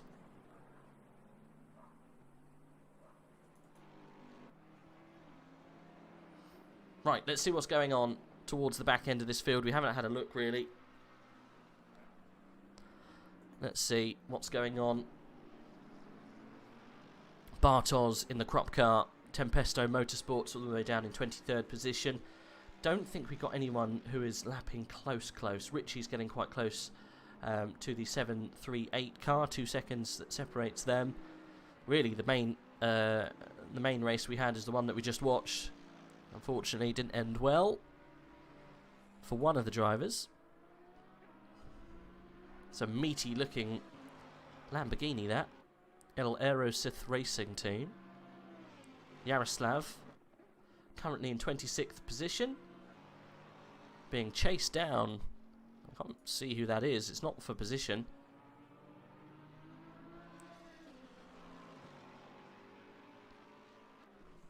And the battle, I think, between these top guys is starting to hot up again. Nagorny wanting his place back from Sorokin.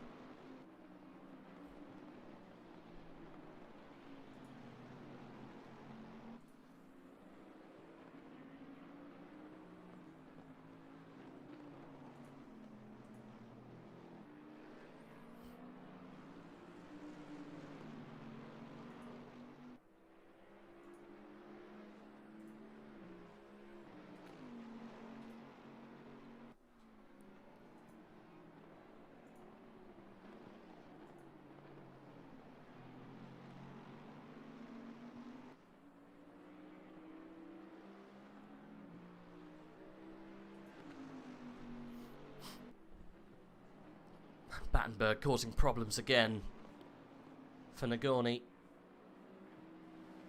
Nagorny must be getting rather annoyed by all of this, but he is up and past. He's trying to unlap himself at the moment. Battenberg does say sorry in the mirrors with his lights, flashes the hazard lights on to say thank you.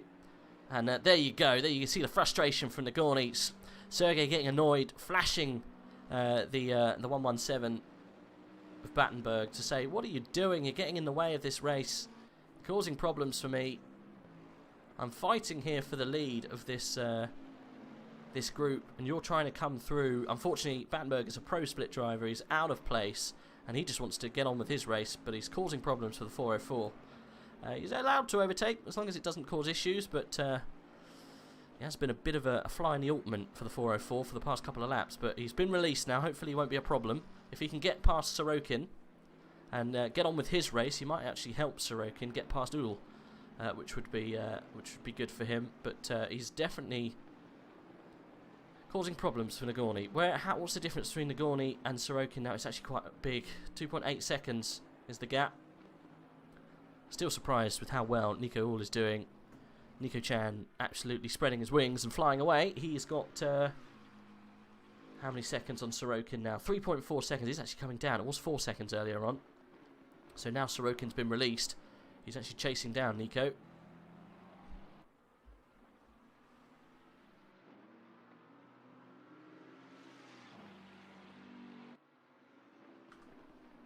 Who have we got in the chat then? No one's been talking for a little while. Who's taking part? Anyone in the chat who's actually in this race fancies a conversation? You can always come by the Discord, jump into waiting for an interview. We've got 2 interview rooms. If you fancy, just having a little chat, telling us how your race is going, telling us any information about what's going on, or any kind of strategy that you've been trying to adhere to that hasn't really been working for you. Give us a shout, jump in, be happy to talk to you.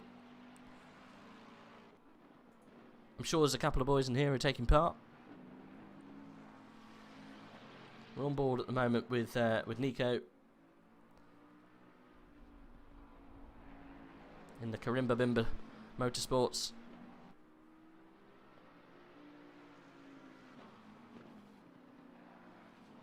Unfortunately, we kind of got a little bit of a lull in proceedings at the moment. 738 is getting close to the 313. We might jump past there in a minute. It's about 1.5 seconds the gap. At the moment, though, we're watching this little one here. Sorokin and Nico getting closer. Sorokin now only 2.5 seconds. That damage on Nico's car is causing him a few issues. But he is back in the lead. Nagorny, importantly, is a good few seconds behind now. But as far as I'm aware, Ryan, unfortunately, that's Ryan McIntosh, unfortunately, isn't going to be able to get back in the car. As far as I'm aware, because of internet problems, that only leaves Nico and his teammate to pretty much finish the rest of this race off.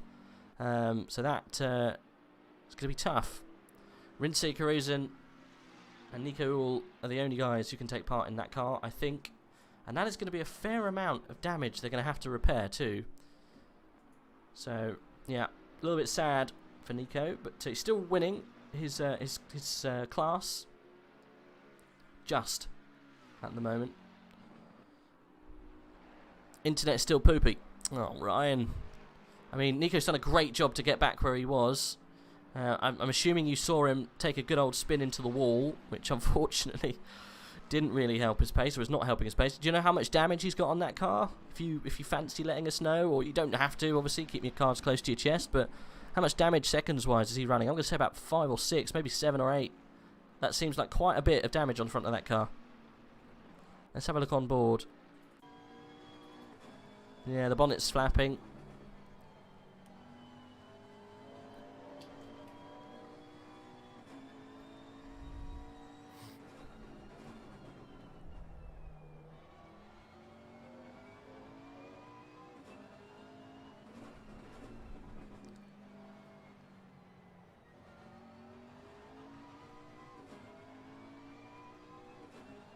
Oh my goodness.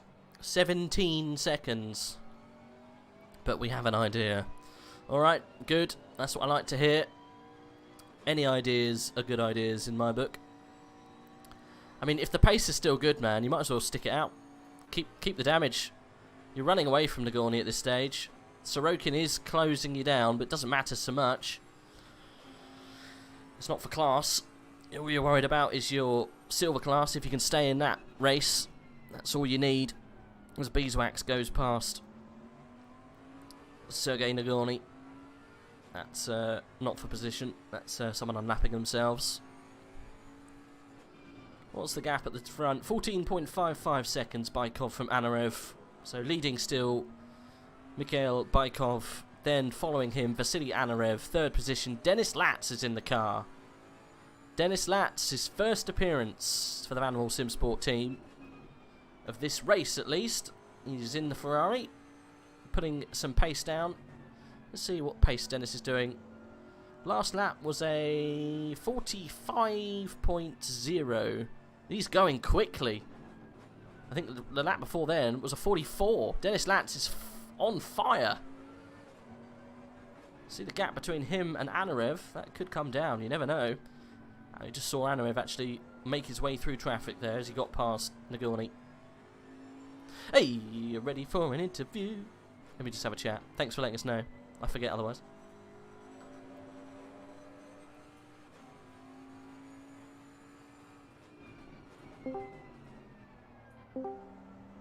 Hello. Hello. How are you doing, boys? Maudsley and Mo. Good.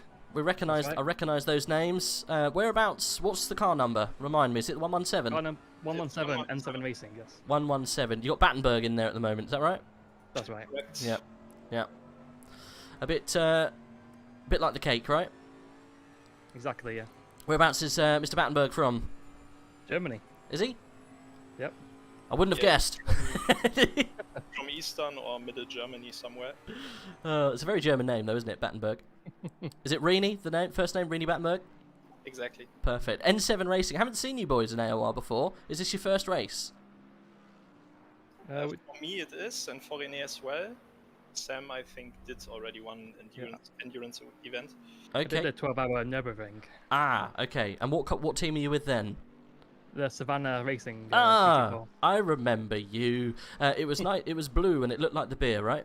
Not blue. It was with a green. yellow- It was yeah, green. that's right. Yeah. Sorry. Excuse me. I think we spoke a few times, right? Couple of times, yeah. Yeah. So you've got a new outfit, N7 Racing. The paint looks great. You got. Based on Mass Effect. Ah, okay, right. I'm not a fan, to be honest. It's only because it came out at the same time as Halo was like all the rage. I thought, oh, it's just Yeah. a Halo clone. But apparently it's quite good, right? It is really good, yeah. So you guys were getting all in the way of Sorokin and Nagorny a minute ago, trying to get your race back on track, right? Yeah, just unfortunate timing with how we came out on our pit stop. We got stuck behind like 3 or 4 cars, which were a lap ahead. Mm-hmm. I think we had the pace on them. But it's just difficult trying to unlap yourself, isn't it? Yeah, oh, it's a nightmare to try and unlap yourself. Especially when you come out with the guys running around racing for the class lead. Exactly. Yeah, I think you got in the way of Nagorny, who was trying to navigate Sorokin at the time, who is at the moment trying to get past a very damaged Nico Ull, which Nico is currently leading his class, and Sorokin's just trying to get back on track. So this is your first for the N7 team at least. Let me go back to your car. Is this the first race you've all guys come together? Yeah, exactly. We raced together in Tier 5. Okay. So that's where we know each other from. Mm-hmm. And I think we're quite similarly paced, so that it seemed only natural to build a team together. So whereabouts did you qualify? Let me have a little look for you. At the bottom of the best class, I think. I don't know how it's called. It's Yes. The 15th, bottom of bottom pro split, 15th, yeah? Exactly, yeah. Yeah, the Bentley Continental GT, yeah. Sam, Rini, and Mo, yeah, Rob and Mo. Yes, okay, fair enough. So you're all in the same split for AOR. Are you guys returning for season, is it 7 or 8? Is it 8? 8. Season next, 8. Yep. Yeah, starting, definitely I be in think, that, the end of August, roughly. Assuming, are you guys going to join us again? Yeah, Of course, I will. yeah. So you have to do your you have to qualify again or do your testing laps, don't you, or race before they put you in the correct classes, right? Yeah, we have to, but I think... Your if it's assessments, is the that same- right? It's the same system as Season 7, then of course we'll have to do the hot stint, I think. Yeah. But usually I think we will end up in the same split, because our pace is quite samey, I'd say. I think Robin's a bit faster, but he might end up a little higher. So how did season 7 end for you guys? For me quite well. I joined at round 3, so I missed the first 2 rounds. I didn't do anything with AOR before, so I joined at Catalonia, I think was the 3rd round. Yep. And it went quite well. I got pole positions, 2 victories and podiums, and I was racing at the front, so I'm quite happy with it. Whereabouts did you finish in the championship? I finished 4th, actually behind René by 5 points. Okay. And you, Sam? I missed a couple of races because my wheel broke. But other than that, went pretty well. It's getting like top 10 usually. Yeah. Aiming for that. It's super competitive though, isn't it, AOR? They've got so many tiers. Yeah. I think it's 10 tiers we do. And considering you've got however many drivers, oh god, I think it's 420 drivers it's spread between.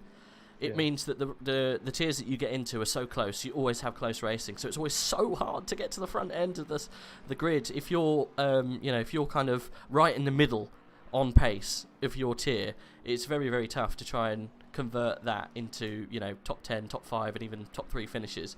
But it does make for really good races if you're basically within 1 second. It's always amazing. Yeah. Yeah, no, and the pace differs between different tracks, right? Because it's different cars. Exactly, yeah. Yeah. Well, how do you think this one's going for you guys? At the moment, you're P20 and you're towards the bottom-ish of your class. What happened that made you fall a little bit behind? Well, I'd say I botted it at the start, but in honest assessment, I think... Well, I had a good start. I drove the first stint. I was first driver, and I started well. I was P12. I had a contact on the first lap going into turn 4, but I don't think it was my fault. I was backing out of it, and then later I had a collision with Billen in the second to last corner. I got 15 seconds worth of damage. Was slow afterwards, and then I had to pit. And on my pit stop, I broke the speed limit. And, stop go. Yeah, basically I botted it. We lost a minute because of it, but we're still in there, and I think we might have a chance later in the race. Yeah, well, we got 2.5 hours left. We were like 25th or something, so we're clawing it back. Sam was doing a really good stint. He was overtaking. I think he made 5 or 6 positions. So. Nice. Yeah, that was a very fun stint. Unfortunately, though, you're coming up to guys who are very quick and a lap ahead of you at the moment, I think, as well. You got I think Sorokin and Uhl who are battling it out at the moment, and you're one behind. We're watching it at the moment. Vattenberg was getting all sorts of in the way earlier on with Nagorny. I think he's going to start doing it with Nico and Sorokin in a second.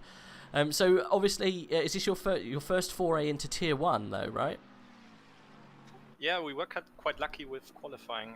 I didn't expect us to be this far up the grid, but somehow we managed a good team effort and made it into the top split. I mean, arguably you were 1 position too high. You would have been doing really well otherwise, right? Exactly, yeah. And that really does suck. It's a bit of a kick in the teeth. I was talking to one of the guys in the Papega Racing team. They're right down at the back, bless them, and they started last, and if they just started 1 position back, they would have been in split 2 and probably doing really well. So exactly, yeah. It's just how it goes, isn't it? And endurance racing is such a mixed kettle of fish. Anything can happen, and it's so long. We sandbagged a little bit more on the quali, I think. No, not that anyone does that in real life. Come on, right? No chance. Well, I think one of your car's livery is probably one of the nicest on the grid, so you did a good job there. The old black and red seems quite popular for this race. We're watching Nico at the moment going around in the Karimba Bimba team. They're black and red too. N7, let me just... Mass Effect, you say, yeah? It is, yeah. Let me just have a little look. Yeah, all the credit goes to Sam for creating it. We had nothing to do with it. We didn't care about liveries, so we just gave him the job. I can see it now, yeah. I made it for I'm also not really good with graphic design and stuff, so it seemed natural, the choice. See, in our team, I always try and get different stupid race liveries. I think we've had a Bovril one. We had the Ginetta, which was sponsored by Gordon's Gin. What else did we have? I think the funniest or the stupid... Oh, we had the Vagisil car. That was quite strange. Anything we can try and get in there. I mean, the car looks great, and I think obviously you've not had the best of luck, have you? Unfortunately, not so far. But we got 2 hours with colder temperatures. Yep. Hopefully, we can pump some good laps in now. Yeah. Well, you've got the next guy is only just over 10 seconds up the road, the 738. So we're keeping an eye on you guys if you can catch up with them. They're an all Belgian team, so I'm sure if you go into a battle with them, they'll probably run away. I'm only joking. Thanks very much for jumping in and having a chat with us, boys. I appreciate it. Best of luck, and I wish the new team all the best of luck in the future. Thank you. No worries. See you soon. Yeah. Bye bye. There we go. That was the N7 racing team, currently running around in P20, and a little bit further back in class. Unfortunately, what's that? 1, 2, 3, 4, 5, 6, 7, 8, 9, 10, 11, 12th or 13th in class. They've got a little bit of work to do, I'm not going to lie, but they seem to be quite confident that they can They can right the wrongs of, unfortunately, the little bit of issues they had from Mo, I think, causing havoc in the pit lane, unfortunately. Bernard King says, "Go Chris Radloff, catch up, boy." Where's Radloff then? What are we looking at? He is currently, unless he's not in the car anymore, he is 23rd, and he is okay. A little bit of information, Bernard. What happened with the car? Because obviously you're racing around with Bruno Cadil as well, Christopher Radloff in there with you. What happened to make you guys go down all the way down to 23rd? And you're racing and dicing with the Iranians. Be careful. Don't want to be doing that. Lovely little team. First time we've seen the Iranian team. Please don't take them out. We want them to come back. Give us some information, Bernard. I want to know what happened to the team. I want to know what happens with the 788, because they should be much higher up on pace. They might have had some incidents, a bit like the Battenberg team. I know a lot of cars had stop-go penalties, and you are battling quite heavily at the moment with Grafam in the 999, and that is for position, actually. Class and on track. Best of luck. Christopher doing quite a good job, actually. What's the pace difference? Oh, okay, it's quite big. 1:45.747 currently is the 999 was the last lap, and for Christopher it was a 1:46.89 or 089. 1:47 it's just changed to, and Grafham was also 1:47 because they're chasing each other. It's pretty much nulled their pace difference. Interesting to see if Grafham can get past Radloff here. Ooh, has managed to hold up Sorokin enough. I wonder if they do pit and fix their damage. 35 seconds behind Tate in 8th. Sorry, 28 seconds. One we should be watching as well is Richie B in the 777 car behind Gronlier. Looking very racy. Goat Racing doing well. Pulling back after a first lap incident. Unfortunately, they were round and right at the very back of the grid on the first lap because of a little incident between, I think, him and Crop's car, the number 14. But he's fought his way back. He's in 16th position. I think he's actually 6th in class now, maybe 7th in class, but doing very well, the 777. He's got to get past the 313. We'll ride on board. What I'm going to do, though, I'm going to go use the toilet because it's been a long 3.5 hours. I will be back very shortly, so do stay with us, and hopefully we can have some more chats with a few more people afterwards, if that's okay. I will be 1 second.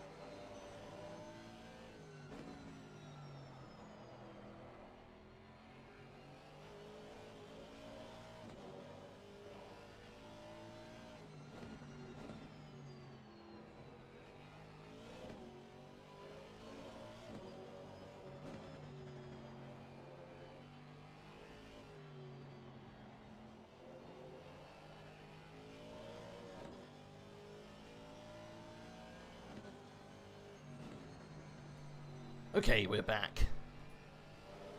Hopefully we didn't miss anything important. I'm sure everything's all fine. Let's double check what's going on with these guys. I think we're all good. Did Richie get past? It looks like he did. Got Bernardidis just behind him. Nico's still in the lead. Sorokin getting quite close behind. He's in 9th position now. And then what's happening a little bit further up the grid? I think we actually do have Terragrossa in for a chat. And let's see if we can grab him and have a little conversation. He's patiently waited for me, which is very nice of him. Let's see if we can drag him down. Alex, welcome. How are you doing, buddy? Excellent, thank you. So you guys are currently running around 4th position, is that right? Yeah.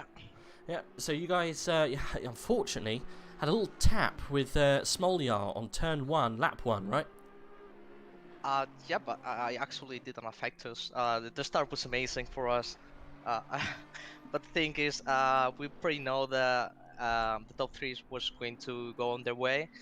So the thing I was doing is, okay, if they go side by side, or if they are near to catch me up, then just let them pass, because your fight is with the P5. Actually, we've been having the whole race, the fight with the McLaren. Yeah, that McLaren's very surprisingly quick. Don't recognise the guys driving with them. I've never heard of the Swiss mountain lizards before. No, I do not either. No, but they're doing very well. You guys are also doing quite well, though, to be fair. 4th position. Did you think the podium was on the cards at one point? No. As I told you, like, we were more focused. I was on my first thing. I was like, okay, let's not lose time with these guys, because we knew. I mean, I could fight them, but I know my teammates is a little bit slower, so it wasn't like the fight wasn't going to make any sense, because when the moment I ended my first thing, we were going to be overtaken anyway. So just trying to maximize the race time. Yeah, no, I think that's a wise and quite, clever thing to do, really, isn't it? Obviously, if half your team isn't on the same pace as the guys that are just in front of you, what's the point of putting yourself in that position to lose time overall, right? Yeah. It's a shame, but that team that you're behind is Vanwall Simsport, isn't it? It's Dennis Latz, Marlon Andrade, and Connor Wright. Yes, you're right. Connor, I mean, that's an incredibly powerful team. And to be just behind those guys isn't too bad. And obviously then you've got the 2 absolute aliens ahead of Sherapin, Baikov, Anarev. What a performance from Denis Sherapin, though. I'm very, very surprised of how fast he's suddenly become. But I mean, the thing is, we believe that it was on the first couple of stints. They actually set up the car for the higher temperatures, and we are now confident we are like gaining.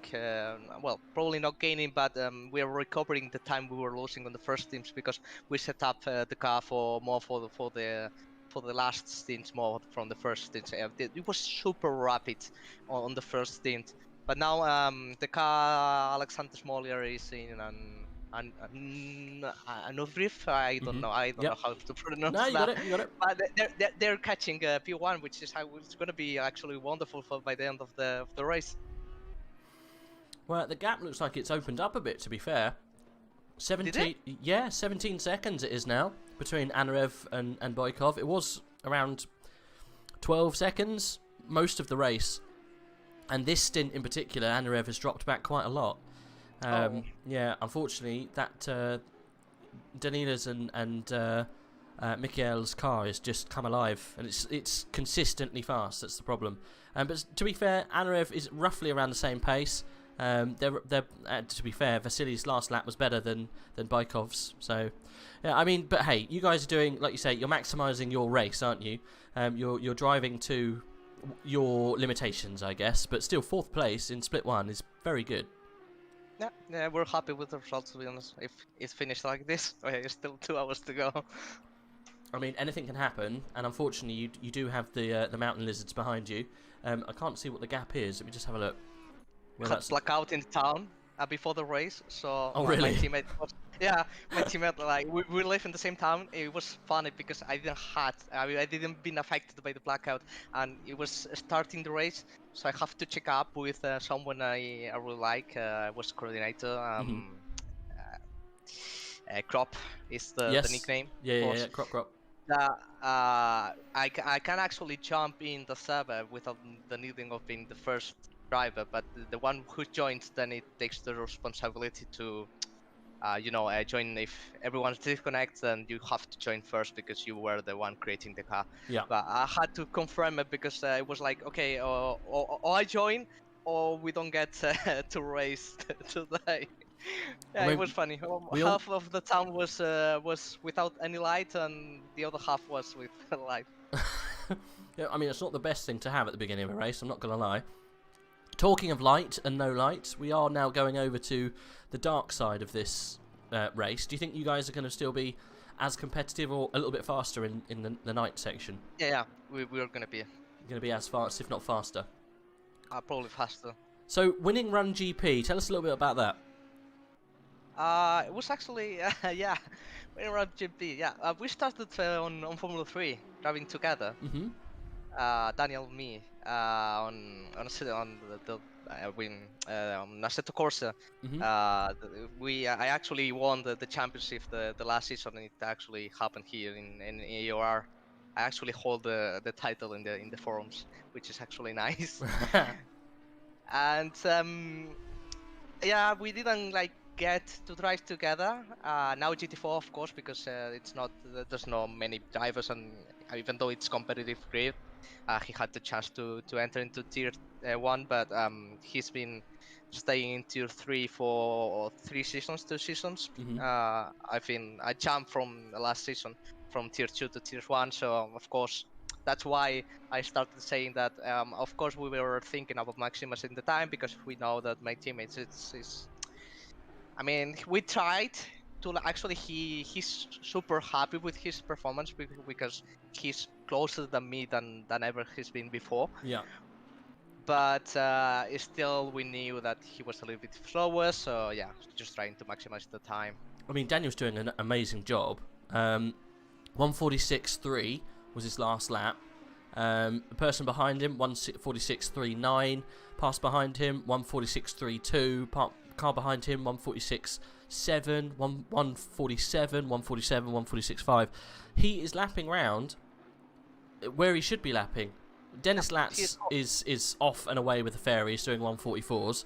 He's the fastest man at the moment on the track, the guy that in front of you guys. But he's bang on pace. So I'd say you're exactly where you need to be, and he's as fast as he needs to be at the moment to hold on to 4th. Yep. Yeah, he should be very happy and very proud of his performance, because you guys are gonna hopefully come away with, unfortunately, just off the podium places. Some people say the first of the losers, but I still think P4's. Let's hope for it. Let's hope for it, because I'm gonna tell you something. We've got 3 warnings already. We've got 3 warnings since the start of the race. It's gonna happen. I got the 3 warnings on the fight at the start of the race. So we've been holding the 3 warnings since the whole race. Oh no. Yeah, it's scary, but we'll see how it ends. I mean, hopefully you don't get a drive-through. I think there'll be lots of people that do get drive-throughs. I don't think you'll be alone, especially when we get into the last hour or so and people start, getting a bit tired, pushing. That kind of thing. Yeah, definitely. Anarev, I think, has just come into the pits or just left the pits. Well, not too sure. I think I've seen that probably we will lose 1 position only if we got the drive-through, so it's not the end of the world. But of course we want to finish P4. Oh! Dennis Latz got a drive-through. Oh, I don't see it. Wait. the replay is on the. Yeah, but how? Oh, but they're 30. Oh, how much? How long? How? About 25 seconds. About 25 seconds is the drive-through. Let's have a look. Smolya's just come out of the pits. It's not updating. It's not. No, I think it's going to be close. It's going to be close because he's going to have to pit in a minute and then do a drive-through. Anyway, Alex, I think your car is probably one of the best looking cars on the grid too, with the black, white, and sorry, the black, yellow, and It's the defaults. Like we didn't put anything. It's not custom. really. Yeah, it's not custom. It's I from guess you chose the colours. Delivery from the game. Yeah, of course, but I mean, you did a good job. But it's pretty cool. Sorry, I'm eating an ice lolly. I love it. I'm taking this time to just eat ice cream, if you don't mind. Oh no, go ahead. Enjoy your ice cream. I'm gonna leave you because we need to check the pressures and switch the drivers in 10 minutes. So I'm gonna have a chat with him. Thanks, Alex. I appreciate you coming in. Best of luck. You've got an opportunity here to get onto the back of the number 11 car, and I wish you all the best of luck. Yeah, thank you. No worries. Speak soon. Bye bye. There you go. As that was happening, a little opportunity shows its face for the 723 car. They are going to be in a brilliant position to get right up close to a podium position here. Dennis Latz is doing an amazing job with the pace that he's got there. He was doing 44s at one point there. It's got cooler, so maybe cars are starting to go a little bit faster. Who knows? Just finishing my ice lolly. So we'll see what happens here. They've cleared their drive-through. Now this, let's see why and how. Because they've just, okay. I'm not sure how they would have cleared their drive-through because they haven't done it yet, have they? I surely hope. Let's have a look. Race control, was there any information we need to know? What's the gap between Fernandez and Latz? Because yes.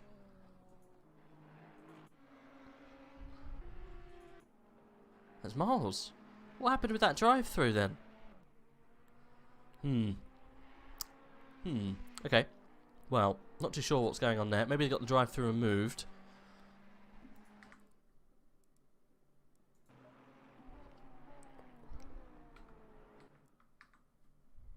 I can't see.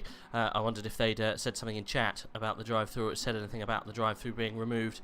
I'll see if I can find some information about it.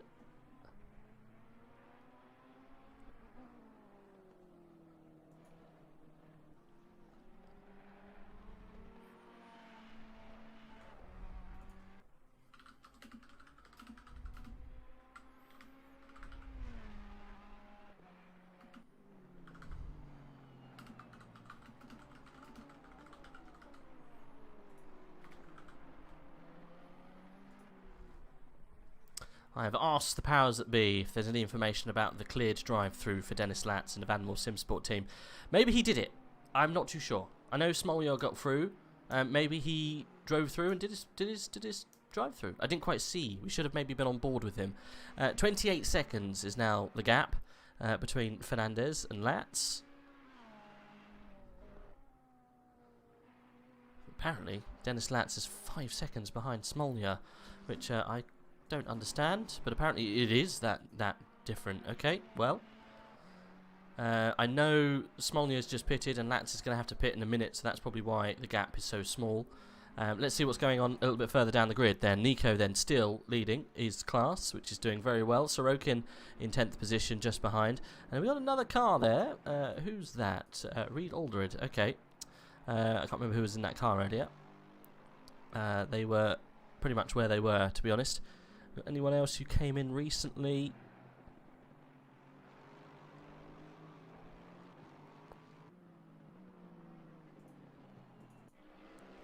Sorokin still close behind Nico. Who was the other car that was chasing down Nico?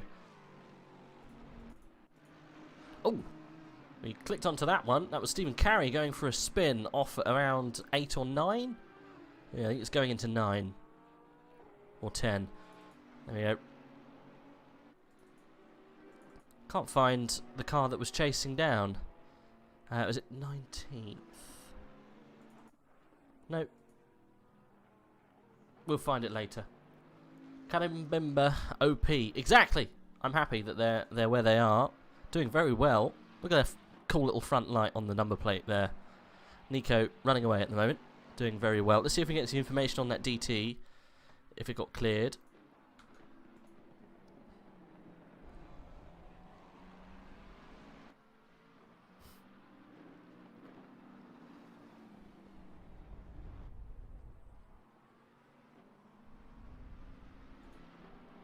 Nope, still no information. 5 seconds is the gap between Latz and Smolja. I don't think that's going to change. Bykov in the pit. That was a couple of laps after Smolja. We'll see what the gap is when he comes out. After Smolja did his stop, he was at least 17 seconds behind the Ferrari and now 5 seconds ahead. So I think they did their DT. Okay, cool. All right, thank you very much. I was talking to Alex, so I didn't quite see what was happening. That was Alex Terragrossa in the 723 car, so I couldn't really keep an eye. So after Smolja did his stop, he was at least 17 seconds behind the Ferrari, and now 5 seconds ahead. Yeah, that makes sense. So he must have done the DT. So it brings then Fernandez, at least 20 seconds closer. I still don't think he's going to be able to get on the back of him. I mean, it's a really good job if he could. Right, we've now got Danila Sherapin back in the car and back in the lead. Smolja is many seconds behind. We'll see whereabouts he is. He's going through turn 2. He's going down the pit straight. So that's quite a big difference, I think, when we come across the line. That's going to be at least 15 seconds. He might have got a couple of seconds back.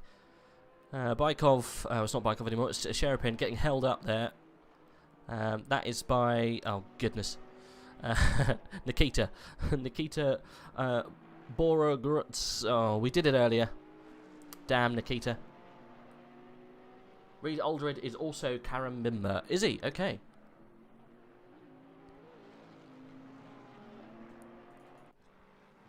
It says he's Tech 1 Racing. Karambimba. I can never say it. Why do you have such crazy names, Nico and Ryan? Karimba Bimba. Karimba Bimba, make a better name, a Bimba.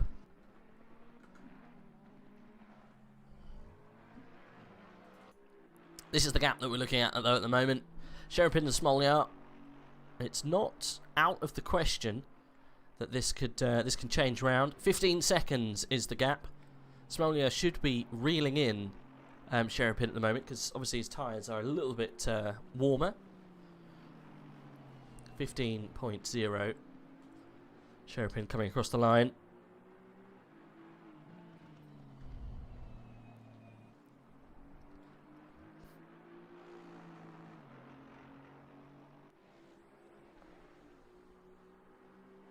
Nagorny, your pace was utter... Ooh.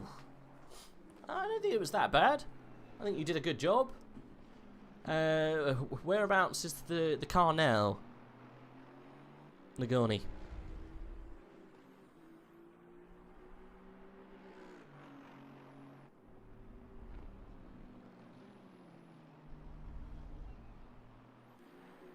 Latz has done a very good job to get himself almost in contention again.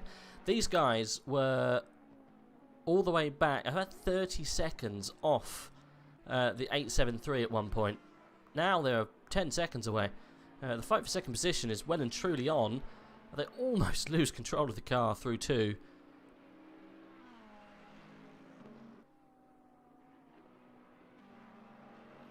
You don't know why you were so slow. I mean, change of conditions, probably tyres, mate. Yeah, probably tyres. And quite right, at least you're still in the race. Nagorny, what number is your car so we can keep an idea? P23 because of the stop and go. Okay. There you go, yeah. Solitsov down there. Alexei in 23rd. That's a shame. 404. Yeah, I remember it now. Right, Nico in the pit. Currently, he is the leader of that class. This will be very interesting to see if he heals the front end of that car. I don't see how he won't be able to do it. This is very annoying. I can't watch this happening. Never mind. Nico-chan hopefully will heal that car up. But if he doesn't, Ryan was giving me slight hints that they're not going to heal the car. They're only going to change the tyres and go straight out. We'll see almost instantly if that is the case. Yes, they didn't heal the car. Okay, cheeky cheeksy doodles. They didn't heal the car. They're coming out still in the lead of their class. I mean, if you can continue to lap round with that car being all sorts of damage, then why not? P10 just behind. Reed Aldred is actually going round the outside of Nico at the moment, but they need to pit. So there's actually a little fight going on here for class lead. Tech 1 Racing.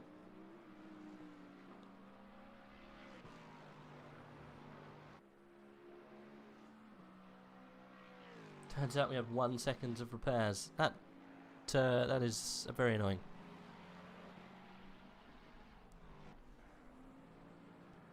Right, we're inside of the last 2 hours now. 1:55 left on the board. Sherapin still leading. Smolyar second. Dennis Latz in third. So that is team-wise. The big Russian Cats currently leading. The Racefield team, followed by Van Royal Simsport. Then we've got the Winning Run team in fourth still. And then we've got the Swiss Mountain Lizards in fifth, doing very well, keeping their car where it needs to be. I think, actually, they've swapped around, as I say that, because they pitted. So the Swiss Lizards have gone up to fourth, and the Winning Run GP have just dropped down to fifth. But that will change when the Lizards come in to do their pit, which I'm sure will be very, very shortly. So yeah, just confirmation there. There was track limits for the drive through, and it wasn't cleared. Okay.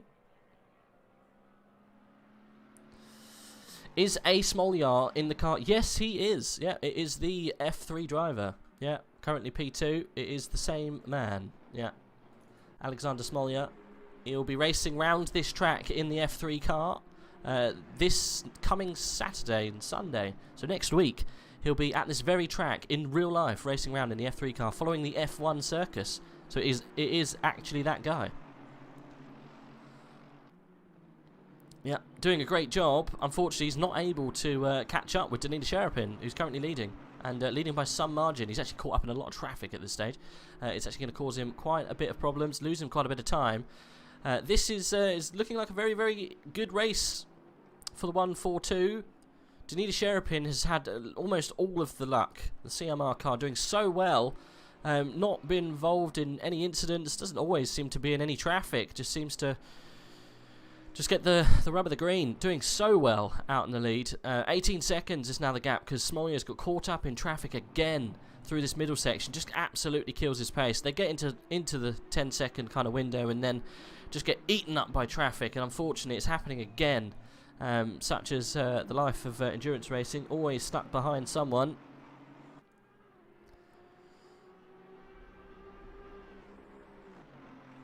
But yes, to answer your question, yes, he is. Same guy. We were hit by Smolyar when he was unlapping himself. I don't think Smolyar was ever unlapping himself, to be honest. He was probably lapping you.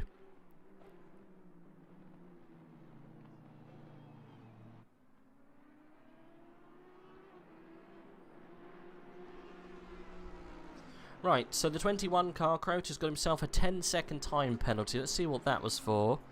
We do have access to the race control, so we can have a little look.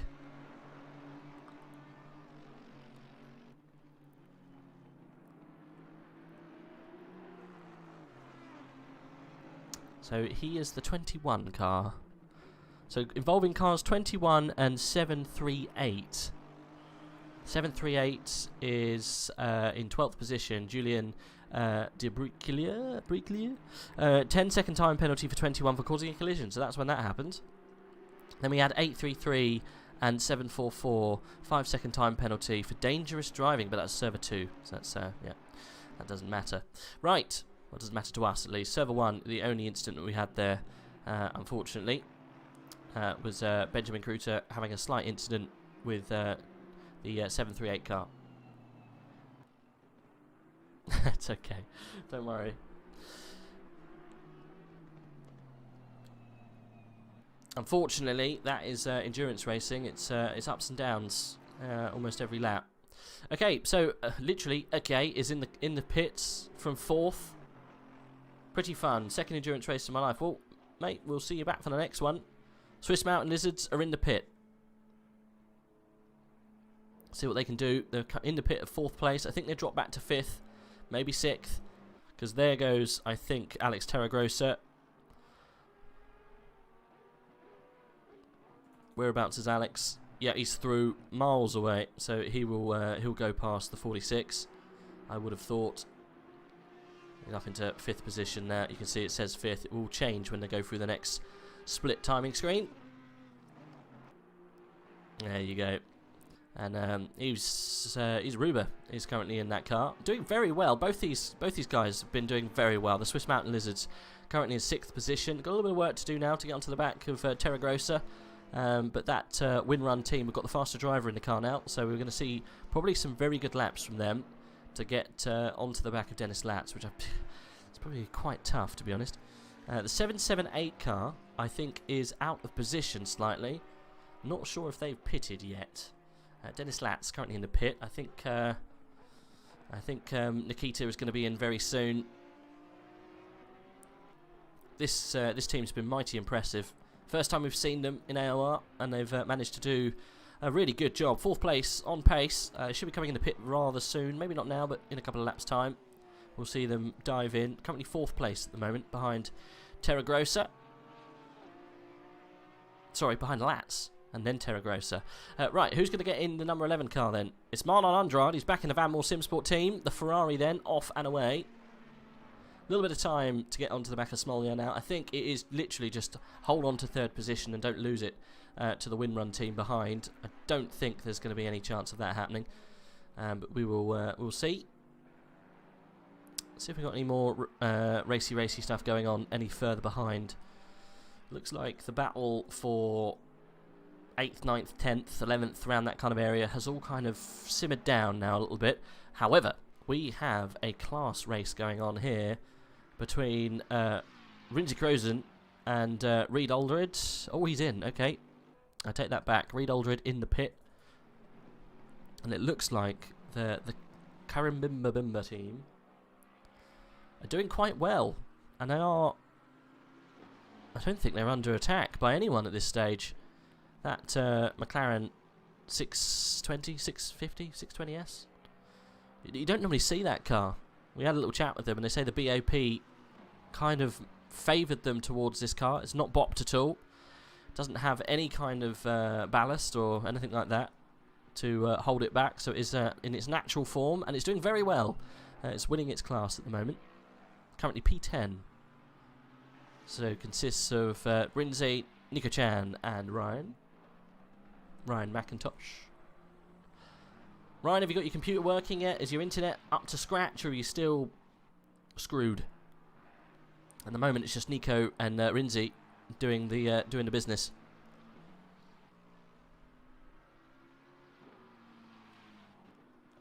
Let's have a little jump down the grid and see what we've got going on. See if there's any battles. As dusk turns to full-on night now, we are in towards the latter end of this race. 1 hour 47 to go. Unfortunately, when it goes like this, there isn't a lot to talk about because there's no racing going on. You're going to have to make your own fun. There's not a lot happening, I'm afraid, boys and girls. Unfortunately, we're just going to have to roll with it. Is there anyone else who fancies coming in for a little chat? Anyone in the chat at the moment? Even I think we were talking to who were we talking to a minute ago? Nagorny, we were talking to you in chat. Do you fancy coming in for an interview? All you got to do is jump into the Discord and into the ready for interview section if you fancy a little chat about what's going on. As Black Goldsaw rears his head. Finally, he comes back. Have you been keeping your eyes on the prize of recent?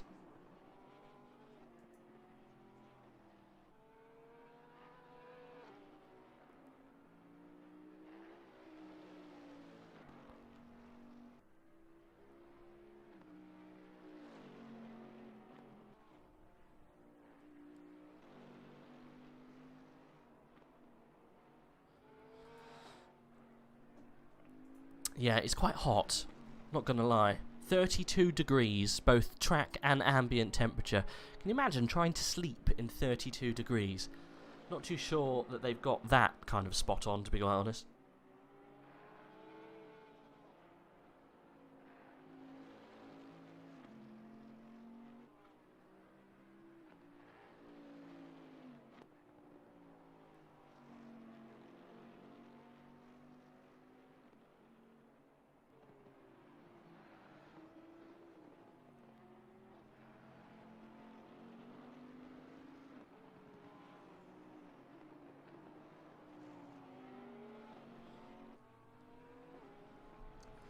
Right, so looks like Croucher hasn't done that penalty. I'm sure he'll do it on the next pit. We've got a little while to go yet. Don't have to worry too much about 10-second time penalties. We're watching the 117 car. We had a little chat with these guys earlier, the N7 racing team. Not having the best of afternoons, but they have got themselves up to 22nd position. They are, unfortunately, though, being surrounded by silver class cars. The next car up the road is Grapham. The 999, and that is quite a way up the road actually. That's almost a minute and a half up the road, so they have to wade themselves through silver class cars to make any kind of inroads in their class, which is a little frustrating for them, at least.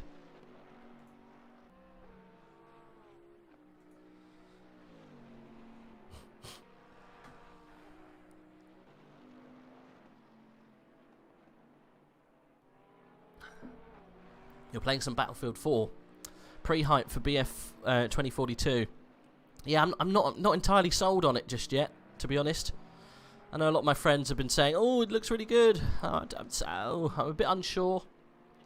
I'm sure it'll be very good. I'm sure it will be, but I'm very much kind of walking away from multiplayer kind of team deathmatch, style games, a bit like Call of Duty, Battlefield. Even though Battlefield, it'll be a big open sprawl, but capture the flag or whatever it is, domination, however they like to do it on Battlefield, doesn't really grab me anymore. It's very repetitive, rinse and repeat gameplay that just doesn't really keep me engaged, So, no pre-orders. I haven't, at least. But you say that your room, it hits 45 degrees in summer when it's 38 to 39 outside. 32 degrees is a breeze. I mean, it's 32 degrees C. That's ridiculously hot. At the moment, here in the UK, it's about 25 degrees, and that's warm enough. That's warm enough for me. I think on the hottest day of the year so far, it's probably reached 32 degrees, and that's during the sun, during the middle of the day. 32 degrees in the dead of night seems a bit excessive. The N7 car gets very sideways. I don't think we've got any other races on track at the moment, unfortunately. We might. Daniel van der Linde's getting quite close to Eugene, but that's about it. Maudsley is 7/10 away from McElligott. That's who we were watching a second ago. He's slowly reeling him in. Oops. So we'll stay on board, I think, maybe with Maudsley. Yeah, 25 is the limit for comfiness. Yeah, I think so too. I think, yeah, I like it. I like cold weather, to be honest. I like it when it's 10 degrees. I like it if it's even colder. Give me -1, I'm happy. I like the cold.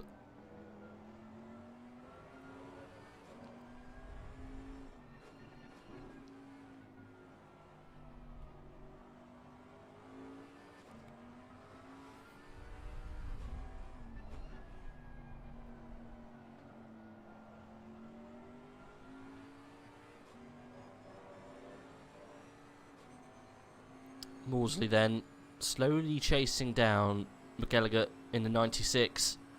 It's only a matter of time, I think, before he gets onto the back of him where he can make a move. Exactly, Black Gold. So you can dress for cold, but you can't dress for hot weather. Yes, I do agree. You can always put on an extra jumper, but you can never take off an extra skin.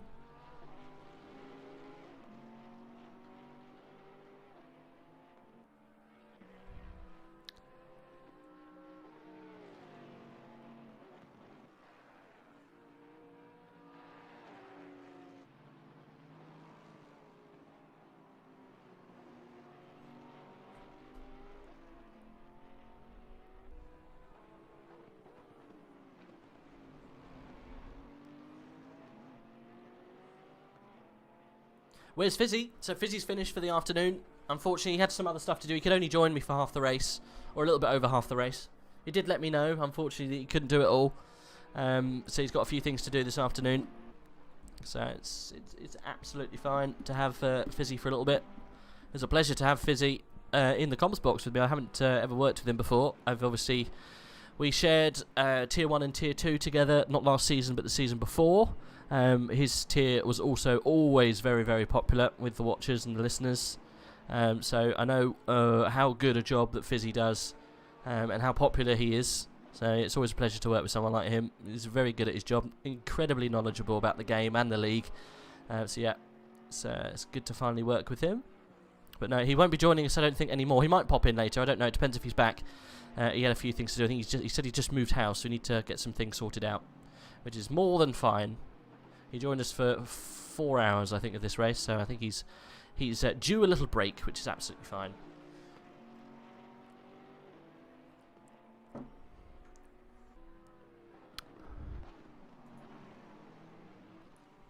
How's the race going, Nico? We have been cheering you on from the sidelines, I'm not going to lie. You guys are still doing very, very well.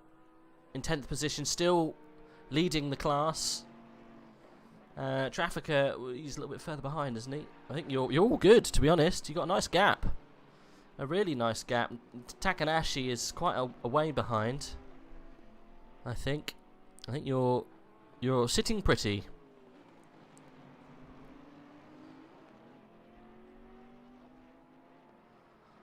Maudsley must be getting a little bit impatient with this pace. Cracks are going to start to show, I think, shortly, if he can't get past this Porsche.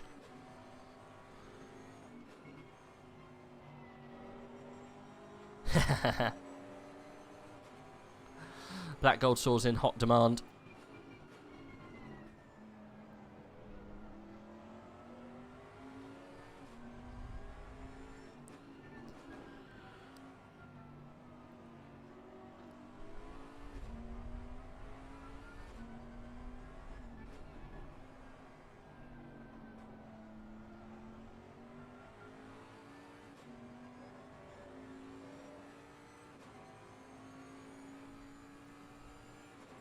Yeah, I think so too, Nico. I think you'll be all good to stay where you are.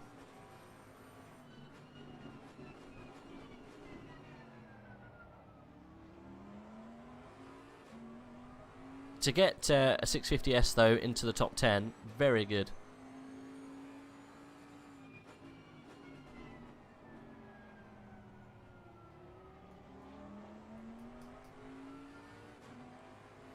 Come on, Sam. Put the pressure on. Go for a move. Getting close to that Porsche. He's got to go for it, otherwise he's going to be stuck behind him for absolute years. Sam Maudsley trying desperately to get past McElligott. McElligott been driving beautifully, to be fair, keeping him behind. We've got Van der Linde just ahead. Look, you can actually see the car. Oh, and McElligott makes a mistake up the inside for Maudsley. Good position there. He'll keep that, moving himself up into 20th position for the 117. Good job. Well done, N7 Racing. Now you've got to go chase down Van der Linde. He's only a second and a half ahead. You can see him there in orange.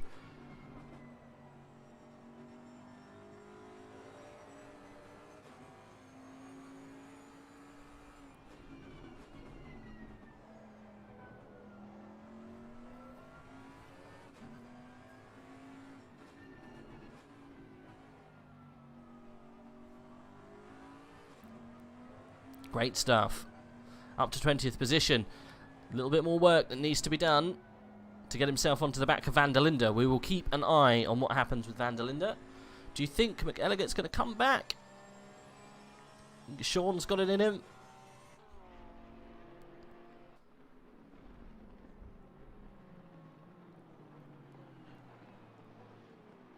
I mean, he's trying. We will come back to that race, I think. Let's have a little stop with the top teams. See what's going on. 147 laps done so far. Sherapin and Smolny separated by 22 seconds. That's the biggest gap we've seen so far.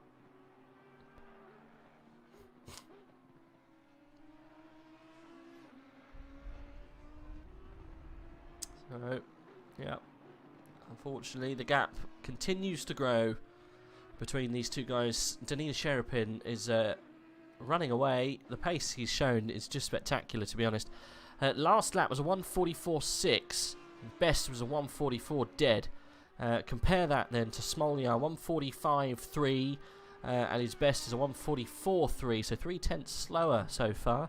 Danina Sherapin doing an absolutely brilliant job keeping that car where it is. Marlon Andrade at the moment, 1:44.3 was the last, so pretty much the same as Smoljar. The best is slightly better, 1:44.1. That's arguably on pace. Should really be in front of the 873, but I don't think it's going to happen. I think you're a little bit far behind to do that now. Alex Terragrosa in 4th position with the winning run GP team, doing very well. Had a great race so far. Vanwell Simsport then still in 3rd position. Black Gold, so it'll be nice to see a Bentley win an endurance. It will. Enough to make a grown man grow. Indeed. I mean, wouldn't it be nicer if it was your Bentley? Hint, hint, nudge, nudge.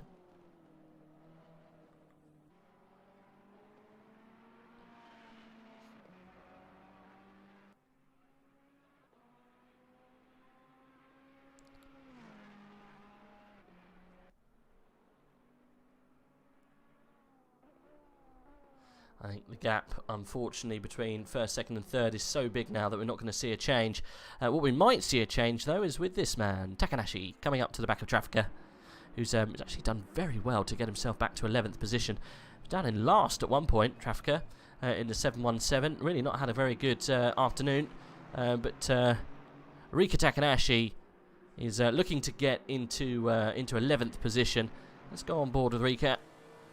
Tech 1 Racing. On the outside of Traffica, not making it stick, but having a really good go. I think that is Smoljar trying to weave his way through. He's going to have to be careful not to impede that man. It is actually Smoljar. He'll want to get past now.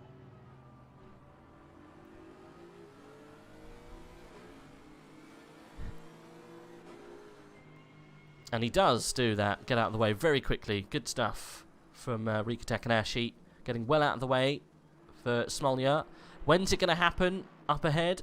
Traffica does that. In turn 5. Does unsettle the car, but I think he has got over it. We're all good. Takanashi then back on the back of him. And we might see a move very shortly. What a waste of time that camera angle is. There we go.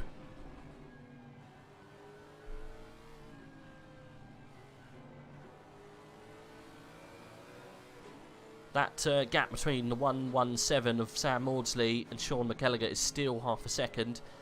So Sam didn't drive away. Takanashi going for the outside here, down into 12. He's got a good run. Hard on the brakes then for Traffica. He gets it stopped. Really good stuff from him. Takanashi's going to have another go. Round 13. Not really going to happen round 13, especially on the outside. Stay in the slipstream though. Get close enough. He might have a run down into turn 1.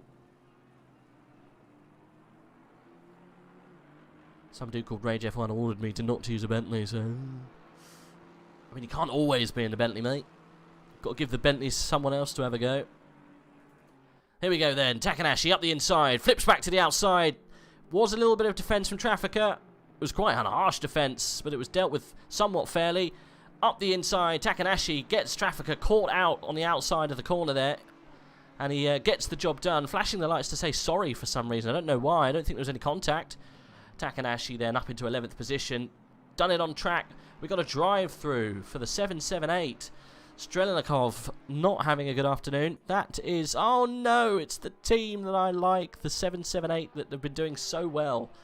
Unfortunately, they got themselves a drive through. They're all going to have to come in and get that done within 3 laps time. That's going to put them, well, they're going to go behind Kraus near Usmanov. That's going to drop them all the way down to 8th position. Van Merveld Racing is going to get put up because of that. And this man, Kevin Kraus, is going to hopefully benefit from that drive through too. And Rodin Usmanov might also benefit. We'll have to see. They're actually quite close, aren't they, really? Oh, maybe not. They were at different parts of the track. I thought they were right next to each other, but they're not. It's quite a lonely little race here for Usmanov. Got no one with him.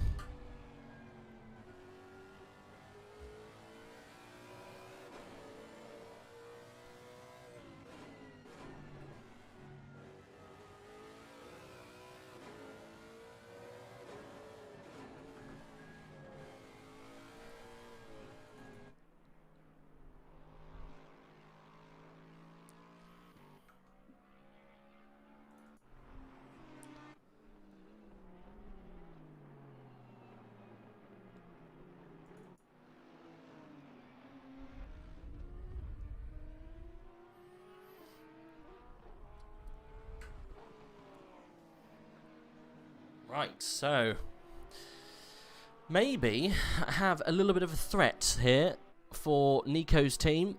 See you in a minute, Black Gold Saw. Because the number 17 of Rika Takanashi has been released now. Because he was behind Trafficker and Billin, but he's now been able to get himself into 11th position. We know that the 36 car has got some heavy damage and isn't as fast as it could be. And Takanashi continues on his pace. Let's just have a look, see what's going on here. Yeah, bad lap from Rinzik Rosen there with a 147.3. Rika Takanashi doing 145.9s, which arguably is really, really quick. Quicker than anyone around him.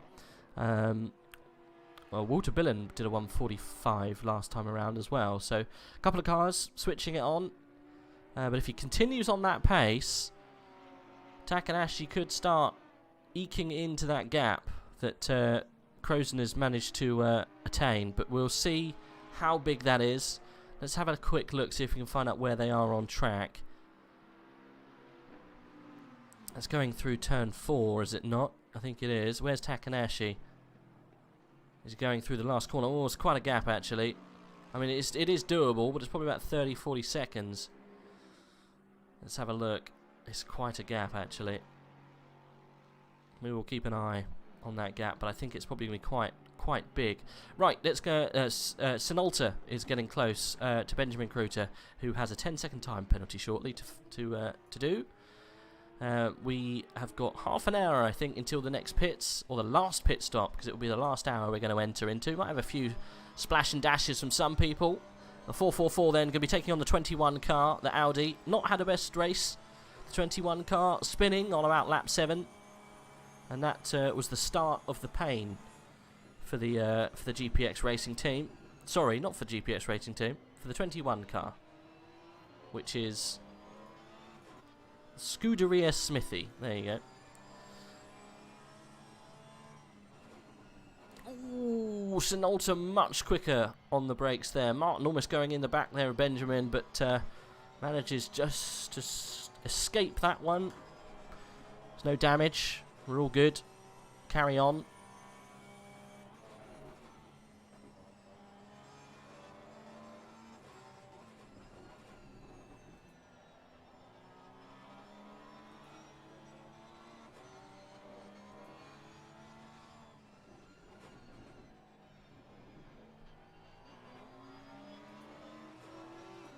Oh, he's going for a move there. Sinolta almost taking out the back of Krauter. That was incredibly close. 444, almost knocking 21 for 6. He's going to manage to try and do it here through 9 and 10. The fight's still going on through 11. I don't think he's going to have enough pace to get it done in 12, but that was incredibly close. Got to be careful. Don't want to cause penalties now. Oh, there is a touch. That is very disappointing for 444. And that kind of touch there, when you don't wait for the car to get back on track, is going to cause incidences and penalties. So that you're right there, Sam. Do you want to have another go at that? Yeah, look at the gap. Look, he really should have waited for that car. Krauter then losing a lot of time because of that little bump. Miles away, look. Probably lost him 10 seconds. And unfortunately, it's probably going to cost Sinolta and team 10 seconds in penalties. You can't tap someone like that and not wait for them. It's just it's a sin, really. It is a little bit. Never mind. Right, so let's just hop back here. Because we've got Bruno Cadil getting very close to Sam Maudsley. And just further up the track, we've got Urzkabel getting close to Eugene.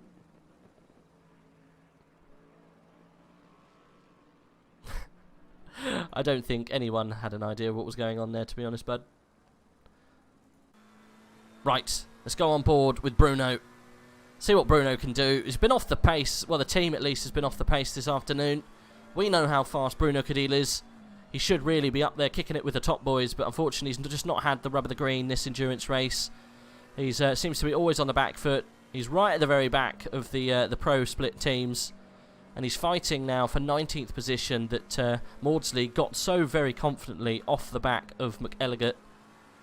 So Bruno Cadil here, fighting here for position. He is faster than the car in front. We just got to wait and find out when it happens. I think Bruno is a tier 2 driver in AOR. Got a funny feeling he is.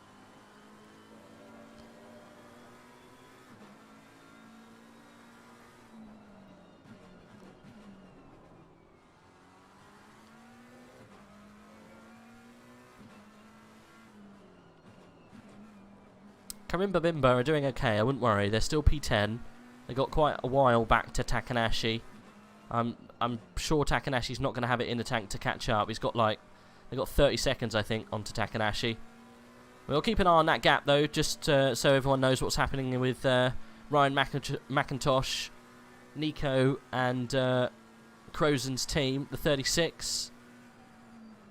Currently leading the silver split. Oh, and Sam going wide into turn 1, 117, under threat here.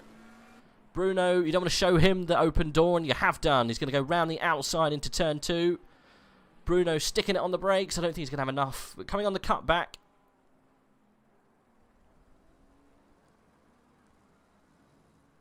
Nicely held there. Bruno not taking any risks.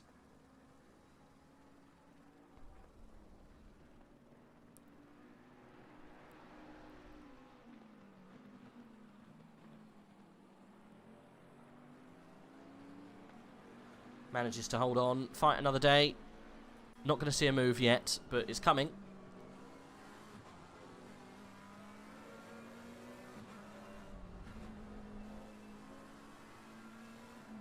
There is a fight going on just behind, actually. We might have to, or just up ahead, sorry. Crota, Eugene, and Urzkabel.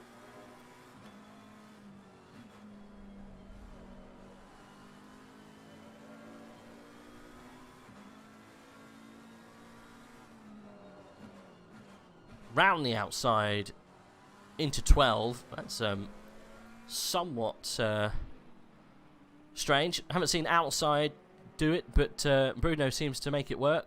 Sam Maudsley unfortunately has to hop down to 20th position. Bruno Cadil up into 19th then. I think that's probably a little bit more of a suitable position for him. Now it's on to this little battle that we got brewing here. Goat Racing 2. The 999 just getting behind Eugene, and Crowter, unfortunately, because of that spin he had earlier on with Sonalta, he is unfortunately into the clutches of these guys.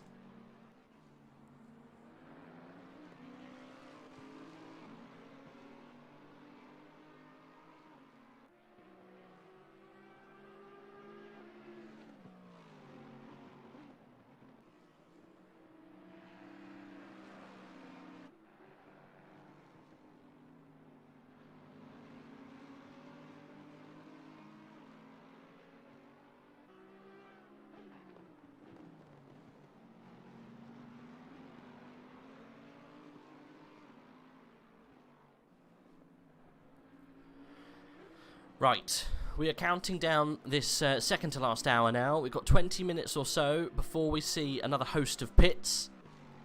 It's cracking on in to this endurance race. We've not got long to go. It's the first one we've done round the Hungaroring, and it's not been without its danger, its upsets, its crashes. We haven't seen much of this team, the 999. I know they've been there and thereabouts throughout the race, but They are a little bit out of place in 18th position. They should really be up round about the top 10, considering their pace. But we should see a move come off quite soon with these guys. Got Beeswax in the way.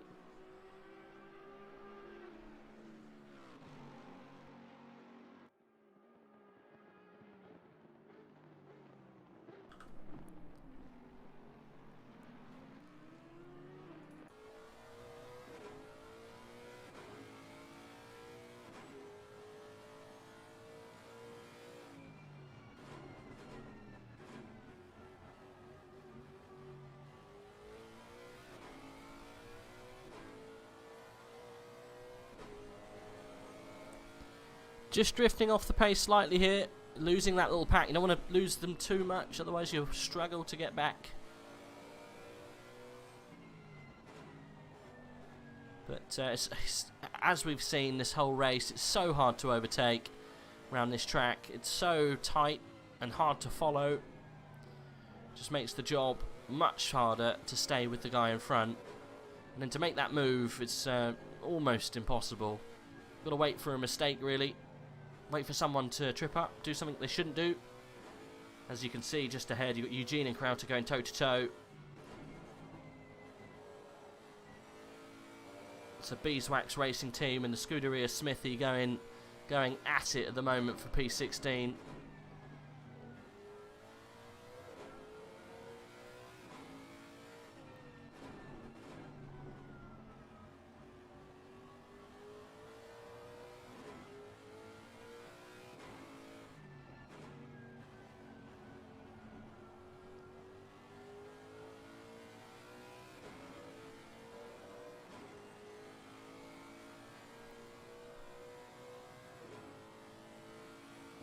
Still 31 degrees. Temperature still incredibly high. Tyres will be lasting a fair amount of time. Here we go. Right up in that gearbox. It's going to look for the outside. Eugene doing a great job to keep that car behind. That Bentley incredibly hard to pass.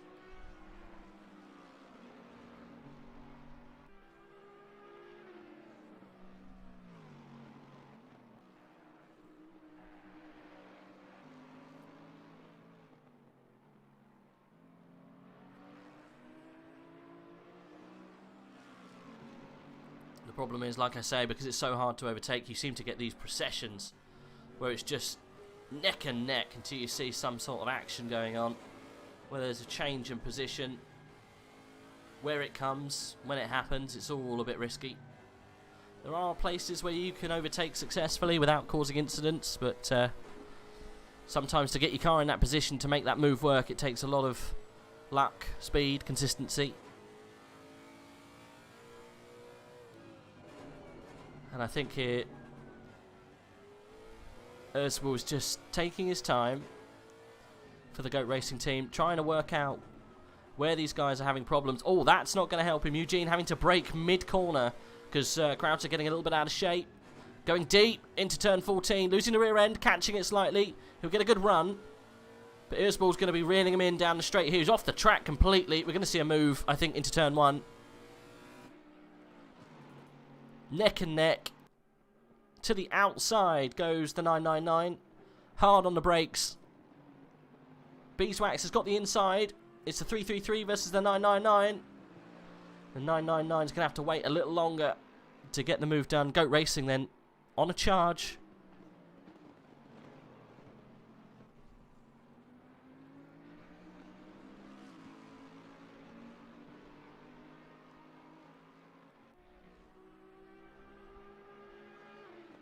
I think that was the best chance to get the move done, but it's just so hard to get the car alongside. Incredibly difficult in these conditions. We'll stay with him a couple more laps to see if anything else changes. Traffic is getting very close to Billen as well. We might have to skip up and see what's going on over there. I'm sure there's going to be fireworks.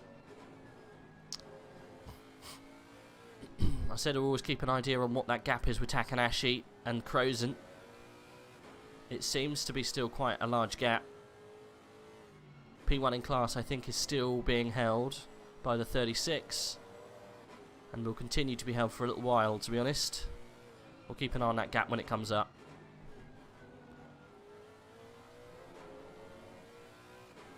"15 minutes left of this stint.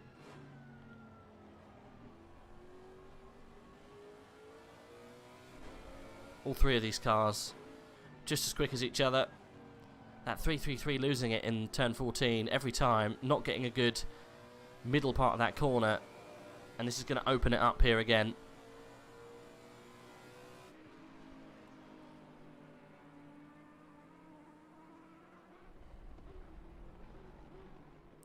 Trying the inside. 999's going to have a good old run here down to turn 2. He's got the inside sorted, but he's on the outside for this next corner. It's going to be incredibly hard to keep it stuck there on the outside. 333, if it was me, I'd run him deep.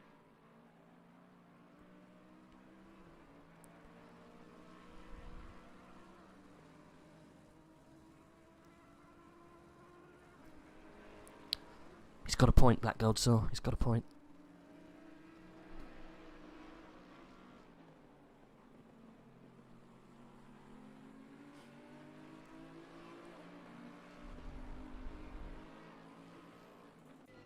Oh, this move is taking so long to be pulled off.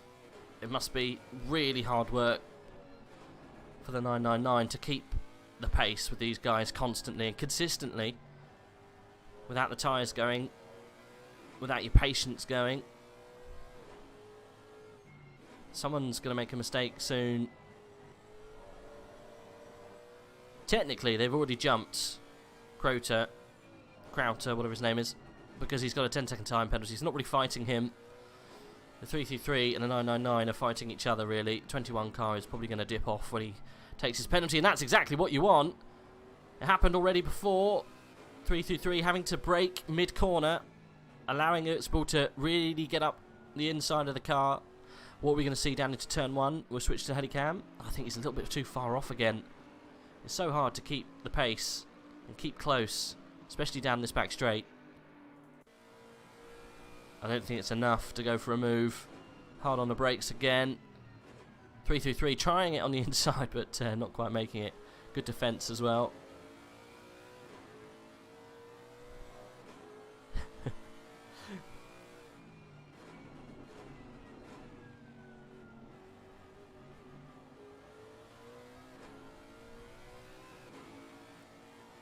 So chat, what do you think of the new F1 game? Think it's an improvement? Anyone played it? Anyone not playing it? What we saying?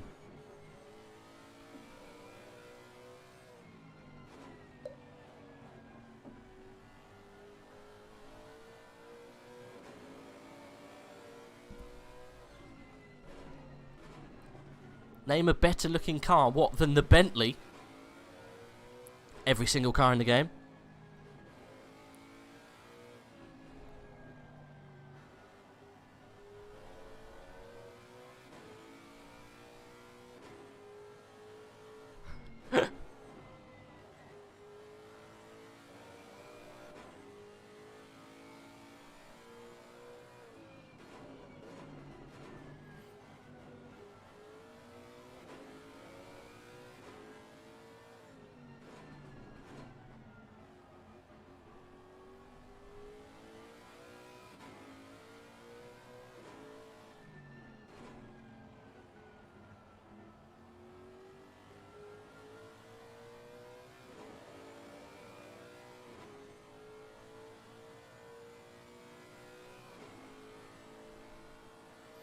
Again, unfortunately, we're going to have to wait.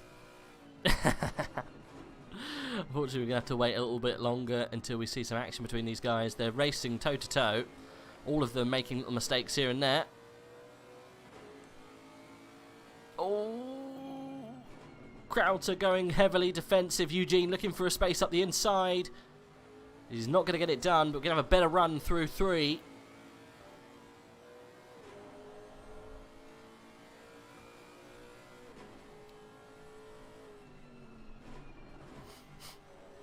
I haven't actually played the new F1 game. I've downloaded it. I've got it just for commentary stuff, really. I haven't played it yet. Whether I will, I'm not sure. Probably. Definitely won't be playing the single player story mode. I don't see the point of that. It's just a bit of fluff, really, in my opinion. Don't see why it's in it. It's a sim racing game. Why would you have a story mode? It's weird.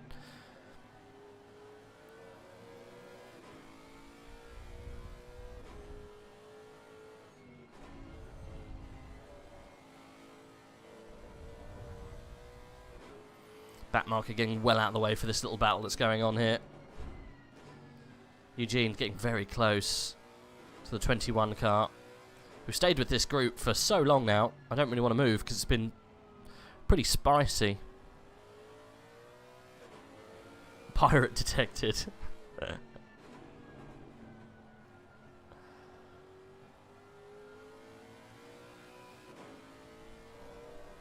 Come on, Ertzbull, you can do this. 999 on 333. Come on, Goat Racing. Throw something up the inside. Apparently the force feedback way more immersive than 2020. Possibly. I've heard that it's just a much tougher game to play now. Yeah, I know. Unfortunately, though, it's not, though, is it? It's never going to be a sim, especially now it's owned by EA. Can you imagine EA going, actually, I want to take a little bit of this game's market share away from us and actually alienate quite a few more people just to make the game better? It's never going to happen, unfortunately. Although they will gain a few sim racing fans, they will lose the mass market, which majority plays on controller. So it's catch-22, unfortunately. The game, because of its popularity and because of its marketability, will never be a sim racing game, simply because they won't make any money from it. Not because we don't want it to be a sim racing game. It pays for it to be as arcadey as possible, right? That's why Forza was so popular when the Xbox was out, because it was an arcade game. I mean, it would be great if it was good. I think they should do an arcade version and a sim version. That way, the people who want to play the arcade version get to play the arcade version, and the boys that want to play the sim version can play the sim version. Ta-da! Finished. Cash is king, exactly. Especially in F1. I think they should seriously do the F1 arcade edition, where make it really easy for anyone to play, and release it only on console, and then do F1 Sim Edition, and release it only on PC. Oh, that could have been a dive up the inside. I really don't know why he didn't do it. 999 really should have put it up the inside. He broke well early then. Yeah, well, to be fair, there's been in-game purchases since 2020.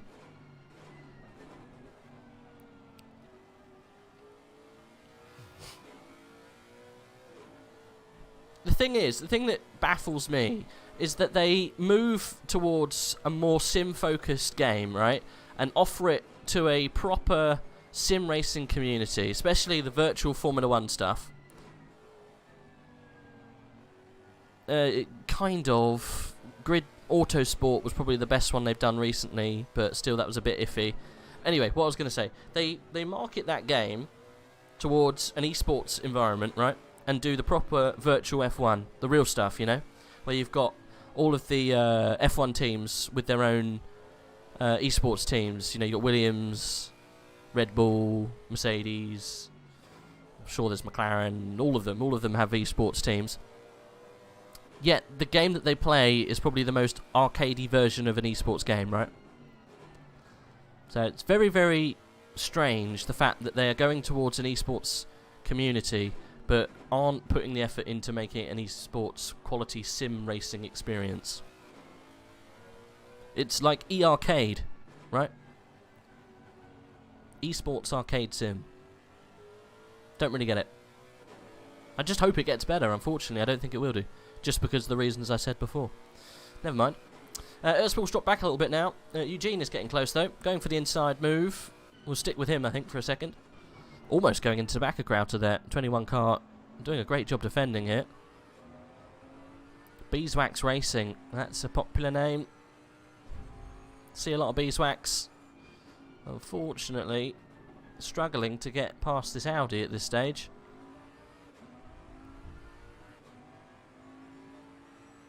We spent so much time with these three, I really don't want to move on to another race, to be honest. I want to see what happens.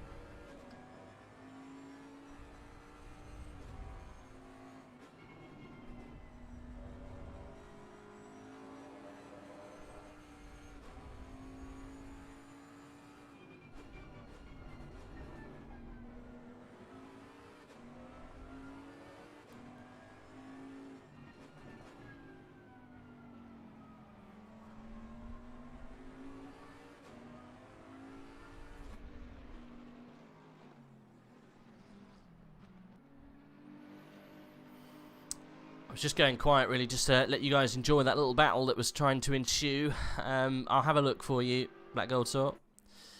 I'm not sure it is. 165 laps now. We should have the pit kind of window open up roughly now. 65 minutes, I think, is the stint time.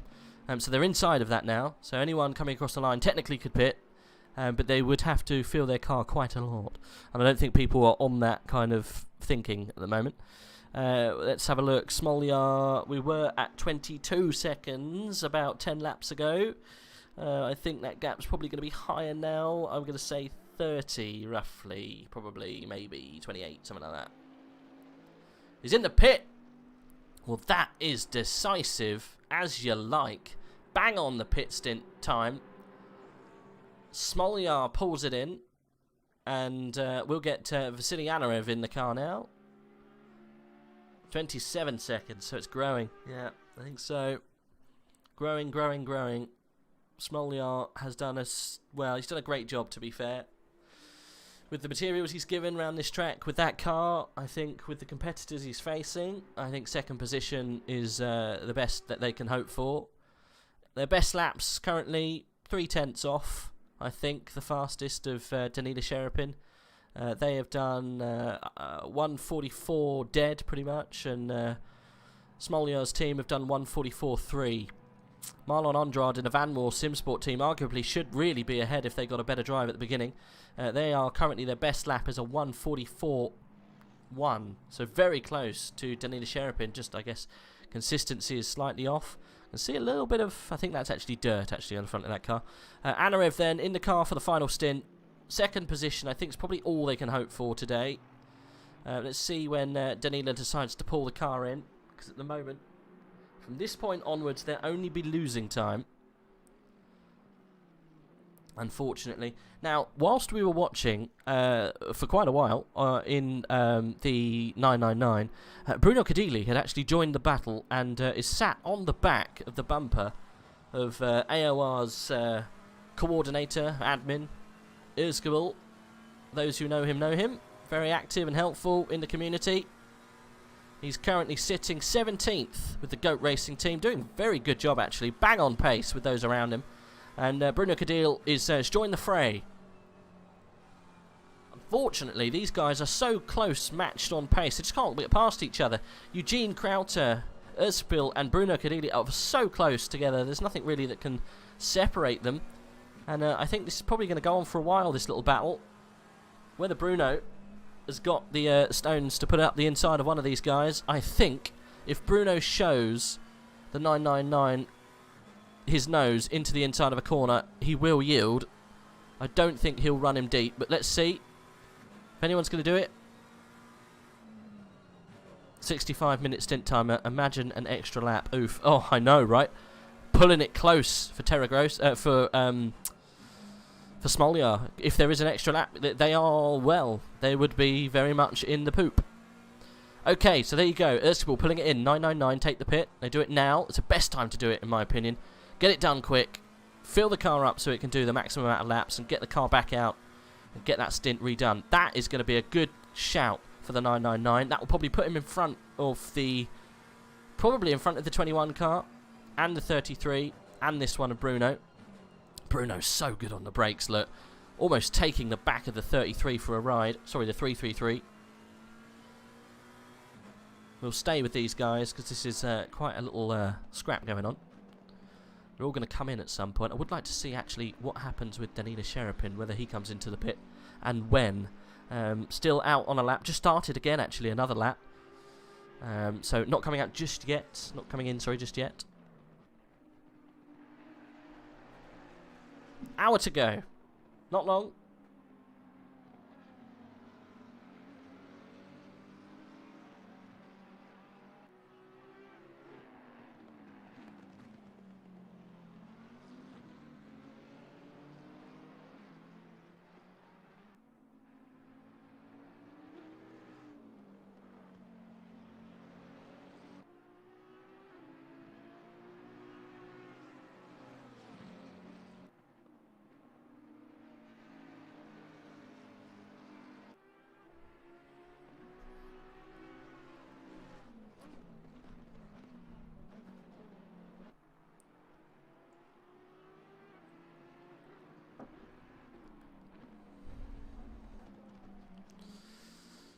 Right, are you saying that that's how many laps is going to be? 202 or 203 laps at the end? Yeah, quite possibly. I'm sure if you've done your maths, you're correct. There we go, Danila pulling the car in with pretty much just under an hour remaining. He did an extra 2 laps than the 873, but the gap was in its 20s. I don't see how it's going to come down any further unless Danila has an absolute disaster in the pit here, but I don't think he will. It's been so spot on this whole race, to be honest. Anarev's probably going to be miles away. I don't see that changing anytime soon. Oh, wasn't a good stop. That cost him a second or so. Just missed the marker by a little bit. And I can see there, that's the 36 coming out of the garage. Did they repair the damage? Or they're just stopping to go into the garage? We'll see if they repair the damage. They've got quite a while. They've got the time to repair the damage, so I think they probably should.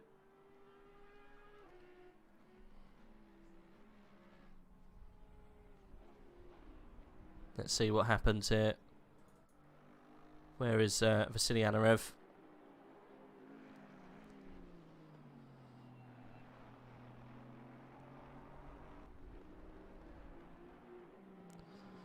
Coming through the last corner, is it? Yeah, coming through, that's 13.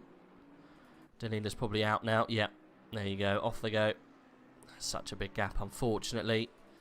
I don't think we're going to see a race here for the lead. I think it's probably decided, unless something happens, like a drive-through or a penalty, that happens in the dying minutes, which, you know, has happened before, hasn't it, Black Gold?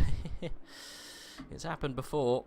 He can vouch for that one. It is possible, it can happen, and has. So it's not over just yet. The gap is quite large, unfortunately. Marlon is 15 seconds away from Vasily. Terra Grossa in 4th still. Ribert in that Swiss Lizard team currently in 5th. Vince van Merville 6th. Strelanov in the 778 in 7th. Uzmanov in 8th. And then we've got Tate, Takanashi, Billen, Sinalta, Crozen.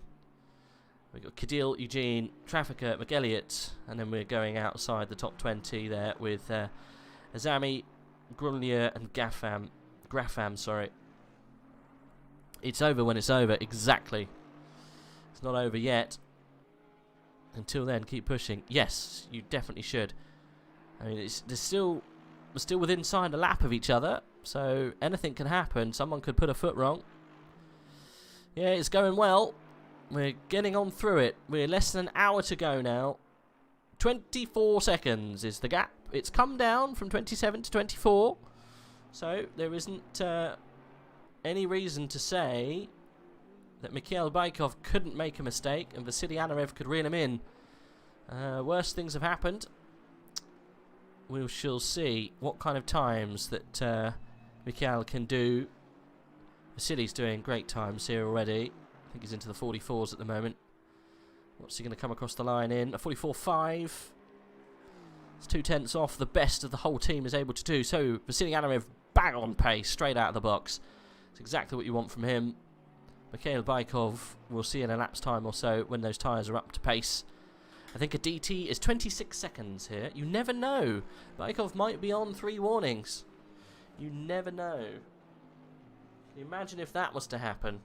A drive-through in the dying seconds of this lap that causes an absolute upset and a nightmare for those involved. I mean, stranger things have happened. Right, let's see what we've got going on down the grid. I don't want to just constantly look at Vasily Anarev. He has just taken a couple of tenths out of Baikov, so anything can change up there. We'll keep an eye. But I am very interested to see what happens with some of these guys a little bit further down.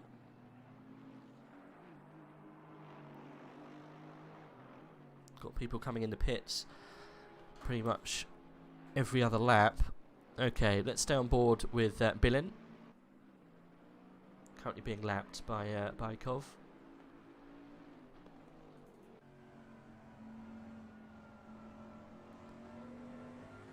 His closest rival is that of Sorokin, just ahead, who's going to have to yield to Mikhail Baikov, who's about to come up to lap him. So we could see a movement, could see some change. The gap there, 2 seconds, is definitely going to come down when the 142 car wants to get past. So we could see Walter Bullen getting a little bit closer.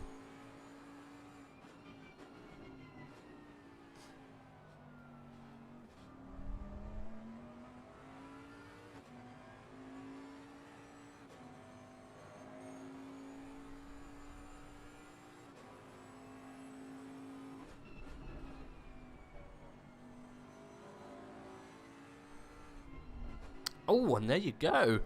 He lets him past at 5, and that is a very strange place to do it. Got it done early, but that's going to really affect him going into this little section here. He's going to be under pressure. The 50 car is going to be definitely under pressure from the 444. 23 seconds now, the gap between the top boys.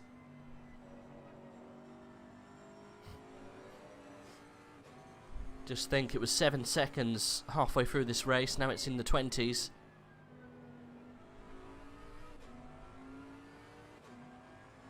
Billen struggling. Now, one thing I have noticed. Guess who's back in the car? Ryan McIntosh. He's back in the 36. This is a risk here because Ryan's been having internet issues. He is currently, well, he's provisional lead of class. It's only because Takanashi and Sinolta haven't pitted just yet. But yes, Ryan Chan back in the McLaren. You're right, Ryan McIntosh. Very strange seeing him out of a Porsche, to be quite honest. But there you go. Rasmussen, unfortunately, the 83 car getting a drive through. Let's hope no disconnect issue. Don't even say it. Don't even say it, Black Gold Saw. We don't want it to happen. I'm not even going to mutter those words.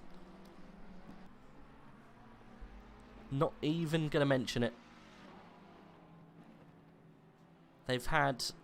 Their team's been fraught with incidences through their AOR endurance campaign. Ryan McIntosh, Nico Grieco have been unfortunately just peppered with incidents that have cost them time and thrown away good positions, and they're finally in a position where they can get themselves some silverware in class, and I for one hope that they can keep it there. We've been very interested with this car's pace, and it's been doing such a good job.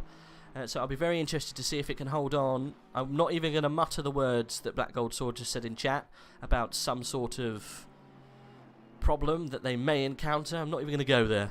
Not even going to attempt to discuss it. Right, we have the Send It team coming up to the Iranian team. Arash Azami back in the car. Iran Racing team doing the Iranians proud. They've got themselves up into 17th position. Gronlier, unfortunately, was hit earlier on by Kropp's car, the number 14, that's dropped down to 24th position now. But they've managed to fight their way back, and now they're looking to get into 17th position, which I think is about 4th or so in class. 5th in class, in fact. But unfortunately, to do that, they're going to have to knock out the Iranians.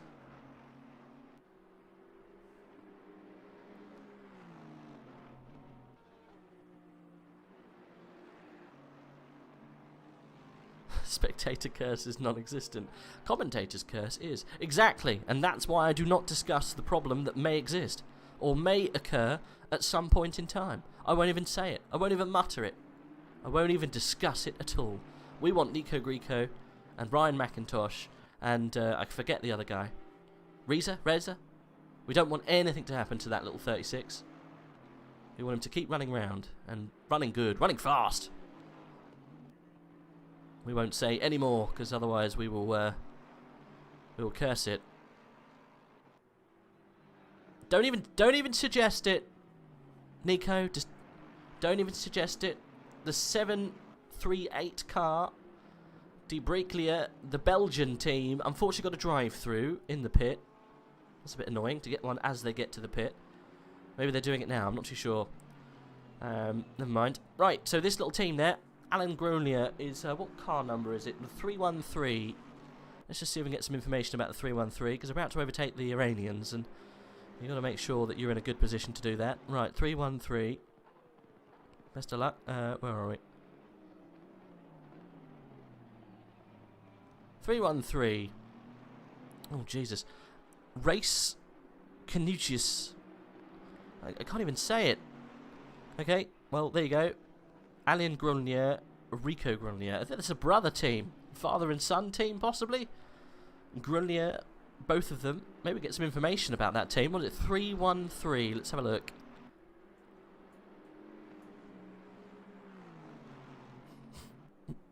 Let's see if we can find them. They're causing a bit of a ruckus at the moment. There's a car stuck behind them. I don't think we have them at the moment here on our list. We do! I've got them. Here we go. Yeah, 313.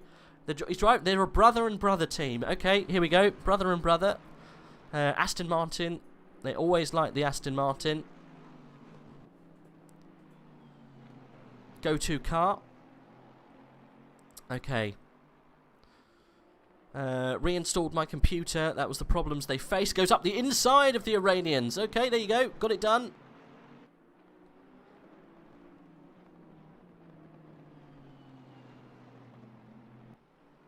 Good job, Alan. Turn 11 is tricky. Apparently that was their specific problems. What's your plan for this race? I start and then we swap every stint. We both got similar pace. And they want to stay out of the problems and penalties. We'll finish as high as possible, but they're not aliens. So that's about it.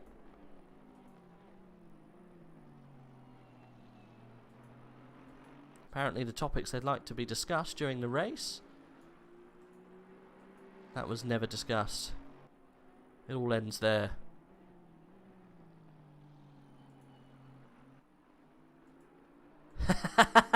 One of these teams, they said they didn't want to discuss the Verstappen-Hamilton incident.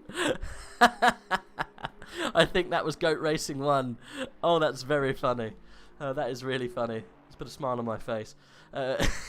So much so, right?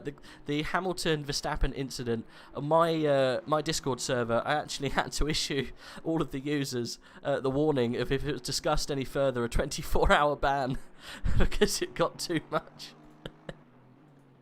It got too much. I had to say, look, boys, if you want to discuss it any further, it's going to cost you a 24-hour ban. Oof. Never mind. The discussions were quickly brushed under the carpet. There we go. So the 313 gets past the Iranians. Oh, bless them. The Iranians have fallen down after that. What happened there? They've gone all the way down to 21st. Well, I for one like having the Iranians here. They're doing a sterling good job. Really, really good to have a new team, especially in Tier 1. Their car has been consistently there. Unfortunately, on pace, I think they're kind of where they need to be and where they have been. They've been fighting with a couple of different teams, but it's, you know, it's ever so tricky to keep the car in one piece. The best time is a 1:45.5, so they're bang on where they should be. The last lap, though, unfortunately not very good, 1:54. So I'm sure they'll be back on pace soon enough.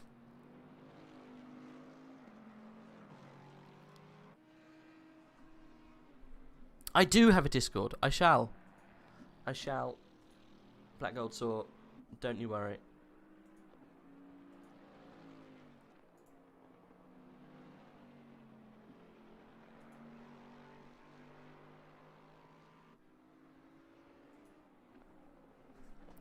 I think you're already in it, though. I've got a funny feeling you're already there. If not, welcome. It's the Brexit Boys one, obviously.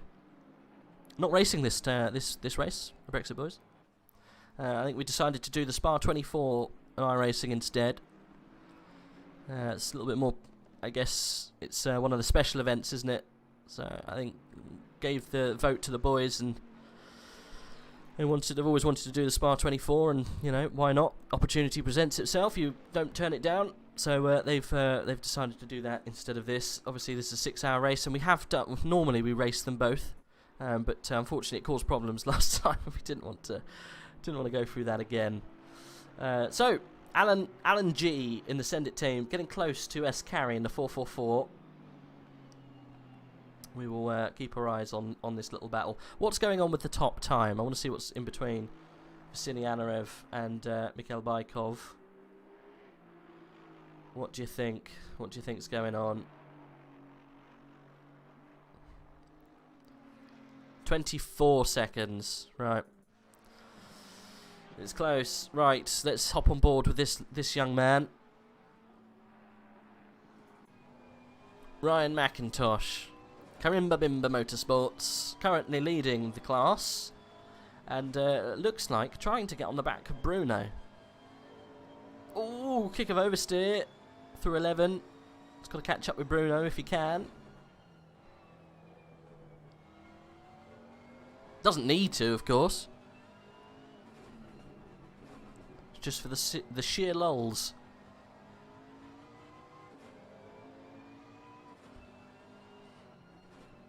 Interesting line through there.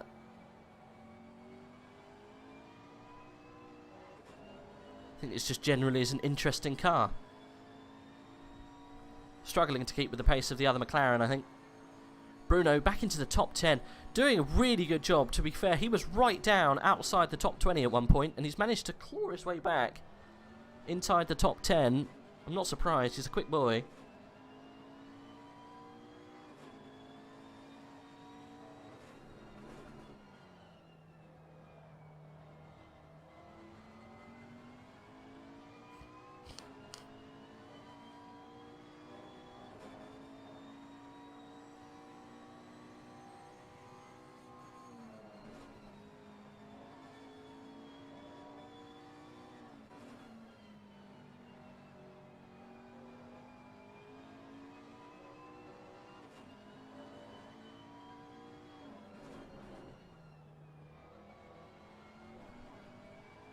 Yeah, the gap, unfortunately, is only getting bigger. She is twitchy by the looks of things. Indeed.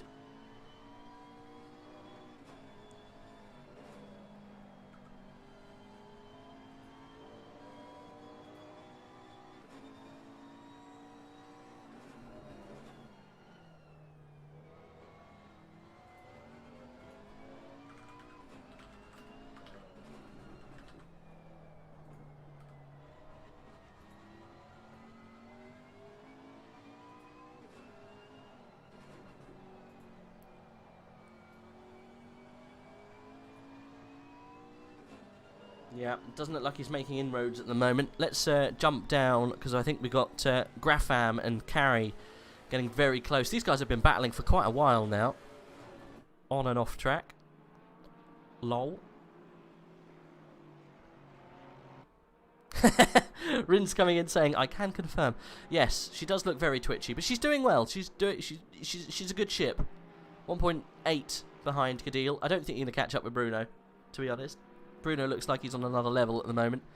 Managed to get himself right up in there and close to getting it. Well, he's in the top 10 now, so he's done a great job to get that car up there. considering where he was earlier. Grafam looking to get past the 444. 40 minutes to go, guys. We've not got long.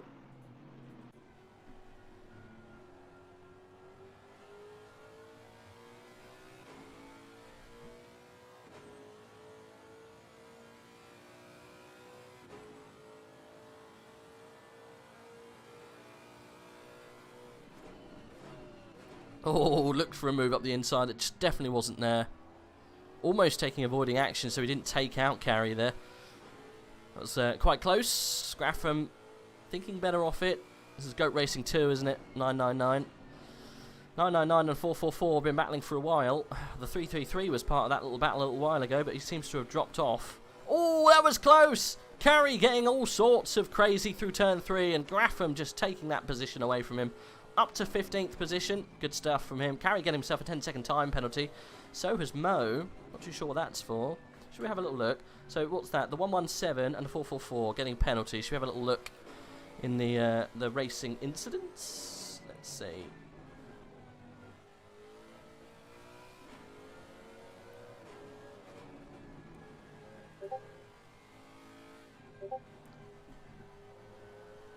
Right, so there's a 777, a 177, no further action. Star 777 didn't have time to react. Okay. There was an incident with 333 and 999, no further action. There was then an incident between 21 and 444. 10-second time penalty for 444 for causing a collision and flashing of the lights. There you go, doesn't get you anywhere, guys. Flashing of the lights.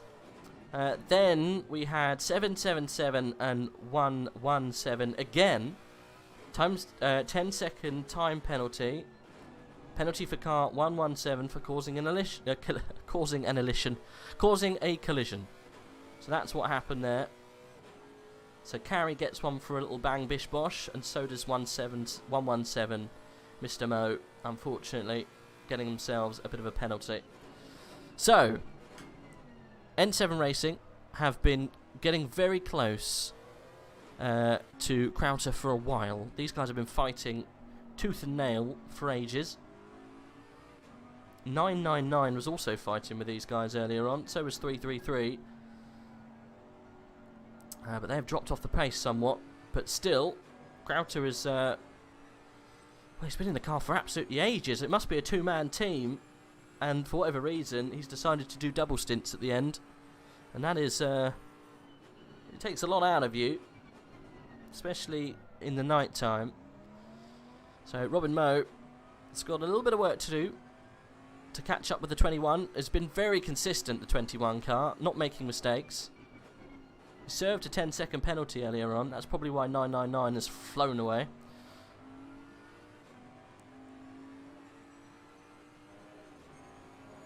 Trafficker getting close to Aldred now. We're staying with this little battle for the time being. Oh, up the inside! Left the door wide open. Crowter then slamming it closed. That was through 5. Brilliant stuff. What's going to happen into 6? You can't fit 2 cars in there, but he's going to try over the curb. Rattling the teeth out of the driver. Mo is an absolute man possessed. Continues through 6, and there's a knock. Oh, that's very, very silly. It's not 6, it's 7 or 8 or 9, one of those. And someone is almost in the barrier. N7 team. Robin Moe taking the clattering from the side of Crowter. I was saying that they were very fair earlier on, but Moe's getting his shoulders out and his elbows. That was a bit silly, wasn't it? There's 2 Crowters, is there? Jesus Christ. Shall we have a look? 21, the team.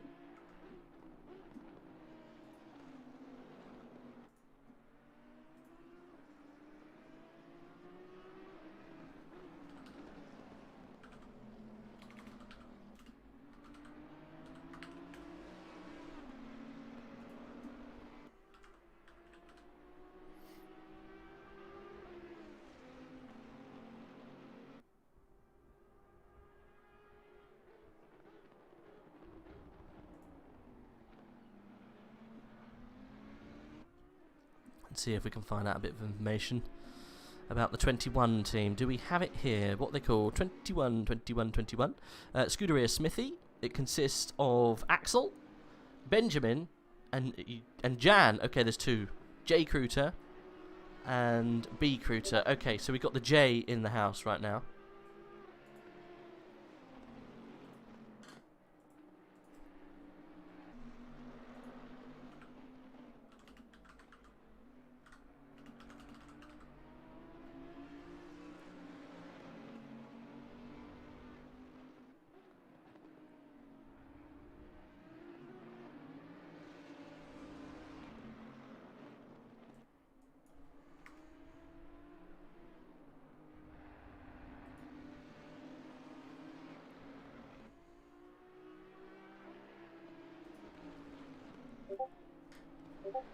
Sorry about the Discord beeps. I'm going to have to mute the Discord now, at least for me. Because you guys who I just let in the server, unfortunately, causing a ruckus. So I'll mute it for an hour. There we go. Right, back to the race. Oh, what's happening with Mo? Letting people past. Very interesting. Drive-through for Grapham. That's interesting. Carry got a 10-second time penalty. That was for earlier on. Interesting then. 999 getting a drive-through. Never mind. He's taking it now by the looks of things.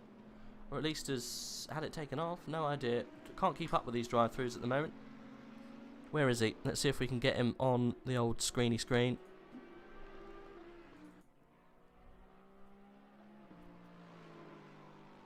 Yeah, he must have cleared the drive-through. That's why he's dropped back, because he was up a little bit further on. Oh, never mind. Okay. He's still in a good position, though. He's got to be careful, though, because Mo and Jan Crowter, at least, are going to be fighting to get up to the back of these guys. These two stick their elbows out real wide. Oh, they do indeed. Let's stay on board with Robin Mo. Seems to be quite a lot of battling going on. Richie B is getting very close to Sean Elliott as well. The 777 and the 96. We'll keep an eye on that. That's for 22nd and 21st position. I think that's the only other battle we've got going. S. Carey getting very close to Grolier. Grunlier is doing quite well. He got past the Iranians without a problem. But Stephen Carey has not had the best of races this run, unfortunately. A few spills, but still keeping the car on the track. Right, so that 778, the Radloff, as they've come in and done their pit. That was Bruno Cadil's car in 16th position now, right bang in the middle of where he was earlier. So he's going to be very good on pace and probably fighting for positions. So keep an eye for that car. That's the 788. You can just see in the back of the screen there, just coming through turn 2. Oh, now that is incredible news. Dennis Latz has got himself a drive-through. Okay, well, where's Fernandez? How close, how far behind are they? Dennis Latz is going through, whereabouts is he? Oh, it's too much of a distance, I think. He's going through 6 and 7. Fernandez is just about to come through turn 1. It's not going to be enough. It'll be interesting, but it's not going to be enough. 22 seconds is the gap between Anarev and Baikov, by the way.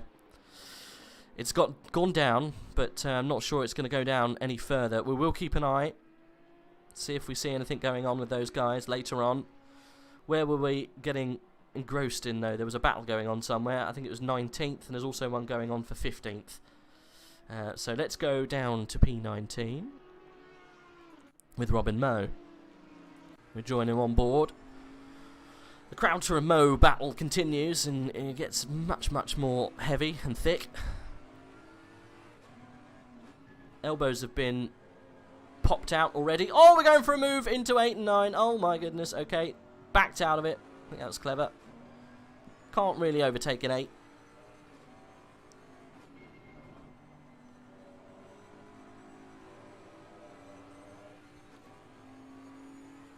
That was close. Almost threw up with excitement.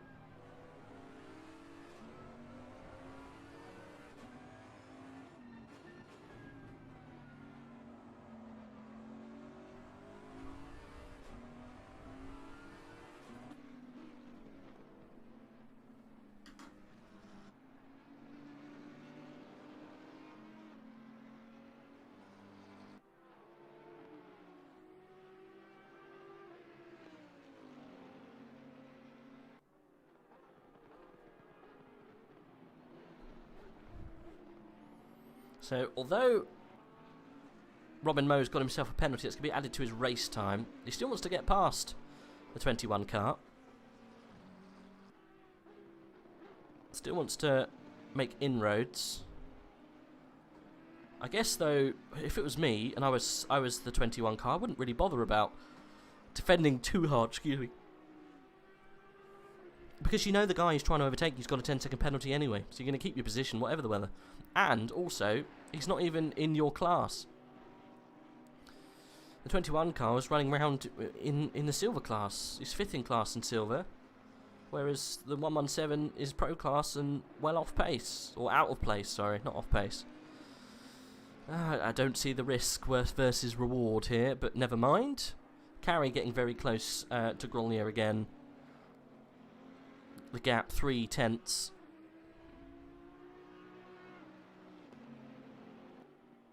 Just eked out to 4 now, as I'm sure this one will do that we're watching at the moment. Yeah, 4/10. It seems to be the same for everyone. So it looks like Latz has done the drive-through. And we'll keep an eye on what that gap is to Fernandez now. But unfortunately, Dennis Latz at the moment is really on good form. And I don't think Fernandez is going to be able to keep with his pace. It's like comparing apples and oranges, I think. Notice Dennis Latz's pace has been absolutely amazing this race. It's by far one of the fastest drivers in that team at the moment. Fernandez and Terragrossa, two-man team. Fernandez, unfortunately, the slower driver, so he's going to really struggle to get onto the back of Latz. Yeah, 33 seconds is the gap.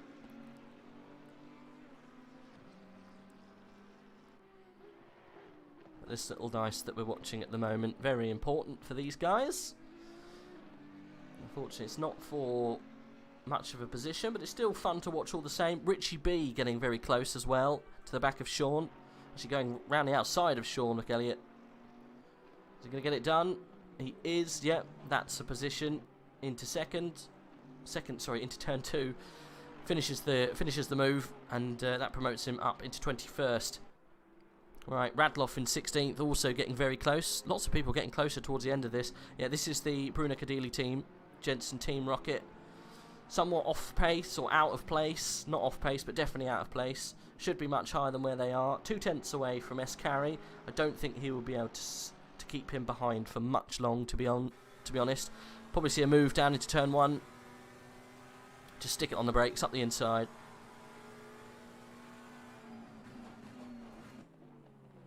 He's very, very cautious on the brakes there. But definitely does it on the apex. Doesn't force him wide though on the exit of the corner. I would be very defensive, but he doesn't. Make sure that he gets the inside of turn 2, and I think that's job done. Up into 15th position for the 788, and continues on this charge to get into the top 10 again, which I think is probably going to be quite hard. Never mind. But he's got Grolnier just ahead. Next person on track, Mo's got himself a drive-through, or at least he's doing it.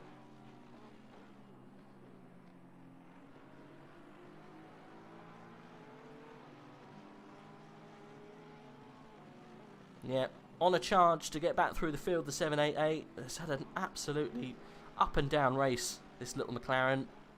And he's trying to get back into the top 10. I know what he's doing. I don't think he will. He could probably go as far as 13th. Maybe 12th if he gets the hammer down. He's definitely fast enough to get into 12th. To get to Trafficker, I think is probably going to be too far. But he'll probably be able to get up into 12th, maybe 13th. We'll see. It depends on how hard it is to get through this bit of traffic here. Once he gets past the 313, he's got a bit of free air. He had to put down some good laps and really improve. He is at the moment, well, it's because he's in traffic. He was doing 46s.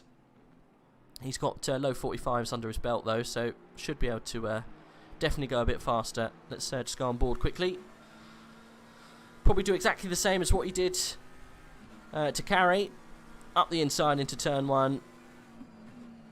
Oh no, good defence though. But that could be at the cost of exit into turn 2.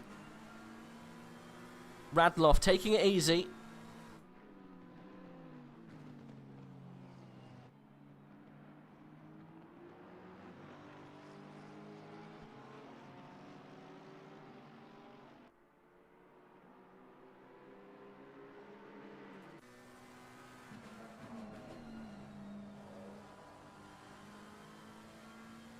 Don't want to make a mistake at this point in the race. 25 minutes to go. We're getting up to the spicy end of this race. I will, in a second, just check the gap between the leaders, because it was coming down, but not fast enough, I think, but it's still coming down. Whether there was an issue or something like that, I'm not sure. Radloff then, really on the back of Gronier, trying to look for the place to pass. Having a little harder time than he did with Carey. Gronier not wanting to budge.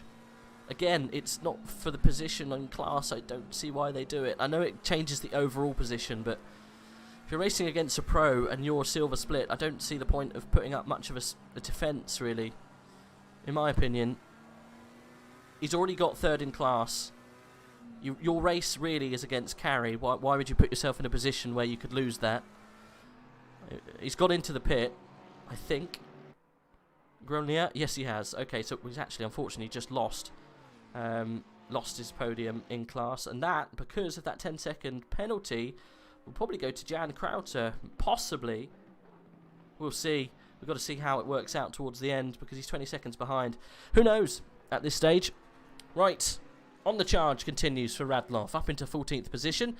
He's got another 5 or 6 seconds down the road to get onto the back of the 738, the Belgium team. A little bit of work to do.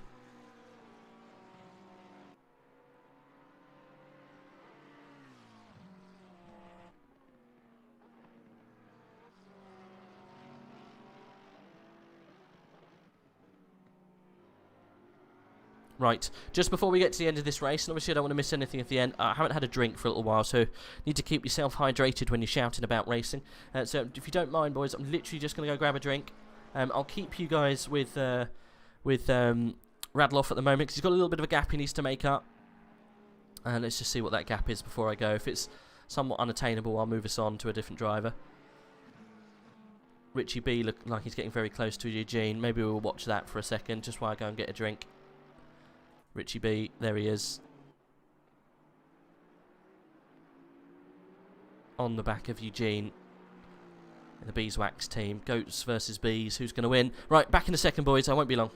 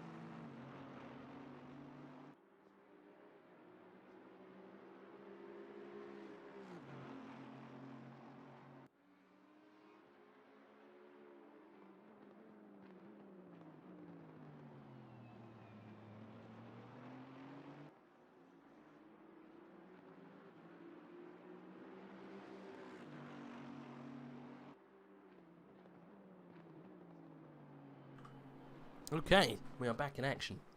Let's get rid of that little note. Okay, looks like Richie hasn't been able to get past Eugene, which is disappointing. I'm sorry, boys. He tried to get you some action. Didn't happen. We'll see see what the gap is to the boys up ahead. Let's, fingers crossed, what the gap is. Got myself an ice lolly to see out the last 15 minutes.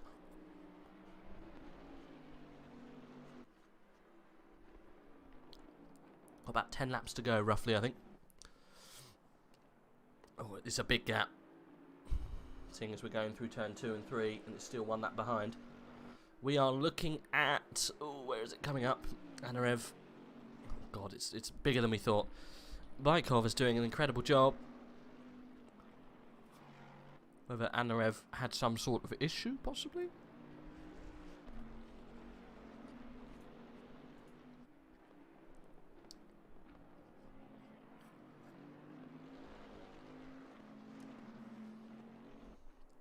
But one battle that is getting close is this one. Sem Smeets up into 7th position.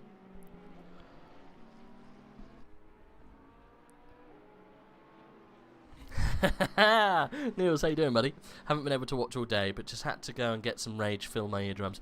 Nice, that's what we want. Will you join us with the last 20 minutes of this 6-hour long race? We're 192 laps into Hungaroring. That's a long way deep into Hungaroring, trust me. So much so that I've got an ice lolly. I've thrown caution to the wind of the audio quality, as you can imagine, but I'm eating an ice lolly.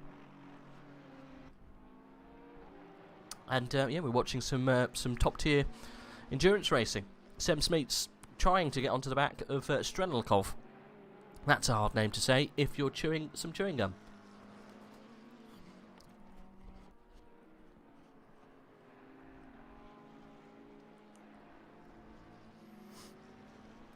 McIntosh is still leading his class in 10th position, managing to hold on to 10th as well. How have you been keeping anyway, Niels? Hope all is well.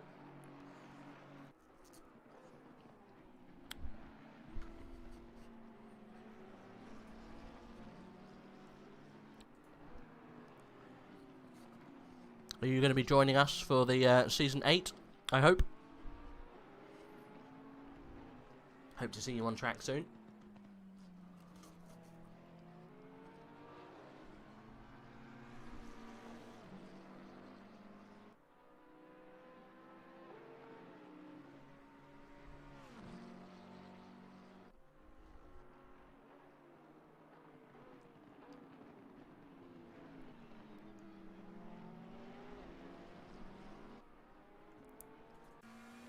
Right, so that's the gap that Mr. Smeets is going to try and reel in. We've got a lapped car in between. I think actually that's the last runner at the moment that's in between them. Unfortunately, not had a very good race. I think it is him. Where is it? Is it Rasmussen? Yeah, it is currently. Is Season 8 announced already? Doing alright. Took a bit of a break from ACC. I think it is. I'm not sure if it's announced. If it's not announced, I shouldn't be talking about it. So slap on my wrist. I haven't got Haiku though here to moan at me, so I'm going to talk about it anyway. I don't know if it's been announced or not. Unfortunately, I'm not savvy to those kind of conversations. They just tell me when they need to tell me. All I know is roughly it could be starting towards the end of next month. I think. Who knows? Could be the end of the next month after. I don't know. There you go. Was that enough mystery for you?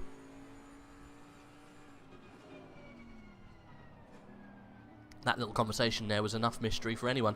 That was as much mystery as Crop normally gives the next endurance races. Everyone then cries in Misano.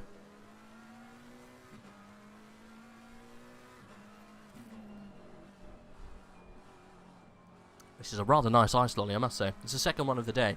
You've got to keep the old vocal cords in order.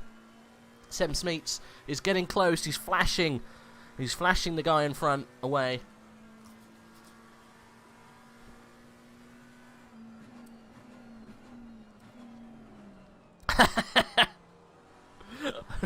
Can you maybe? Andrade, Ryan, Chan and I will Mackie 650 Season 8. Are you in? Please do that.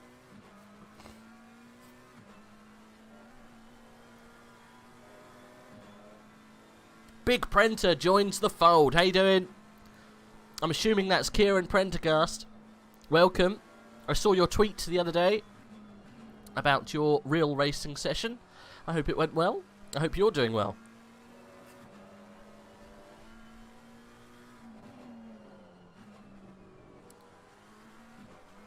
Exactly.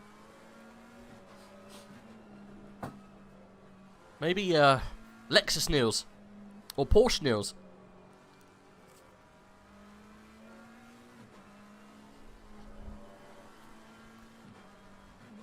Bentley News, question mark?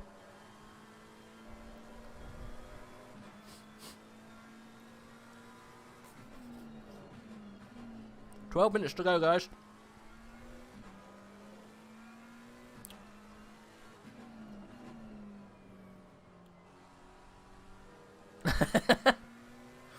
Don't you dare copy-paste messages.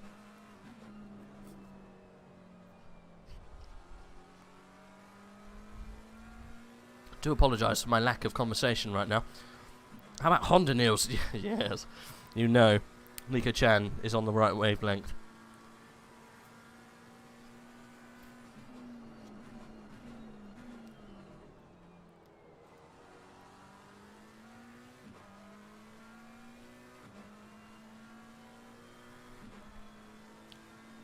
There we go. That's the end of that ice lolly. Right, Sem Smeets, 1.7 seconds to 6th place in class, on track. Strelnikov has done an absolutely sterling job to stay where he is. I somewhat don't want him to catch him because Strelnikov is, well, he's been really, really impressive today. I've never seen this team racing before, the 778, so it's always good to see a new team take part and compete with the top tier. But then on the other hand, Sem Smeets and Vince van Mervelde again have done a really good job of getting themselves back in the fold and competing again with these guys. 6th place is up for grabs. Can Strelnikov hold on? I'm not sure he can. Sem Smeets closing down a couple of tenths a lap now. How you been, Rage? Been good. It's been good. It's been a while since I've been out of the chair, to be honest. Haven't done much commentating for a while since the end of season 7. My Formula 1 season that I helped commentate on as well has had a break for the new game, so I haven't been shouting about sim racing for a couple of weeks, to be honest, so it's good to be back in the chair, talking to you guys and talking about rubbish, really.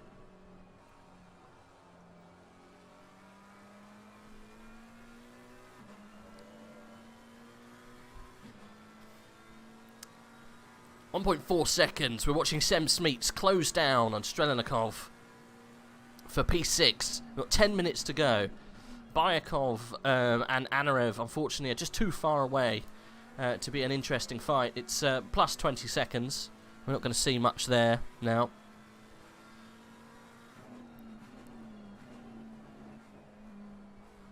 Been resting and grinding a bit back for in Ferrari for the new season of AOR.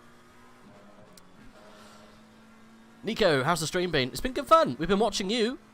I'm assuming if that's the same one, the same Grenier. We've got 2 Greniers, right? Niels NSX. Why not? Honda Niels. You know what, though, Niels? I want to see you in a car that's competitive. So you can be up at the top end. I want to see you fighting for podiums, man. That's what I want to see.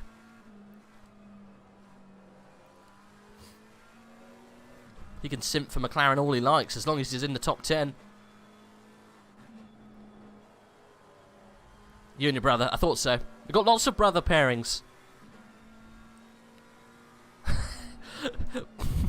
Black Gold, stop trying to flaunt the 650. No, don't drive the BMW, because then there's been 2 BMW Nielses. And BMW Niels, at the moment, hasn't been driving with AOR, so yeah, not too sure where BMW Niels has gone, really. So no, please don't. Enough Nielses confuse me.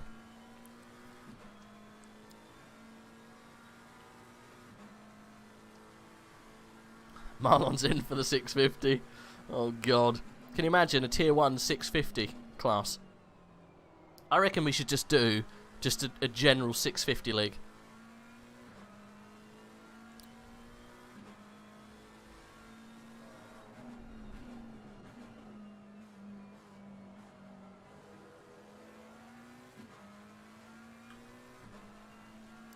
Literally, Big Prenter calls it as I do. Change things up. Yep. Right, it's inside of a second now. Strelenikov has got some work to do if he wants to keep behind Sem Smeets.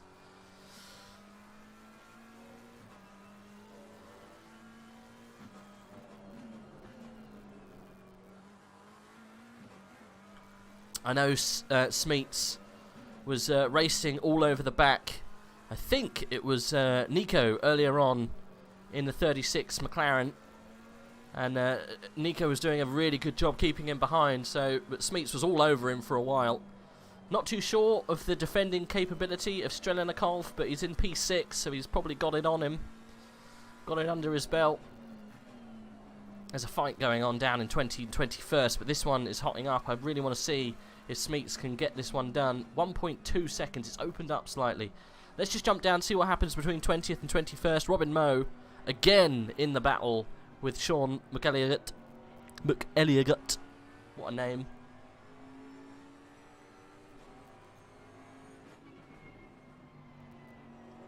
Like of season 5 of the Porsches.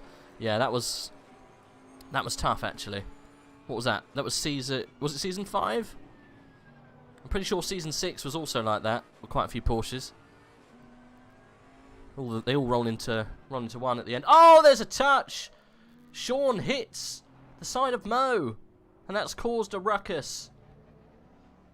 There you go. At least Sean waits for Moe. Says sorry, but unfortunately that's cost Moe quite a few places, I think. Who got past? Not sure. Actually, no, they're still 21st, so that was just back markers. I think. They'll come over the line in a minute and we'll find out. I think they're okay. Yeah, they just swap places, which they should, after that little tap. Never mind. N7 then, up into 20th position. Right, what's going on with Smeets? Oh, it's under a tenth, under a second now. Sem Smeets getting close.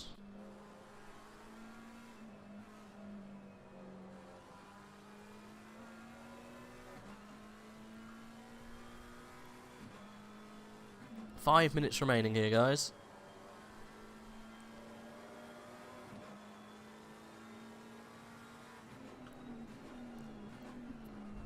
Can Strelenikov keep him behind? He's done such a good job to stay in 6th position this whole race. Almost seems like a bit of a kick in the teeth, really, to lose a position like this now. But, you know, unfortunately, it's the way the cookie crumbles. Lose a position, though, in the last minutes of a 6-hour endurance race is just somewhat heartbreaking. you can see Strelenikov weaving furiously down the back straight. Got to be careful. You can only move a few times, otherwise it's going to be a little bit cheesy doodle.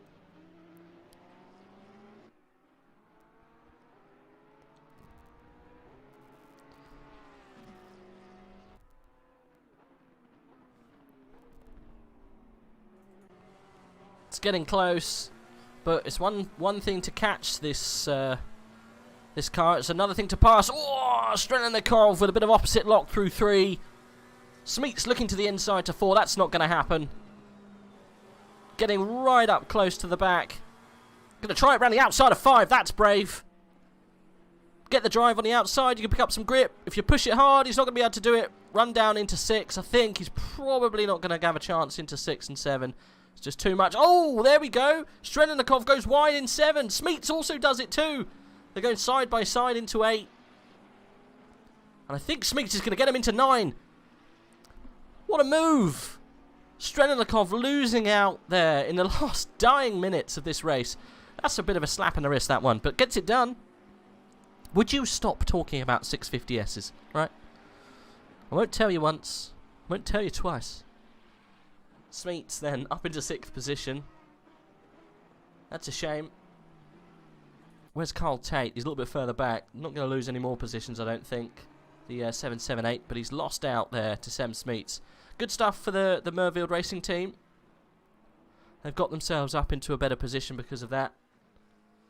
I don't think they're going to get any more positions from that now. That's probably it.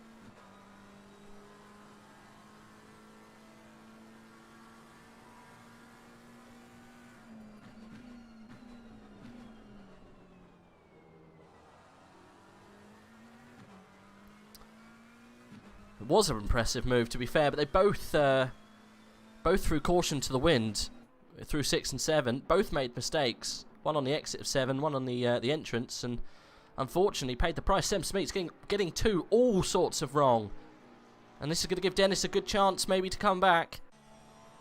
Let's stay on board here because he's not going to let it go. P2 disconnected. I would be. Oh my God, Vasily Anarev is in the pits at the moment. You could be right here. Bayakov has come into the pits too. I think it's just a quick stop. Maybe just to reset. Who knows? Let's see. What's Anarev doing? No, he's out. He is out and racing. He's not disconnected. Driving slowly. Not too sure what's going on here. He's got a lap in. Vasily in the pit. He was. He's out now, though. Let's get a better camera angle. Sorry, guys. So, Smolyar is in the car. Wanted to finish. Yeah, I think you're right. Baikov in the pits. I think this is a splash and dash. They've got to get it done. Danila Sherapin then maybe want to bring the car home. I hope this isn't a disconnect for the leaders. That would be pretty nasty.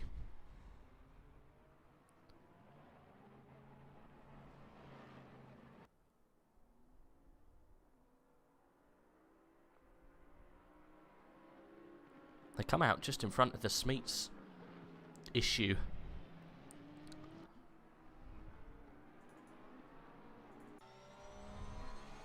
But no, it's been done and sorted. I think both teams had to come in for an emergency pit there at the end. That could have been spicy if they were closer together on the track, but they weren't. So unfortunately, no change.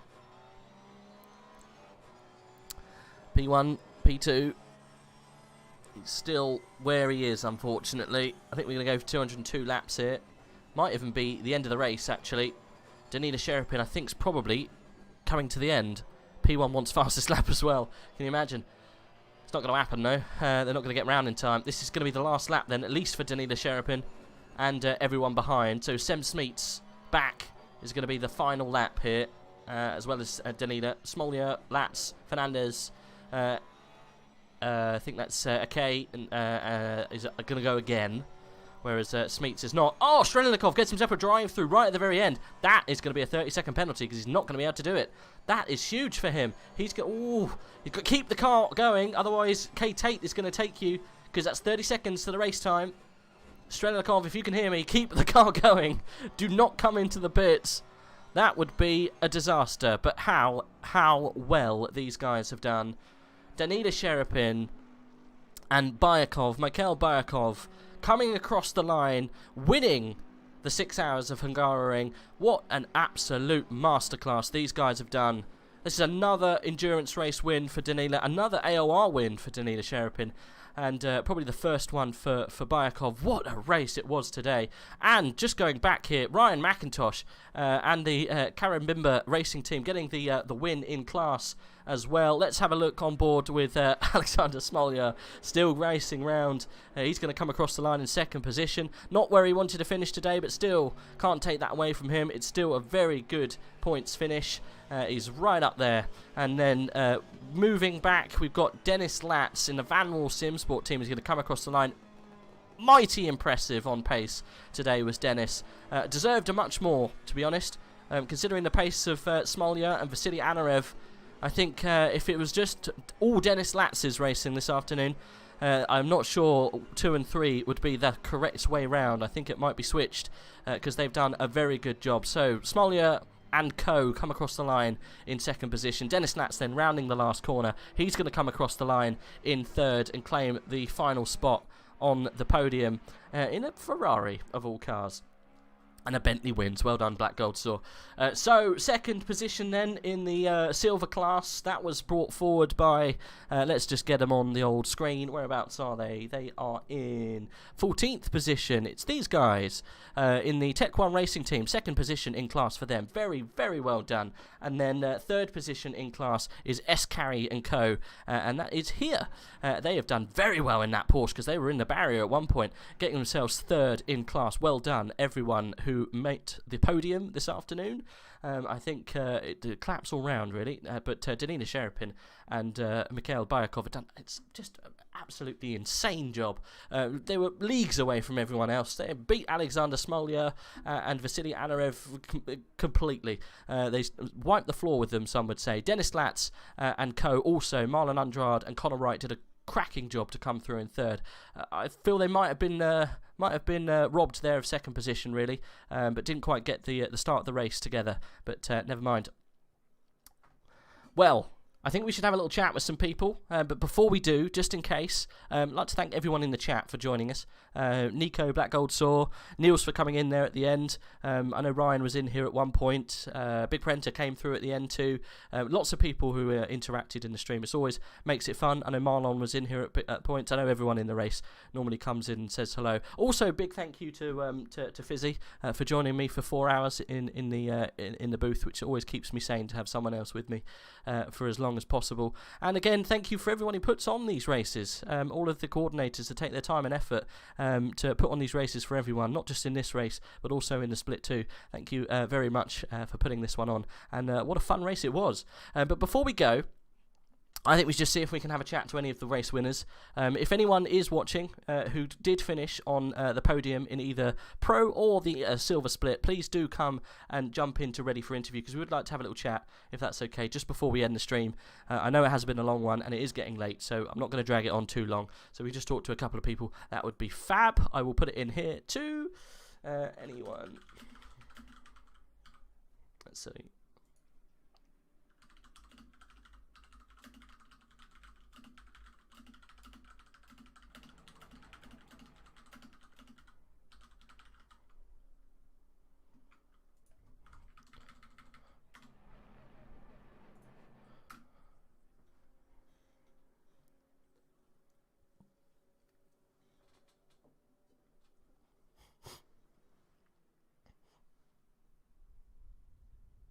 There we go. I'm actually quite surprised that the 36 650S came across the line and got himself some silverware. Really good job to you guys. Doing that in a somewhat slower car is quite an achievement, I must say. So well done, boys. I think we were all cheering you on, to be honest. Let's see if anyone has decided to join us. And let's have a little look.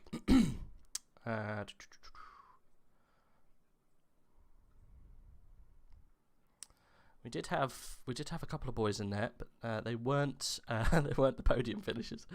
I should say we should only speak to the podium finishers if they want to come in, and we have got one of them. Let's have a little chat with Mikhail Bayakov, if we can. Let's see if we can drag him down. Mikhail, well done! Congratulations for the win. Do pass on my congratulations to Danila Sherapin.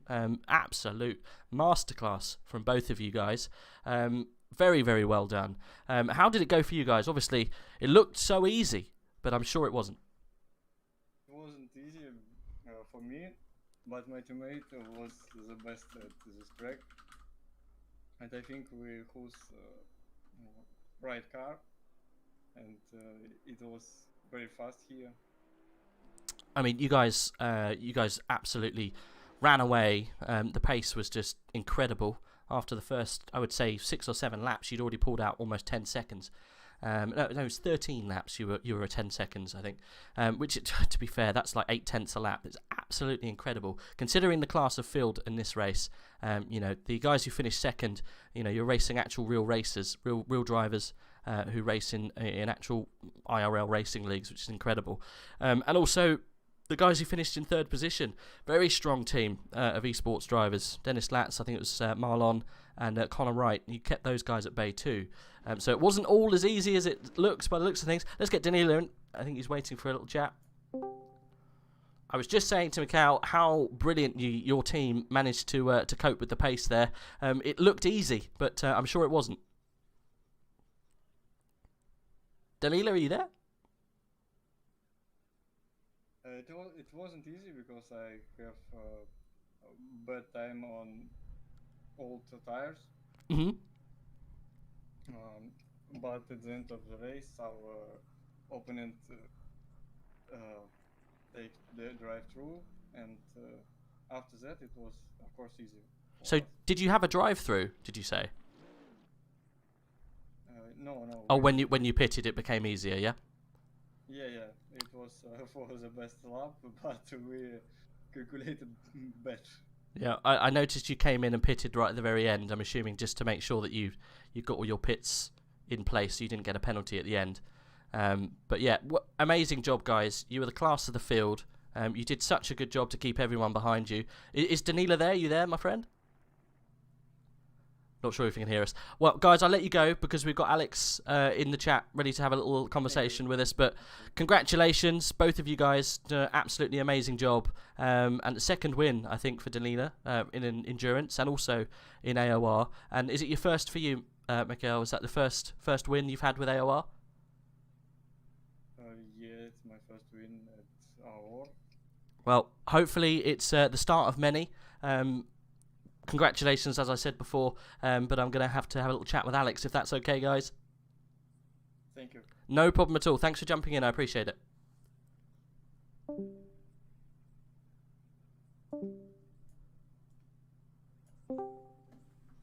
Alex, how you doing, buddy? Yes, hello. I'm doing really well. I mean, your team did the best you could to try and keep your hopes alive, but it looks like Danila Sherapin and Mikhail Baikov had everything kind of covered. What do you think was your biggest struggles during that race, trying to keep up with them? I think for sure the start didn't help. I tried to gain the place on Ferrari, but I made the contacts. Yeah, we saw. So I lost ground. I think I lost 3 places, so I had to gain them back. I think we lost around 8 seconds. Mm-hmm. And but then, you know, the Bentley, Danila, and Mihail is also, they're really quick. Yeah. They're quick drivers, also in a quick car. So it was really, really tough. In the end, it was just, you know, we were praying for them to maybe, you know, have some problems with traffic or something, because by clean pace, we're really struggling and really slower than them. So yeah, we did notice that almost every time they pulled into a pit, they got so lucky with traffic. You guys almost seemed to, every time you came in to pit, either after them or just before, always got put into a lot of traffic, and it lost you a lot of time in different places. At one point, you were under, I think, almost 7 seconds, you know, close to them, and then obviously you just hit that traffic, and it just pushed you out even further. It's so hard to overtake even blue flags around here, right? Yeah, I think the main plan was to always pit earlier than them, obviously to get the new tires earlier. And we believed that if we're closer to them, it maybe makes them, you know, feel more pressure. So they're gonna make some mistakes or something like this. But then, you know, with the traffic's also, you know, they also pit, so you don't really know when they're gonna be in front of you or not. So yeah, for me it was just a matter who is going to make a mistake. In the end, Danila and Mihail, they didn't do any. So No.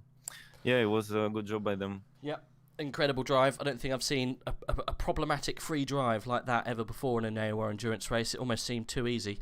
But for you, though, this is just a bit of practice, right? Next week you'll be racing around in real life, right?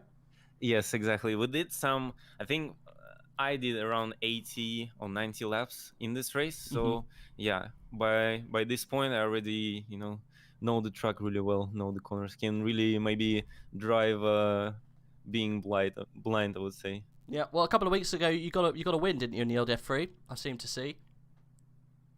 Yeah, Yeah, it was a good time. I think both races I won. It was great races. It was the first one in the season, and then another one in Paul Ricard. It was great win, great fights, and hopefully I'm gonna win on Sunday. You know, on the main event with a lot of points, I would say. So, yeah. Well, we'll all be cheering. I know a lot of the chat and a lot of the grid are all interested in your career. So best of luck, mate. I'm sure you'll do fabulous. Now you've had all of this practice at the Hungaroring. Yeah, good luck for Sunday or Saturday or Friday, whenever it is. yeah. Thank you very much. No problem at all. Thanks for jumping in. Goodbye. Speak soon. There we go. That was Alexander Smolnia, the F3 driver, coming through in second place. Him and Vasily Anarev, unfortunately, weren't able to take it to Danila Sherapin, and Bayakov wasn't possible this afternoon. Never mind. I mean, what a race! The highs and lows and problems throughout for everyone, but in the end, I think it was a pretty good one, right? I don't think we could have asked for any more. That Bentley in the. In the pit lane was really making me laugh whilst I was talking to Alex. Anyway, guys, again, I just want to say thank you for everyone sticking with us, everyone for joining us throughout the whole event. I appreciate it. I'm going to end the stream there, but thanks very much for joining in. I hope you enjoyed every little bit of it. I hope you all had a fun afternoon if you were taking part.